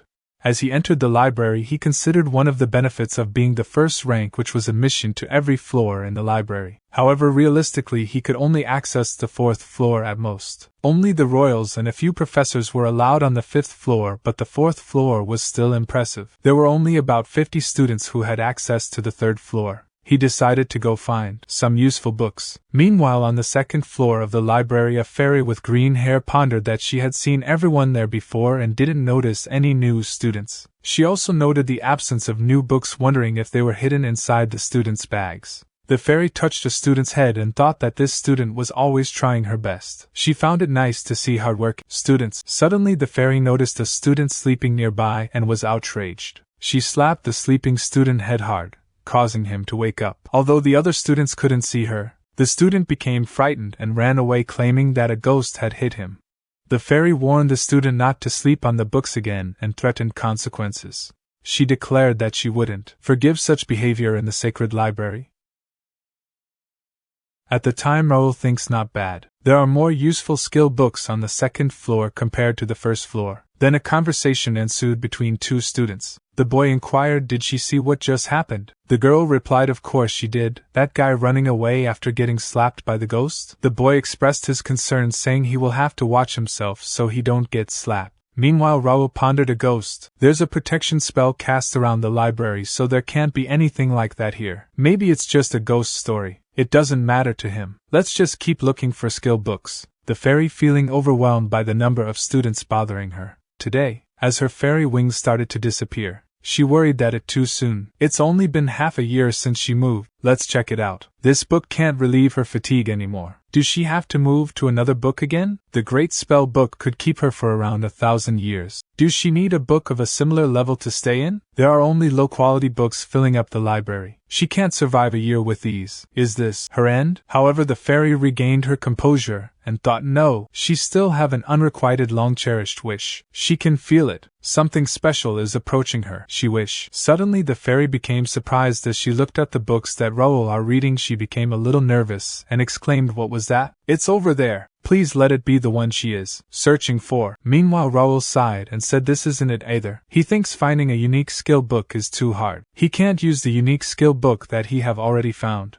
He wanted to find at least one psychokinetic skill book. He is trying to find it using the information he got from another psychokinetic user. It's still hard to find one. He should have asked more about it. He concentrated solely on searching for a skill book, putting aside his thoughts. He stumbled upon a rank C skill book titled as Acrobatic Horse Equitation, and it's a combat skill book. He found Artistic Brush Touch and Art skill before this, so this makes up for it. Let's register it to his dex. He knew that there were a set number of skill slots, so he would have to delete one of his skills to learn a new one. However, he could register the unused skills in his skill dex. He activated his dex to register, and placed the new skill book in front of dex. He was pleased to see it being absorbed. After being registered, a skill book became a normal book just like when any other player obtained them. He decided to find as many skill books as he could while this one was registering. Simultaneously, the fairy from earlier observed Raul's actions and pondered strange human. He is taking multiple similarly titled books and reading the same part over and over.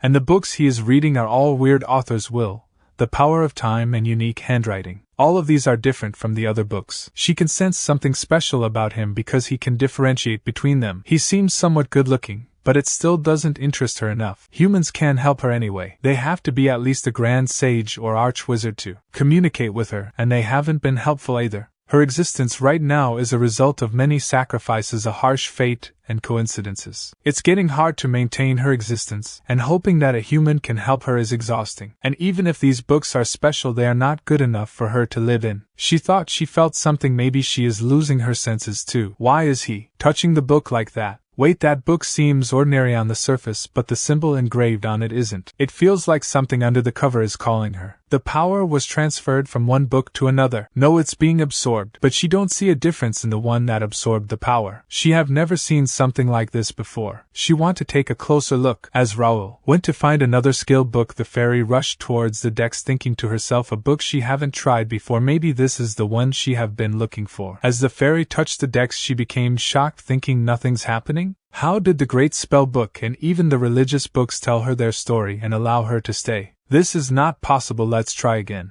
A little later, the fairy tried everything but did not succeed in her attempts. Disappointed, she sat on the dex. At that moment, Raul approached and inquired, what is she doing on top of his book? He wondered, who is this kid? A ghost? A fairy? Why is she translucent? It looks like she's about to disappear. The fairy asked how can he see her, and flew away from him. Raul thinks he is curious, but there's no need to chase after her. She seemed interested in the skill dex, so she should come back to him eventually. Finding skill books is more important. Suddenly a system window popped up showing information. Rank C skill Acrobatic Equitation has been registered to the skill dex. Skill enhancing efficiency has increased by 10.5%. Raul thinks it's done absorbing. Let's take a look. He have around 700 skills registered now. This looks pretty messy. Even in her past life there was no one who collected skills as much as he did. But his skill dex is still only rare grade. How many skill books do he need to collect to see its true power? His thoughts were interrupted as the fairy inquired, human, what is that book? Raul thinks she came back faster than he expected. He should be aggressive at first. He stated, shouldn't she apologize first for touching his stuff? And why do he have to answer her question? The fairy apologized for touching his book. She inquired, can he actually hear her? This is rare then. She will introduce herself. Her name is Ravelina Ariomerdian.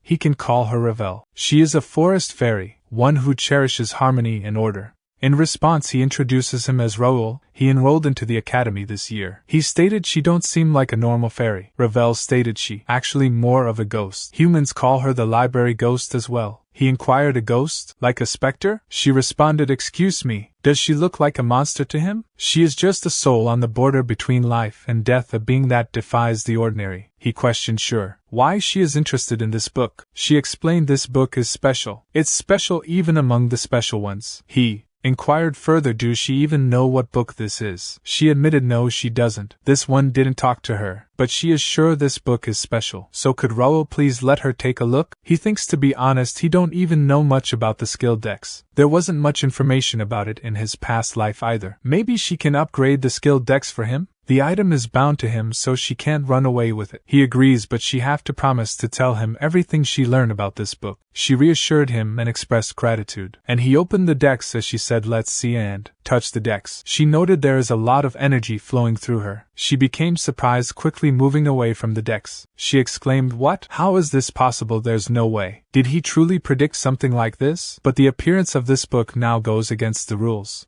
He concerned inquired about her well-being. Excitedly she turned towards him and inquired, "Human? She mean Raul? Where did he find this book?" He advised her to calm down, and she was the one who was supposed to tell him about the book. She explained to him this book contains the power of the Creator God, not just any god, an ancient Creator God who's known to have disappeared. This revelation made him nervous, and he stated, "Ancient Creator God?" He asked her if the power of the ancient Creator Divine is embedded in the book. He thinks that he is not sure what it is, but it doesn't really appeal to him. She responded by inquired if he is not very interested, stating that this is the problem with humans and the Creator Divine in the past. He interrupted her and expressed his lack of interest in divines, requesting her to tell him what he found out about the book. She sighed and admitted that she doesn't know much about the book's detailed contents either, as she only saw it briefly. However, she mentioned that the book is currently under a curse and lost its power after taking a shock. He inquired about how he can restore the book to its original state, to which she replied by asking how she would know, as the prickly kid refused to tell her. He stated was it of no use, and she questioned how she is supposed to figure that out so quickly. She then suggested making it possible for her to enter the book. Suddenly the system window popped up, displaying information about Ravel's request to reside in the tome as its librarian. The window explained that appointing a librarian can enhance the rank, functionality, and efficiency of the skill tome, and once appointed the librarian cannot be forcibly dismissed unless the contract is dissolved. The window asked if he would appoint her as the skill tome's librarian. He thinks that she is trying to sneak into the skill tome, and although the conditions don't seem bad at a glance, he can't let someone he hardly knows come in without any cost. She questioned about his expression, and he responded by saying that he doesn't need to hear more from her. He already knows that the skill tome is under a curse and believes he can handle it himself. As it was getting late, he decided to head back. She requested, "Don't go. Please listen to her story a bit more." He stated, "Well, he have urgent matters to attend to, so he need to go. Let's talk another time." He is not sure when he will come again. She inquired if she upset him. She is really sorry. It's just that it's been so long since she have talked to a human. He thinks, okay, let's get more serious for the negotiation. He stated he is busy too. He can't really listen to her situation right now. She stated she promised she will be helpful to him. She swear that book is really precious to her. Can't he listen to her story a bit more? He thinks this enough for now. Time to start negotiating. At the moment she started crying while stated it's true. Why won't he believe her? He stated, "No, it's not like that, just calm down." She exclaimed he too much. In response, he expressing regret for upsetting her and offering an apology. She reassured it's okay. However, Raul added, but still he can't give her the book yet. It holds great importance for him, so he'd like to hear her story first. Explain why she ended up like this and why she's interested in the book. He'll decide afterward. She agreed, mentioning that it might be a lengthy tale. She began by recounting a forgotten war that took place on the Connect continent involving various races and divine beings as well as demons. The war had brought the continent to the brink of destruction, and her own race, the forest fairies, faced extinction. In an attempt to save her, the fairies used a certain magic to trap her soul in the book while they themselves were scattered across different dimensions. She explained that he had fallen into a deep sleep, and upon awakening she found herself constantly moving from one special book to another, barely surviving. Each time he woke up he lost many memories, leaving her unsure of how long he had been living. Despite his situation, she had a purpose to find his scattered kin and pass on their tribal wisdom and essence. However, she was bound to the library by the book and struggled to find books that would accept her. She believed that the book in question held a similar aura to the great magic book that had initially accepted her, possibly even possessing a greater hidden power. She pleaded with him to allow her to enter the book, as she believed she would aid him in his quest. He considered her story and decided it was enough to grant her permission to reside in the book. However, in exchange she would have to become the book librarian and potentially be bound to him. He inquired if this arrangement was acceptable to her. She stated, of course, as long as he allow it, but before that may she ask what he want to do with the power in the book? He replied he want to protect his family and his homeland. She might think it's a modest reason, but it's really important to him. She responded that's a noble enough reason. Then she looked forward to working with him, but she won't be able to help him right away. She needs some time to adapt to her new home. She thinks she'll be asleep for about a month, but don't worry, the book functions won't change. He reassured no rush, he just hopes she wake up safely. She thanked him, and she stated when she wake up she will do her best to help him. See him in a month, and that's how Raul gained a little fairy girl as a companion. Time flew by after meeting her, and now there's only a week left until the update. He thinks there's so much to prepare, and it's gotten really tight. Dylan said to him, working hard as always. This brother is proud of him, and he was right. A real oracle came down from the temple, can he believe it? He is an amazing guy. He inquired what did the prophet say. Dylan replied, well, it's a bit vague. In a week what disappeared will return and what was severed will reconnect. To prevent the rise of evil one must open the door, enter, and pick the void fruit. Raul thinks it's definitely ambiguous as an oracle, but it's unsettling to ignore it. He inquired how did the temple respond. Dylan stated nothing special, just preparing the troops as much as possible in case of a major crisis. Raul inquired what about the reaction of the royal family and nobles. He can guess, but Dylan answered just as he expected. Most of them are treating it as nonsense, or suspecting the oracle as a pretext to gain something. Well, he would have thought the same if he hadn't listened to him. There's precedent for it. Raul thinks that there are many precedents, such as the Holy Empire ruled by the Pope here in Connect. The Holy Empire consists of Garnelia, where the papacy is located, and several small and medium-sized cities. Although it is small in size, it holds the title of an empire, and is designated as a permanent non-aggression area due to its religious influence, delivering numerous oracles. Raul expresses his worry, stating that it will be too late if something happens. Dylan reassures him, telling him not to worry and to do what he can now. He mentions that he has already passed response methods to their domain, and hinted at their friendly families. He advises Raul to stop worrying like an old man and to use his strange power. Raul continues to think that their family never sits still when it comes to something mysterious, just like their father and brother. However, he acknowledges that because of this, when he presented the update information as divine revelation, he took it seriously instead of laughing it off. He also mentions that his brother discovered his telekinesis during the process, and now pesters him to show it every chance he gets. A little later at the training field, Dylan shouts, "Alright, next." Raul struggles to block the impact of the strike. Dylan reminds him that he had told him to focus on physical development, and not just rely on his strange power. Raul thinks no matter how many times he does this training, he never gets used to it. Although the training was initially started for his brother Dylan, it has also increased his strength, and he has managed to elevate his telekinesis enhancement to the level of his previous life. Dylan's only interest is in physical strength. Despite his superhuman body, he lacks in combat skills. If the world spirals into war, the enemies he will face will be formidable. To overcome that crisis, it's necessary to foster Dylan's growth. If he could just add proper combat skills to that incredible body, Dylan must be realizing that the gap between them is narrowing through their repeated sparring.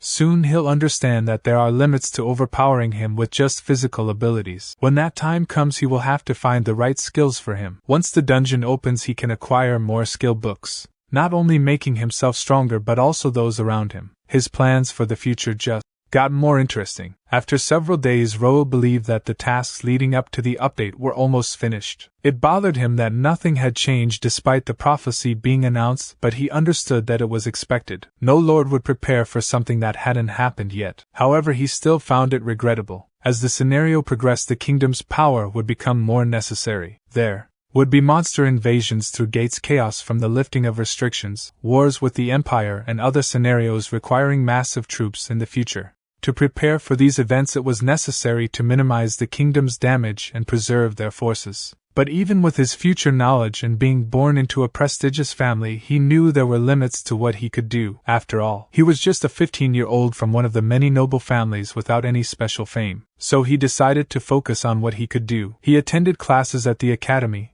and searched for skill books in the library. On days without classes, he used portals to visit the 4 other starting cities of the Ruben Kingdom: Mira in the south, Kezan in the east, and Bryant in the west, and in the north Jusek. He also proposed investments to the mayors of these cities, presenting a letter of introduction from Mira's mayor Reynaldo. Similar to Mira, the other cities welcomed the investment, and things proceeded smoothly. Raul initiated large-scale civil engineering works on prime lands in each city, and established branches of the First Guild. The total investment, including additional funds in Mira, amounted to around 3.5 million gold, but he believed it was worth it. He needed to advance the construction as much as possible before players started connecting in earnest. Additionally, he posted mercenary recruitment notices in the 4 free cities and the capital's mercenary guild, targeting individual mercenaries above C grade and small mercenary groups of less than 10 people. The contract offered twice the normal employment fee for a month from the update date, and a chance to be recruited into the guild, becoming a knight trainee for those who performed well. Thanks to the attractive terms, there were many applicants. Eventually, he was able to hire 50 B-grade mercenaries and 950 C-grade ones. The C-grade mercenaries were skilled soldiers from the domain, or those with over 3 years of experience. B-grade mercenaries were either solo sword users or captains of small mercenary groups forming a fairly solid force. He acknowledging that hiring them would cost over 30,000 gold and maintaining them would require significant expenses. However, he believed it was worth it as it would alleviate any worries in the event of a large-scale battle like a domain war. As people observed the guild members, they started conversing with each other. One person expressed disbelief, stating that Raul didn't have money to spare. Another questioned his intentions if nothing happened. Raul turned to Sir Philip and inquired about the gathering of the guild members. Philip informed him that all 45 members excluding administrative staff had arrived and were divided into 10 groups ready for group training. Philip also mentioned that he had just issued a summons order to the regular knights who arrived early. Raul commended Philip's work but reminded him not to let their guard down as they had an operation scheduled for that night. Philip acknowledged his instructions. Raul reflected on the significant changes that had occurred, noting that all 6 trainee knights had reached the expert level and had been officially appointed. Additionally, 9 knights including Philip, Jake and Pierce had joined the first knight squad as regular members. The knight trainees and soldiers had also been affiliated with the first knight squad as trainee knights. With these developments, his guild officially named the first knight squad had been launched. The system window displayed information about the first guild, including its small 10-level grade, influential regional guild status, Raul as the guild master, Philip as the vice guild master, Bernard as the chief administrator, a total of 50 members consisting of 9 regular knights, 35 trainee knights and 5 administrators and guild buffs, providing a 10% increase in experience and skill proficiency. He contemplated reviewing the specifications of the guild members, acknowledging that he had only recruited those with at least a B-grade potential and expressing excitement for their future growth. With this, all preparations for the update are complete, so now he hoped things go as he planned as he observed the update countdown window.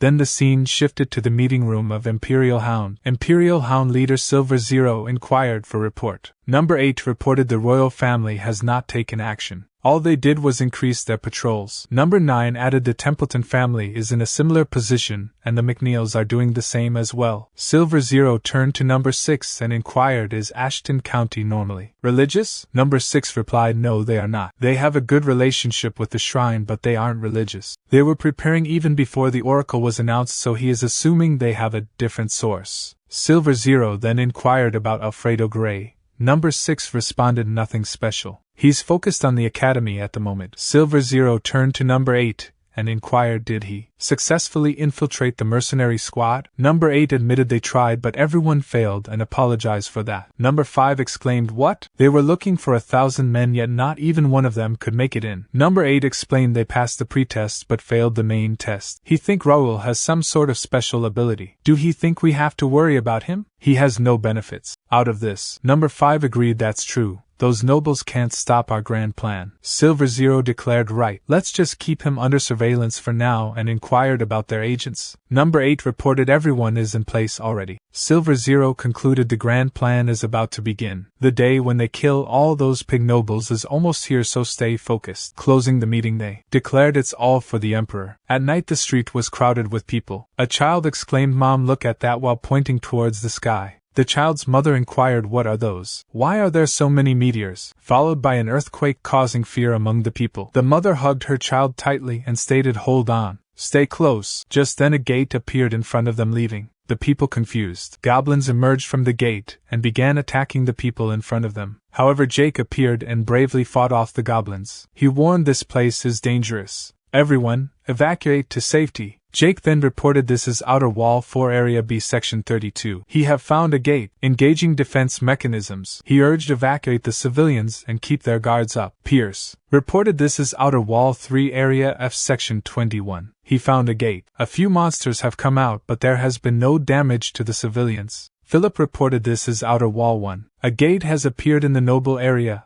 Section 3. We will control the area and hand it over to the guards. Raul acknowledged, stating good, keep reporting. Another report came in stating Outer Wall 4 Area B Section 32. A gate has appeared, requesting backup. Raul responded, understood. Everyone at Section 14 head over to Section 32 to support them. Another report message displayed information Outer Wall 3 Area F Section 21.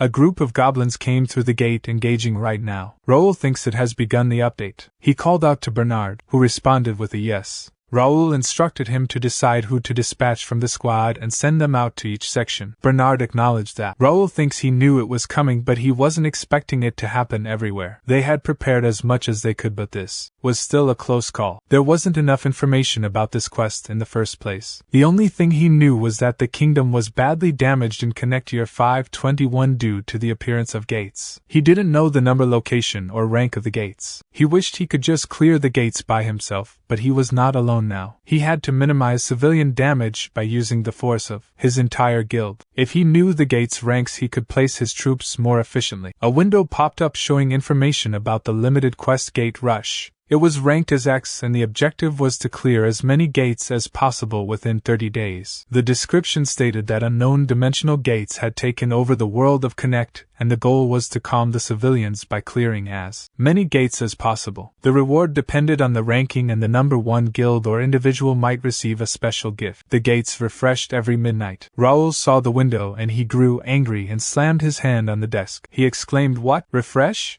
He couldn't help but wonder if it was inevitable. He had his suspicions, but now it seemed like Connect's defensive system had implemented a special requirement for this quest. Usually it would give players a sudden quest or a follow-up quest, but this time it added a unique twist. No matter how many gates he cleared, it didn't matter. This wouldn't be easy, but he couldn't give up yet. He had to find a way to minimize the damage. A report window popped up showing information Outer Wall 2 Area 3 Section 17. Philip found the Golden Gate he mentioned. Philip added, nothing is happening at the moment, but the force is getting stronger. Raul shouted, do not engage, that gate can suck in anything. Be careful, deploy 3 rank B mercenaries. We will be putting that area under special watch. Philip grasped the situation. Raul thinks a rank D appeared, he can't just stay here and command anymore. He will have to deal with this himself.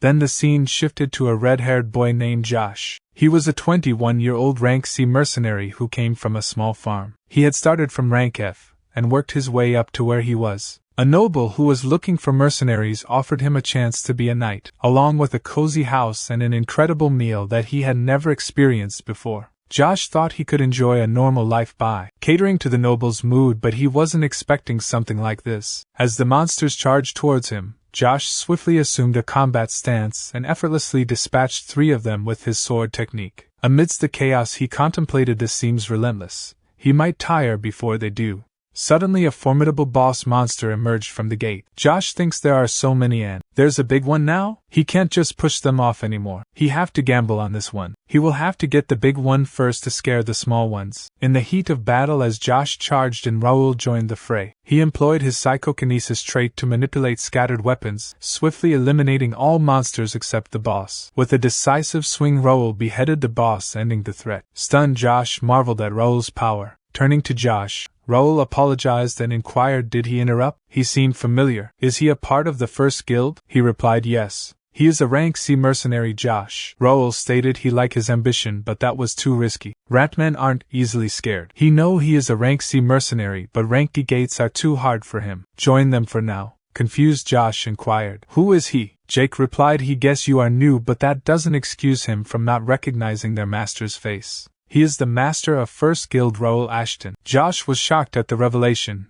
Jake inquired if he had thought he would have an easy time because the guild was created by the son of a count. If that was what he was hoping for, he had come to the wrong place. Their guild was only for the qualified ones. He told him to stay awake and follow them. Raul shouted and told everyone to engage and wished them good luck. The knight agreed with Raul's statement. Josh thinks that it was a guild only for those who were qualified and started following them. Shortly after, a group of rat men approached the gate. One of them became confused and stopped when he saw Raul charging towards him. Raul swiftly dispatched 3 rat men and thinks that there were a lot of them, just as he had expected.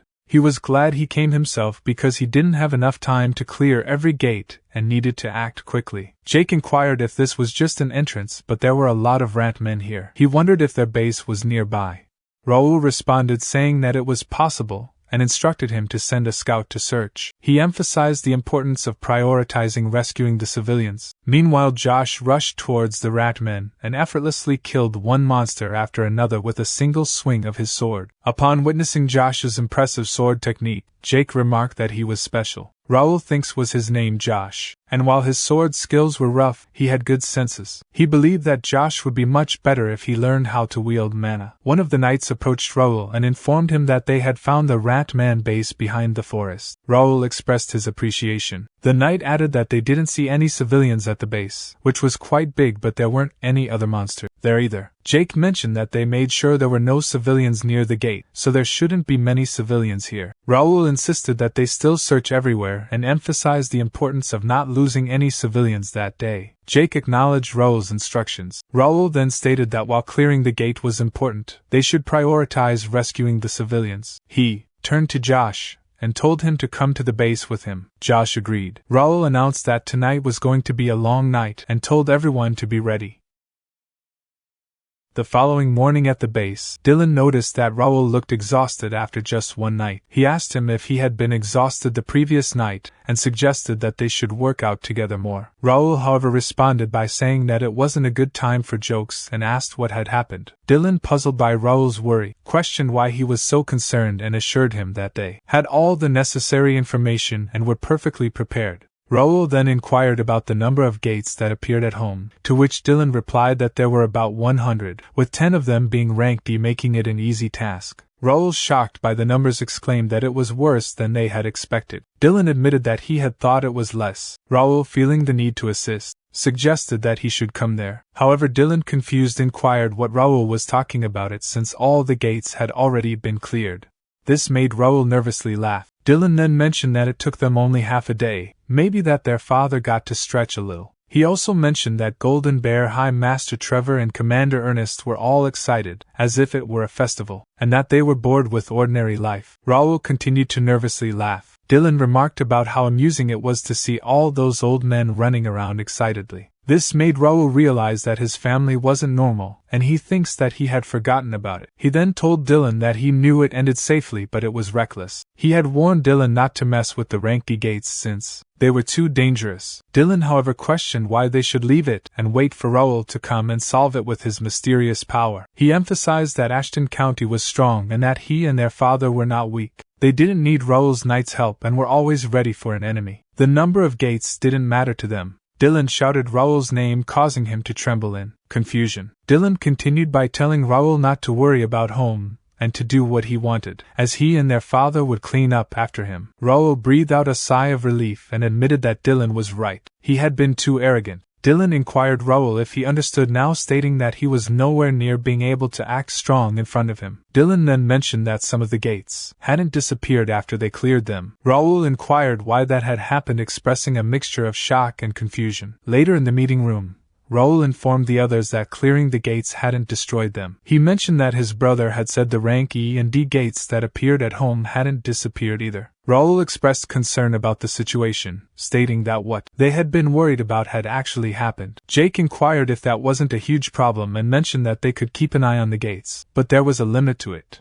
Philip stated that if they put more men on surveillance, their defense squad might fall short, so they needed to figure it out as soon as possible. Raul expressed his desire to find out why the gates weren't disappearing and see if there was any other way. Bernard inquired if he should prepare the men's, but Raul replied that they were only going with a few elites this time. He listed himself, Philip, Jake, and Pierce as the chosen few for the party. Philip questioned if that was too few, but Raul explained that the retired old men back home were going crazy, and they couldn't just sit and watch. He also mentioned the possibility of finding civilians, so they needed to prepare 10 men to scout the gate. Bernard understood, and Jake jokingly asked if he should prepare a lunch box, to which Pierce reminded him that it had only been 2 months since they started. Philip emphasized that it wasn't a picnic and they shouldn't let their guard down. Jake clarified that he was just joking. As they fought goblins and rat men at night, Raul asked if anyone was tired. Jake replied that he wasn't even warmed up yet. Raul stated that they didn't have much time to waste, so they needed to move quickly.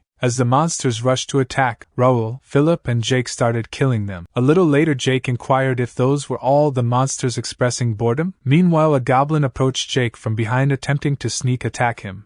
However, it was struck by 2 arrows, causing the goblin to crash to the ground and die, much to Jake's surprise. Pierce chimed in, saying no need to thank him. Jake shouted back he didn't need his help. He was doing fine. Pierce responded, of course. Jake then inquired, do he want to bet on who can get more? Philip intervened, saying stop it. They aren't here to play around. Raul thinks, is this it? There isn't anything special here except for the rough terrain. Just then Josh approached Raul, reporting. While Raul gave him permission to proceed, Josh reported the rough terrain is a bit troublesome, but there wasn't anything out of the ordinary. It seems like there are no civilians here either. Raul thinks they are designed in a way that only players can approach them. He expected this, but a gate or dungeon can easily be cleared by the NPCs of Connect because they are significantly stronger than the players. However, the players would not be okay with that happening. That's why there are strong restrictions on gates and dungeons. The NPCs are not allowed to enter gate guardian or dungeon boss rooms. No matter how strong he is, if they aren't a player, they can't close the gate. He need to figure something out. Just then a window popped up displaying the message, gate clear, conditions have been met. Warning, hidden space discovered. Hidden quest guardian elimination has been triggered. If you do not accept the hidden quest, it will automatically expire after 30 minutes. Another window appeared showing the information for the hidden quest guardian elimination with a grade of D and the objective to eliminate the gate guardian. The description stated a powerful guardian is protecting the gate. Eliminate the guardian and neutralize the gate. The reward listed was experience, gold, and a low-tier random item box. Raul thinks a hidden quest? He would normally be happy to see this, but he don't have time to spare. He then asked the others, all of them saw it, right? Philip affirmed it, and questioned, do they have to find the gate guardian themselves? He don't believe there were any guardians between the ones we fought already. Josh responded, Master, is it possible that the guardian you were referring to is the one over there? At that moment all of them turned their attention towards the approaching ranky gate guardian, the dark corrupted goblin. Philip exclaimed, a giant goblin, looks like this one is the guardian of this place. Jake chimed in, saying he came to them himself, making their job easier. Philip responded, well, it's good that they don't have to search for it anymore. Josh confidently declared, leave it to him, he will handle this. Raul firmly stated, no, he will deal with this one alone. Nobody else interfere. Josh nervously sweated, and replied, understood. Curious, Jake inquired, why is he personally stepping in? Philip replied, what is he talking about? The young master always leads by example. Raul thinks, well, it's because you NPCs can't get any rewards even if they defeat a guardian. He can't expect great rewards from an E-grade gate, but well, this works out. He wanted to test if defeating the guardian with his own hands would caused the gate to disappear. Initiating an attack, the Guardian's strike was met by Raul, who effortlessly blocked and deflected it. Capitalizing on the Guardian's loss of balance, he seized the opportunity and eliminated the adversary. Impressed, Jake exclaimed, as expected he handled it easily. Philip added, even if it's a Guardian, it's not a match for the young master. Surprised by Raul's skills, Josh thinks seriously impressive. Not only blocking a blow from such a massive figure, but also deflecting the impact to create an opening. Is this what a true guild master of a skillful guild looks like? Raul thinks, is this the level of an E-grade Gates Guardian? Definitely an inexperienced mercenary would struggle against it. Having defeated the Guardian, the gate should normally collapse. The message will pop up at any moment, and there it is. Several windows appeared. The first one declared Guardian of the gate defeated. As the Guardian dissipates, the gate will collapse, preparing for automatic return. The second window reported an error, compulsory power is activated. Gate collapse sequence is halted. The third window provided details. This gate is designated as a scenario gate. The Entrance will be closed and reset daily at midnight. While looking at the system windows, Raul became a little nervous. He exclaimed, "Take a good look. This is what's called a core stone. It's like the heart of a power armor." The window displayed information about the core stone, stating that it was a grade E stone that could only be found in gates and dungeons. It was described as a highly fusible metal that could be used to make power armor and other high-quality items after proper processing. Philip inquired, "Was this in the heart of the giant goblin?" Raul confirmed, "Yes, this is something they must definitely collect. Gather several and they can make an engine for the power armor." Jake commented, "So it's an expensive and strange item, right?" Pierce questioned, "What have he been listening to?" Raul turned around, gazing at the gate, and thinks even if he personally take down the guardian, the gate doesn't collapse. It means they can't defy the scenario. Alright, he never planned to mess with the scenario anyway. Now that it's come to this, they will use this infinitely generating gate to become infinitely stronger. Raul declared, "Alright, the reconnaissance is over. From now on they will clear all the degrade gates that appeared in the capital of Turium. They will go non-stop, so everyone stay alert and follow." Jake responded enthusiastically, "Yes, they have been waiting for his command." Raul stated they need one more mercenary for the next gate. He turned to Josh and inquired, "Can he join them?" Josh inquired in surprise, "Me, sir?" Raul explained since he took away his chance to shine, he should give him this opportunity. Josh replied, "Understood." Raul exclaimed, "Great, let's go." As they entered the gate, Raul thinks this place is a dungeon or just an ordinary underground cave. It would have been pitch black without the light from the gate, right? He didn't expect this situation, but he is glad he brought it along. Jake exclaimed, "Wow, it's dark," and inquired, "What is this place?" Raul replied, "Stay close and don't stray far from the gate, it's dangerous." Raul selected a magical lamp from his inventory and suggested, "Let's look around with this." Jake exclaimed again, "Wow, a magic lamp? Isn't this a rare item?" Philip admitted he have never actually seen one, but it really works well. Raul cautioned they can see around them now, but it's dangerous to stray far from the lamp. Be careful not to get separated and stick together when fighting. Got it? All of them agreed. Raul turned to Josh and stated it's his first mission. He is in charge of the lamp. Josh agreed and questioned, "Such a valuable item for him to handle?" Raul explained he is entrusting it to him because he is capable. Show them what he can do as a promising member of the guild. Josh wondered, "Master said he is a promising member?" And he replied, "Yes, understood. He will guard it with his life." Raul encouraged, "Good, give it his best." Raul thinks they might not realize it yet, but he is actually the lucky one here. Soon he will become an S-rank mercenary and be talked about as a candidate for King of Mercenaries. Josh's status window popped up displaying his information: name Josh, 21 years old, level 38, occupation freelance mercenary, temporary member first guild, stats potential grade A+, unique traits beast-like sensation grade A+, burning competitive spirit grade B, ambition to succeed grade C+. Raul inquired to Pierce, "How's it looking up there? Can he see anything?" Pierce replied, "There's movement in the darkness. All he can say for sure right now is that they also carry a chilly, murderous intent." In an instant, Pierce observed something and swiftly shot an arrow, which elicited a scream upon impact. Jake inquired, "What's that? Did he find something? Did he hit it?" Pierce replied, "Right now one could hit them even with their eyes closed. They're already spread out all around them." Suddenly a large number of giant bats rushed towards them.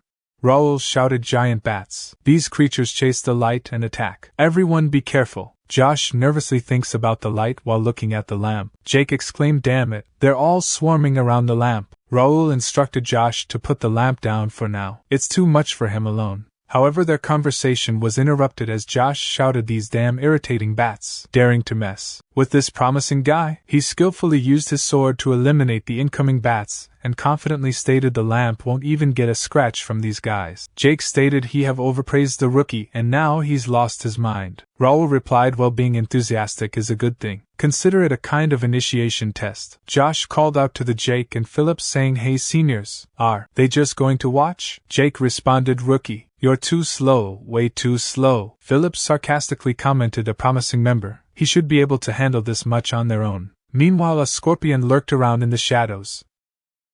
As they moved inside while checking the surroundings, after quite a while later, Jake stated they are in pretty deep, but he still don't see anything. He inquired, "Is this cave just full of bats?" Philip replied, "It's still a D rank gate. Don't let his guard down. Young master is also staying vigilant, so keep up." Josh looked at Raul nervously and turned to Philip inquiring, "Mr. Knight, their boss. He mean how strong is the master?" This made Philip a little confused, but he immediately regained his composure and stated it depends on what his definition of strong is. The young master is getting stronger every day, and he lacks nothing as a member of the Ashton family. But judging by just pure sword skills, he's probably weaker than Jake. Meanwhile, Jake shouted, disgusting. Why are these bugs so big? Philip continued, saying he may look stupid but his sword skill is amazing. Noticing the incoming monster in the dark, Raul stopped in his place. Philip alarmed Raul, but Raul stated he was already aware of it and said that you are. Meanwhile, the group of scorpions approached them. A window popped up showing information: armored scorpion level 45, rank D.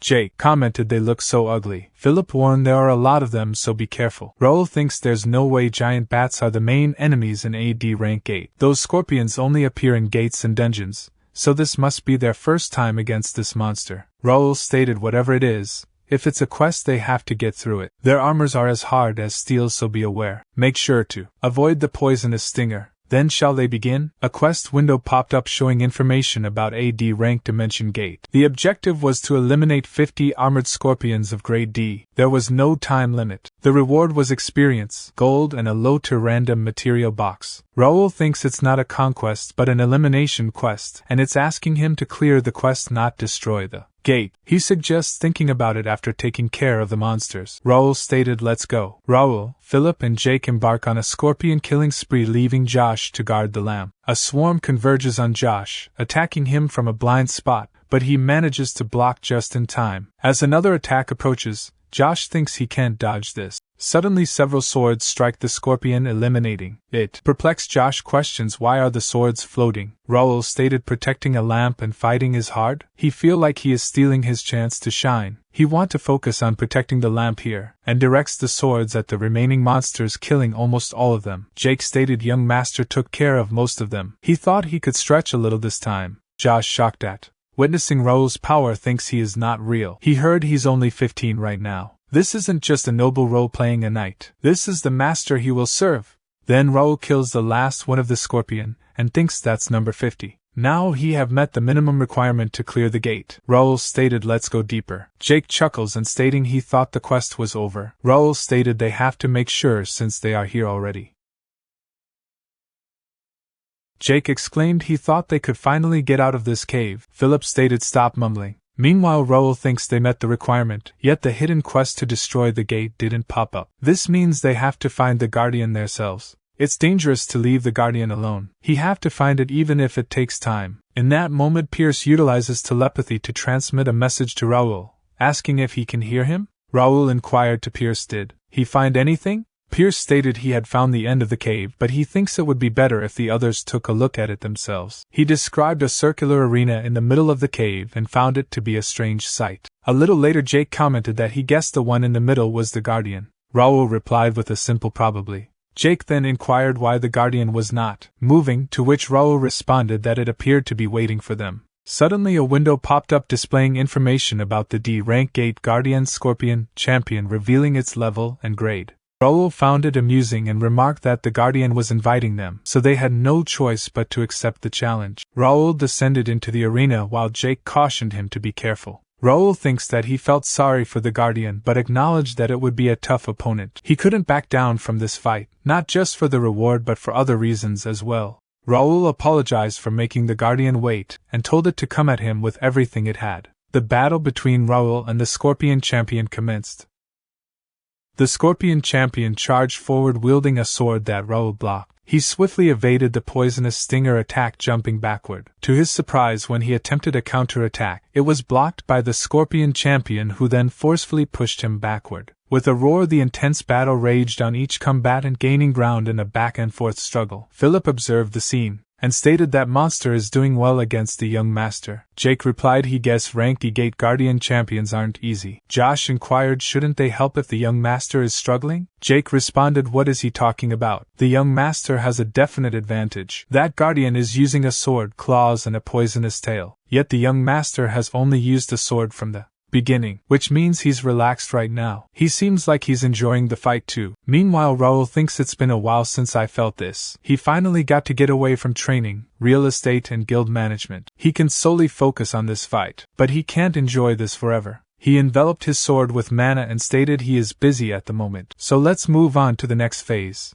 He did enjoy fighting him, but unfortunately, he is short on time. It's time to end this. The Scorpion Champion chuckled, revealing his mana blade to Raul, instilling a hint of nervousness. Without warning, he shot poison toward Raul, who narrowly dodged it. The poison splattered on the ground, melting the surface beneath. Raul, surprised, thinks he can shoot poison? He have to watch out for that too. The battle persisted as the Scorpion Champion rushed to attack Raul, who skillfully blocked the assault. The clashes of their mana swords generated a powerful wind, hindering Knight's visibility of the ongoing fight. Pierce shouted that monster can use a mana blade. That's unexpected. Josh stated he think it's an emergency now and inquired is he sure they don't have to help him? However, Raul thinks, how did he forget and live without this? The days when he used to live to fight and fight only. He forgot about the thrill of a life and death situation and the intensity of combat. He will use Crash as much as he can, the paramount solo player. This guy isn't easy at all. Mana blade and ranged attacks. He has high strength and agility, but his moves are simple and big. He can use that. Charging forward, Raul thinks, what's first this time? Sword, claw, or tail? The Scorpion Champion opted for the claw, but Raul agilely dodged by leaping backward. As the Scorpion Champion's claw stuck in the ground, Raul seized the opportunity, rushing forward to cut off the creature's tail, eliciting a roar of pain. Swiftly, Raul landed a lethal strike, eliminating the Scorpion Champion.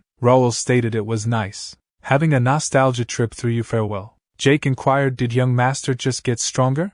Philip replied, right, it hasn't been long since he reached the expert stage, but he's already at the intermediate level. It's a matter of time until young master surpasses his level of skill with the sword. Jake shouted, young master, let's move on to the next gate. The next guardian is mine. He called dibs. Raul thinks, what's wrong with that guy? A window appeared showcasing details. Ashton's sword skill, Bear Crush, graded A+, has reached intermediate level 4. Class changed to Knight, intermediate sword expert. Elimination of Gate Guardian approved. Hidden quest complete. Raul finding it impressive. He then stated it took some time. He is sorry, it must have been boring to just watch. Josh quickly responded, not at all. That was amazing. Your combat just cleansed his eyes. Raul thanked him and acknowledged him. Philip inquired about their plans for the next gate, to which Raul replied, they are running late as per our schedule already. Let's get to it. He already told them that today is going to be a long day, so be ready. Jake expressed his excitement, stating exactly what he wanted. They cleared gates without rest, after spending 7 hours just clearing gates. They ended up clearing 4 rank D gates. Fully rested mercenary units were deployed on rank E gates under Bernard's command. They finished every mission safely, concluding every single gate that appeared in the capital Turium. There were approximately 500 casualties on the first day, and they rescued around 700. Most people think that this is it, but he know that this is just a little skirmish before the real war. On the street, one person asked another, did he see it? The gate or whatever? The second person confirmed, of course he did. He even saw orcs coming out. At the bar, someone mentioned he heard some people were dragged into it. The bartender responded that's why he saw many mercenaries and knights. The person added they predicted this and were preparing for it. Girl mentioned she heard they were from the prestigious Ashton County. Another girl chimed in saying yes, she heard the youngest son was in command. A third girl exclaimed, for real? That's so cool. The second girl wondered what was his name, Raul or something. Meanwhile, at the Randall County mansion, the Count of Randall, Hudson D. Randall, read the newspaper aloud, reporting on the neutralization of gates in the capital Turium. The prestigious warrior family Ashton County had made a comeback and was selected by Turium citizens. One particular individual, Raul Ashton, was being hailed as the man of the hour. Hudson D. Randall wondered who this Raul Ashton was and contemplated the significance of Ashton County's progress, possibly indicating a need for involvement in politics. Hudson D. Randall expressed his disbelief, stating that everything they had prepared had been destroyed in just a week. He turned to Brian and questioned whether any of it made sense. Brian reassured his father, saying there was no need to worry. Using his mana, Hudson D. Randall exerted pressure on Brian, causing him to crash to the ground and kneel in pain. Hudson D. Randall lamented the fact that he had fathered over 30 sons until the age of 60, yet deemed them all useless. He couldn't help but compare them to the sons of Ashton County. After some time, Hudson D. Randall retracted his mana and criticized Brian, stating that he couldn't even withstand that much pressure, and questioned how he could call himself an expert knight. Brian apologized, asking for forgiveness. Hudson D. Randall ordered Brian to report everything that had occurred since he began training in seclusion for a month. Brian informed him that around 2 weeks ago, an official document had been sent out by the shrine. This angered Hudson D. Randall as he read the report. The report confirmed that there were 73 gates, of which around 40 had been cleared in a week, but the number was still increasing. The casualties included approximately 3,200 missing or deceased civilians, as well as 15 knights and around 1,300 troops. The knights' fear of entering the gates had led to a higher number of casualties among the troops. Currently the gates had been blocked and were under surveillance. Brian trembled as he witnessed his father's anger. Hudson D. Randall used his mana to push Brian backwards, causing him to crash to the ground. Brian pleaded for mercy. Hudson D. Randall angrily shouted, "Get the fuck out. There's no place for him in Randall anymore. Don't he ever think about stepping onto Randall territory until he call for him. If he see him again, he won't care about he being his son. He will kill him. Tell the third oldest to come here on the way out." As he was escorted out by a knight, Hudson D. Randall expressed his frustration, yelling, "Ashton!" At Kingdom Academy, one maid said to another, "Isn't that him? The young Master Raul of Ashton County." She heard he led his knights and made a great contribution. "He is so handsome." Another maid chimed in, "He's the youngest ever to have achieved the top rank." One of the fellow students added he heard his knights get paid well. A red-haired student dismissed their praise, saying stupid, praising the guy who didn't actually do anything. Another student speculated he bet his family did everything for him. The students continued discussing so loud for saving a few civilians from the gate, or whatever. Once reinforcement from his family gets here, he will show everyone that he is better than him. Raul thinks this is getting tiring. They're looking at him like he is some animal at the zoo. Why don't they just talk to him? Dalton commented he became a celebrity in just a week. He guess you did great. The entire capital is talking about him. He should know? Raul replied he don't want to know. Curious, Dalton inquired, really? But are the rumors true? That he is the real heir to the Ashton County? Raul questioned, what is he talking about? Dalton responded, that's what the rumor says. What family gives so many troops to a son who's not an heir? Raul exclaimed, cut the bullshit. Big brother is the heir, and he is not interested in being the heir at all. To clarify, he recruited his own knight order. He had no support from the family. Dalton inquired, how could that be? Raul replied, he have some money. Dalton responded, I see. That's great. Maybe he should visit that gate thing with him. Raul was surprised by his remarks and began staring at him. Dalton inquired what happened. Why is he staring at him? Raul thinks, holy shit, caught one.